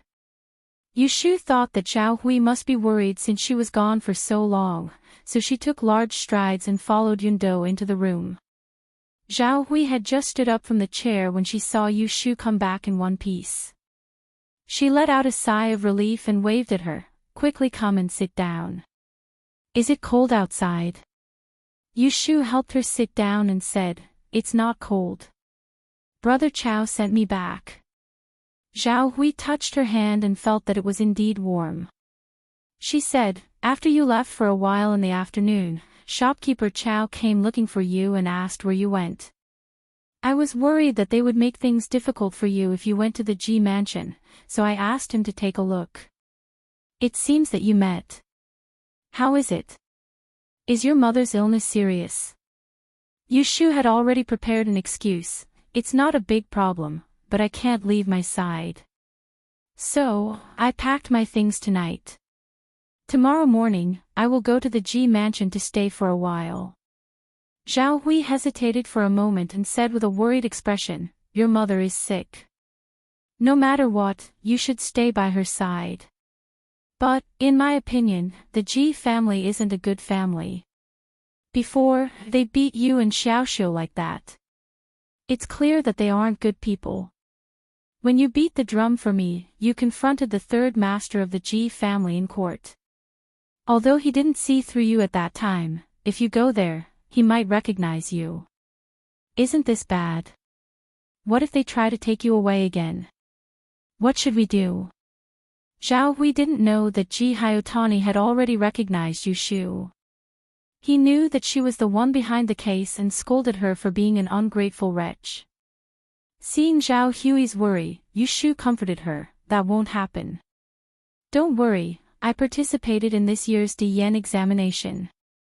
Fortunately, I am still a guest, and the title of a candidate is still there. Even if I have half a scholarly title, they won't dare to punish me. Moreover, I am not a member of the Ji family, so why would they punish me?" Zhao Hui was a bit relieved and asked, "Will Xiaoxiu go with you?" Yushu said, "There's no need for him to go. After the new year, he still has to go to Baichuan Academy to study. It's inconvenient to live with the Ji family. Let him stay with you. In a few days, after I settle down with the Ji family, I'll let him go to visit." Speaking of this, she turned to look at the room and wondered, why haven't Godfather and Xiaoxiu come back yet? "No, I just sent someone back and said that I'll stay at an old friend's house for dinner with Xiaoxiu. It'll probably be dark." Zhao Hui was interrupted by her and forgot to ask her about Shui Rui. Seeing that it was getting late, she hurriedly asked Yundo to go to the kitchen to rush dinner, "Then let's eat early so that we can pack your luggage." After dinner, Zhao Hui sat in Yu Shu's room with her belly propped up. She instructed Yun Do to help her pack things, put the books and ink separately. Wash the inkstone later. My daughter, are you packing a bag or stuffing a pillow? Fold the clothes and put them on top. Otherwise, they'll wrinkle and won't be able to wear them. Zhao Hui looked at both sides and watched as Yu Shu dragged out the clothes from the cabinet. There were a few pitiful clothes. They were all men's clothes, but they were all gray and black. They didn't have the tenderness a young girl should have. Zhao Hui frowned and said, "There's no tailor to work during the new year. After the 7th day, I'll definitely find someone to make 2 decent clothes for you. Put these robes and shirts away for me. Don't take them out to wear." As she spoke, she stood up and went forward to pick out 2 pieces of clothing that were the ugliest in the pile, and stuffed them back into the cabinet without any explanation. Coincidentally, she saw a bundle lying in the corner, which seemed to be filled with cloth. When she opened it, she saw a lake green dress. The material felt excellent, just in time for the early spring season. There was a pearl flower wrapped in the dress, which was carved with a vivid emerald dragonfly. Zhao Hui recognized the item and saw that it didn't look fake. The craftsmanship was also very fine. She couldn't help but be shocked. She turned to ask Yu Shu, "When did you buy such an expensive item? Aren't you afraid of crushing it by randomly putting it in the cabinet?" Yu Shu raised her head and saw the faint green bead in Zhao Hui's hand with the help of the lamplight on the table. She recognized it as the one she picked up in a boutique on the way to the Dingbo dojo with Shui Rui. She said, "Oh, I forgot to keep it." Zhao Hui glared at her and took the pearl necklace to the side. She said, "The weather is getting warmer. If there's no wind tomorrow, wear this. Put on a cotton jacket inside and the white rabbit fur waistcoat I made for you. Since you're going to the Ji family, dress up decently. Don't let them look down on you. Tomorrow, when the new clothes are ready, I'll have someone send them to you." Zhao Hui thought too much, but Yu Shu didn't care at all. When she went to the Ji family, she would have to face Ji Xingxuan every day. There was no point in dressing up in front of her. However, the new clothes still needed to be made. She didn't want to fight for her reputation in the Ji family. When Shui Rui opened his restaurant, she couldn't dress shabbily and let others see her as a joke. Well, when she got the 2,000 silvers from the Ji family tomorrow, she would have enough money in her pocket. Then, she would decorate herself well.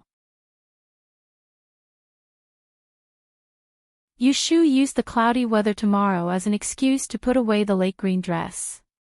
She couldn't refuse Zhao Hui, so she brought it with her in her luggage. Zhao Hui went back to her room to find a jewelry box. She put the dragonfly beads in it and gave it to Yu Shu. She nagged her for a while. When they were ready, He Fangji and Yu Xiaoxiu came back from outside. Hearing Yu Shu and Zhao Hui talking about what happened before and after, He Fangji didn't mind, but Yu Xiaoxiu was not happy. "Sister, I want to go with you." Yu Shu said, "Mother's health is not important. I will go over and live for a few days. You listen to godmother." "No, I want to go with you." Yu Xiaoxiu refused and quarreled with Yu Shu. This child wanted to see his mother, but he was afraid that his sister would be wronged in the Ji family. Ji Hyotani had him whipped, which left a big shadow in his heart. He felt uncomfortable all over when he mentioned the Ji family, let alone his sister living there. He Fangji saw that the siblings were in a deadlock, so she quietly pulled Zhao Hui out, leaving them time to talk in private. Alas! Yu Shu sighed and pulled the unhappy Yu Xiaoxiu to sit on the bed. She put her arm around his shoulder and coaxed, "You think the Ji family is a good place? You still want to go there?" "I'll tell you honestly, this time I went there, I thought of a way to get mother out, so that she wouldn't stay in their house and be bullied. You don't want to make trouble, and I have to take care of you. You are worried that sister will be wronged in their house, right?" Then don't worry, your brother Shui said that he will send me to the Ji family tomorrow. You know what your brother Shui's family background is, they will be afraid of Xiaoxiu. Be obedient, sister knows you are the most sensible. After listening to her, Yu Xiaoxiu reluctantly said, then I will go see you in 2 days. Yu Shu only said, all right. She pulled out a small chest from under the bed and opened it. She counted out a bag of broken silver and gave it to him. The rest were 4 big yuan bao and 2 50 taels banknotes. This was all her family's belongings to this day, it was all inside. You can use this bag as pocket money. Buy whatever you like to eat. It's best to exchange it for copper coins. Remember not to take it with you, lest you lose it. I will accompany you to see Academician Song in a few days when school starts. You can pay your tuition then. When Yu Xiaoxiu saw that Bai Ji gave him 7 or 8 silver coins as pocket money, he was dumbfounded. Sister, we still have to live in the future. Yu Shu snorted and stretched out her hand to scratch his nose. Then, she smiled and said, what are you afraid of? You can earn more money after you use it. Do you think we are poor? She didn't get the money she extorted from the Ji family. This month, she will work in Shui Rui's restaurant. She will get 80 silver coins a month, and that's not including the bonus. It's more than enough to pay Yu Xiaoxiu's tuition fee. And with the Fu and escort agency's salary, she doesn't need to worry about money. Bai Ji didn't explain to Yu Xiaoxiu in detail. She took the rest of the money in the box and went to find Zhao Hui. Yu Shu has been living in Zhao Hui's house for a long time. She can see that Zhao Hui and her husband are not living an easy life because of the medical clinic. Zhao Hui treats her well. Today, she will make clothes for her, and tomorrow, she will buy jewelry for her. She is afraid that she has spent a lot of money on her dowry. Yu Shu had wanted to give the money she had saved to Zhao Hui for a long time, but she hadn't said anything. A few days ago on New Year's Eve, Zhao Hui acknowledged her godmother and became a family, which gave her an excuse. After a while, Yu Shu finally gave the money box to Zhao Hui. It was up to her whether she wanted to use it or not, so she decided to leave it with her first. As for the origin of the money, Yu Shu explained that it was a reward for a rich man's fortune-telling. In fact, the truth is almost the same. The money she got from helping Shui Rui to gamble, the rest was from Xia Zhang's family. It was because she saved Xia Mingming's life. After everything was settled, Yu Shu went back to her room to calm down and take a few deep breaths. She felt tired all over and her eyes were sore. She rummaged around in her bosom and took out the turtle shell she bought earlier that day. She gestured at the stove and put it away without burning it. This divination is very exhausting, especially with the help of divination tools. If one's spirit is not good, the accuracy will drop from 50% to 20%. She is really tired today, so it is not suitable for divination. Tomorrow, she will do it again to see which direction Jingqin is. Before making a divination, Yu Shu turned off the stove, took off her shoes, and went to bed. She covered herself with the quilt and rested her head on the cotton pillow with a rosin smell. She looked at the faint moonlight in front of the window and thought about what happened today. First, she was threatened by that old fellow from the Ji family, so she had to sullenly submit to him. Later on, she told Shui Rui about what happened from start to finish. He lost his temper for a while, and in the end, he actually proposed to address her as brother and sister, solving the problem that she had been troubled by all this time. This day is really a day full of surprises, grief, and anger. However, it is mixed, but it is not too bad.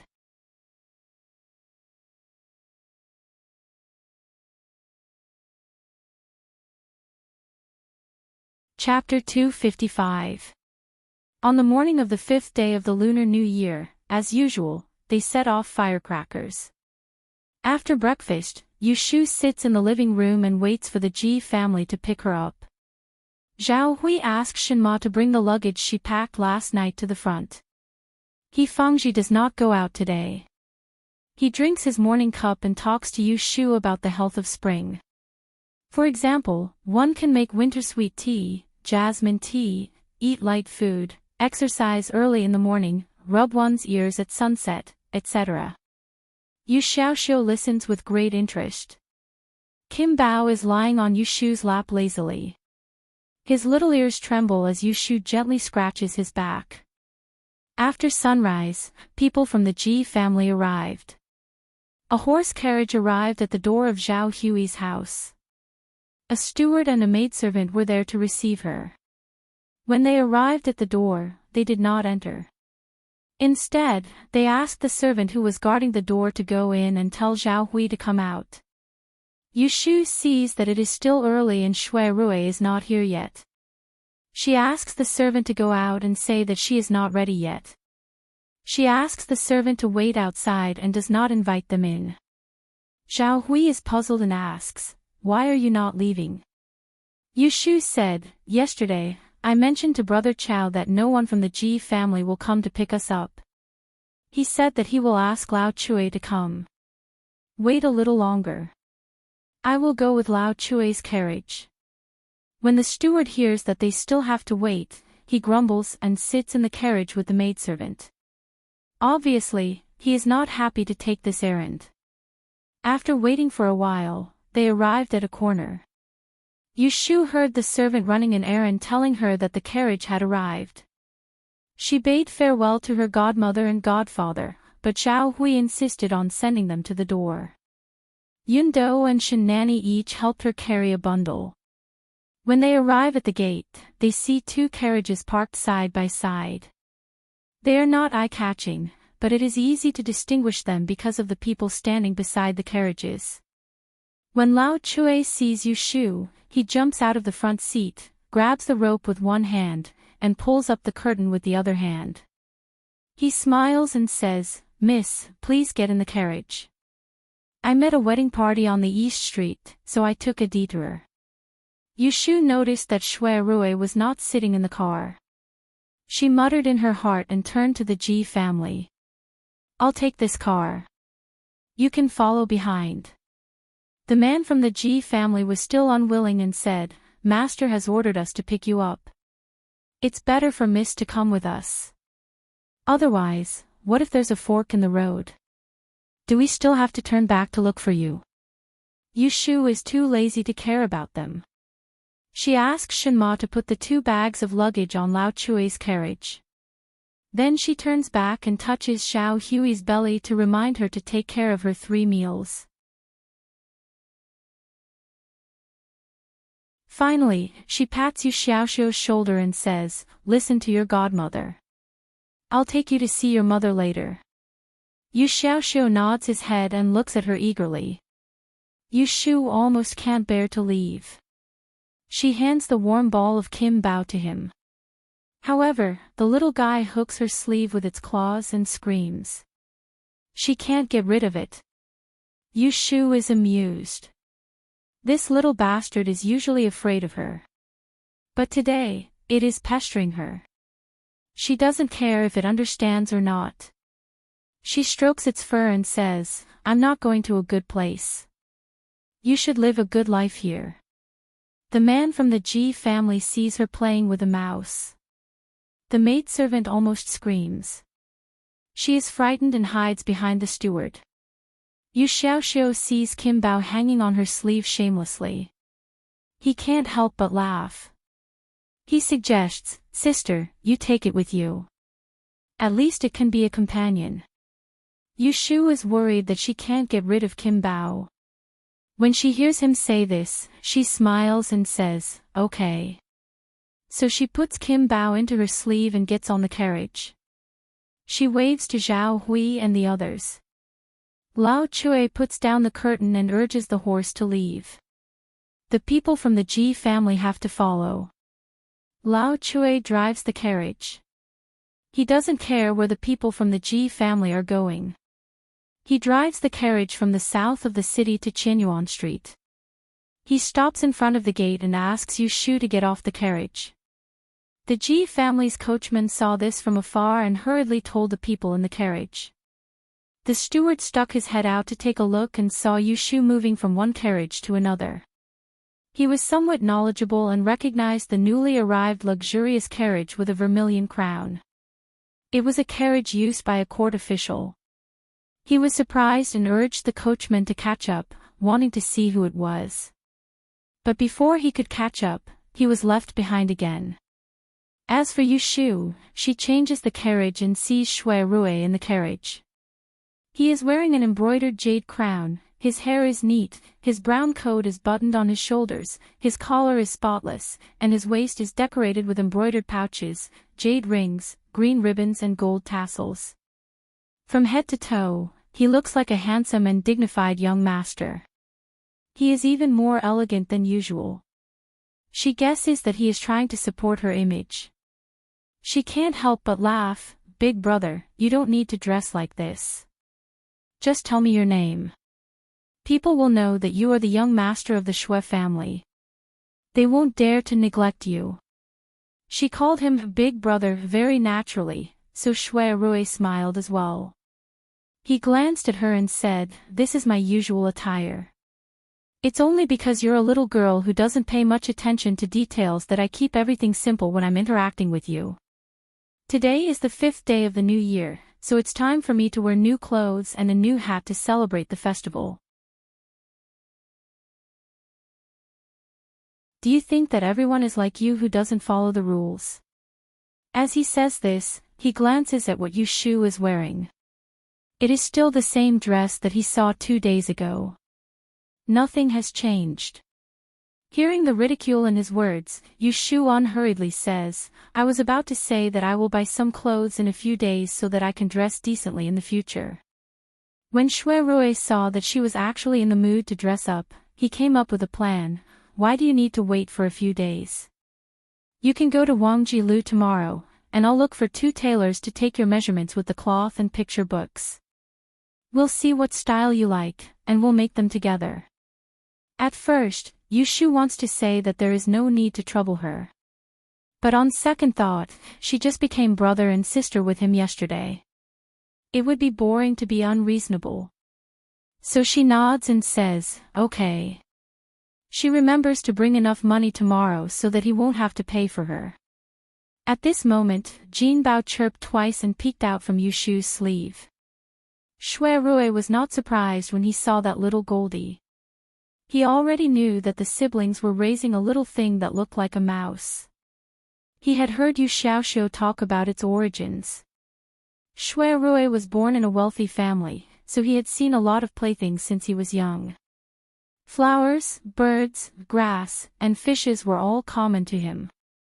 There were even people who kept tigers and wolves in captivity, so it was not a big deal for a mouse. Moreover, he did not make a fuss when he saw that they had raised it cleanly. Yu Shu knows that Kim Bao smells the fragrance of the desserts on the tea table. It is hungry. So she breaks a little and feeds it. Seeing that Shui Rue is looking at it, she says, "I will take it to be a companion. Otherwise, it won't be able to sleep at night." Shui Rue reminds her, "Be careful of being scratched by the cat." Yu Shu pokes Kim Bao's head and warns it, "Did you hear that? Don't run around. If the cat catches you, it will swallow you in one bite. You won't even have time to call for help." Shui Rue sees that she is reasoning with the mouse. He just smiles and doesn't say a word. While they are talking, they arrive at the door of the right magistrate's mansion. The carriage that is chasing after them has been left behind. Shui Rue is not in a hurry to get down. First, he asks the servant outside the carriage to take the name card and hand it to the door. He asks to see Ji Huaishan in his name. He doesn't mention anything about Yu Shu. On the name card, it is written Shaoqing of the Supreme Court, Shui Rue. After a cup of tea, a housekeeper comes out of the carriage to invite them. Yu Shu and Shui Rue get off the carriage one after the other. The servant behind is carrying her luggage. The housekeeper doesn't know who Yushu is. He feels strange. However, because he is afraid of Shui Rui's identity, he doesn't ask. Mr. Shui, please come this way. Hearing the way of address, it is obvious that the housekeeper knows him. Otherwise, he should call him Lord instead of young master. After all, the Shui family is so famous in Anling that everyone knows them. Entering someone else's garden, Shui Rui is not restrained at all, but he is less kind and more arrogant. Occasionally, he stops, points at the scenery in the garden and tells Yushu, this right magistrate's mansion was built in the Baotai period. At that time, the right magistrate who served as the celestial commissioner was the late Mr. Zhou Shaoxing. He was born in the 3 rankings of Daiyin in the early Baotai period. He was famous for his feng shui. The east tomb of the imperial mausoleum was built by him at that time. Look at the feng shui in this garden, it was also done by him. After several right magistrates moved in, they didn't dare to change it without authorization. Yushu nods and suddenly asks curiously, what is the current right magistrate good at? Shui Rui doesn't laugh at her for being ignorant. He answers, the current right magistrate is also a capable person who was born in the 3 rankings of Daiyin in the past. He is best at looking at stars, but it's a pity, he pauses. Yushu asks, what's a pity? Shui Rui smiles and continues to walk forward with her. It's a pity that Yunhua Ez was still alive. No matter what kind of genius he is, he will lose his edge. There is only one person who can cover the whole court. The moon shines but the stars don't know. Yushu heard the mockery in his words and laughed. She followed him, thinking that Ji Huaishan might be full of himself now, but there were times when he was suppressed to the point where he couldn't even lift his head. The housekeeper, who is leading the way, listens to the conversation between the two of them. He becomes more and more suspicious of Yushu's identity. He doesn't know why the eldest young master of the Shui family is visiting today. He escorts the two of them to the flower hall in the garden. There is already charcoal on the stove. Tea and fruits are served. The housekeeper bids farewell and says, our master will come back after changing his clothes. Mr. Shui, please wait for a while and drink some tea. On an idle day, Ji Xingxuan is in her room drawing a 2-color 9-plum blossom painting. 2 maids hold a brush and a handkerchief, waiting by her side. The parrot on the windowsill suddenly calls out, young mistress is lucky. Lucky. Hearing the sound, someone outside reports, young mistress, master wants you to tidy up and meet a guest in the garden. Ji Xingxuan picks up her brush and observes the color of the plum blossom. She asks, who is the guest? He said it is the eldest son of Minister Shui's family. A drop of green juice drips from the tip of the brush and colors appear on the blank space. Ji Xingxuan stares at the ruined painting and sighs softly. She doesn't feel like drawing anymore. She places the brush on the tray in the hands of the maid and says, tell grandfather that I will be there in a moment. She then washes her hands and lets the maid comb her hair. She changes her clothes and applies a thin layer of powder. She puts on a veil and a short green cloak by the door before heading to the front yard. In the middle of the courtyard, she sees Ji Huaishan who is coming out from the study. Both grandfather and grandson walk towards the flower garden together. After dismissing the 2 maids, Ji Xingxuan asks, why is the master of the Shui family suddenly paying a visit? With his hands clasped behind his back, Ji Huaishan slowly replies, the invitation says that he wishes for this old man to help him with something. Hence, he wants you to come and listen. Ji Xingxuan mutters, I have mentioned to you before that when Junju brought me to the Dingbo Hall to meet Prince Yang, I met Mr. Shui who brought Yushu with him. From this, it can be seen that the two of them are close friends. You just met her yesterday and allowed her to enter the residence today. Today, he is here to visit. It is quite a coincidence. Do you think this Mr. Schwa is here for someone else? You're tuning in to the LoveLore Library YouTube channel. We're so grateful for your support, and don't forget to subscribe to join us on this incredible journey through captivating stories.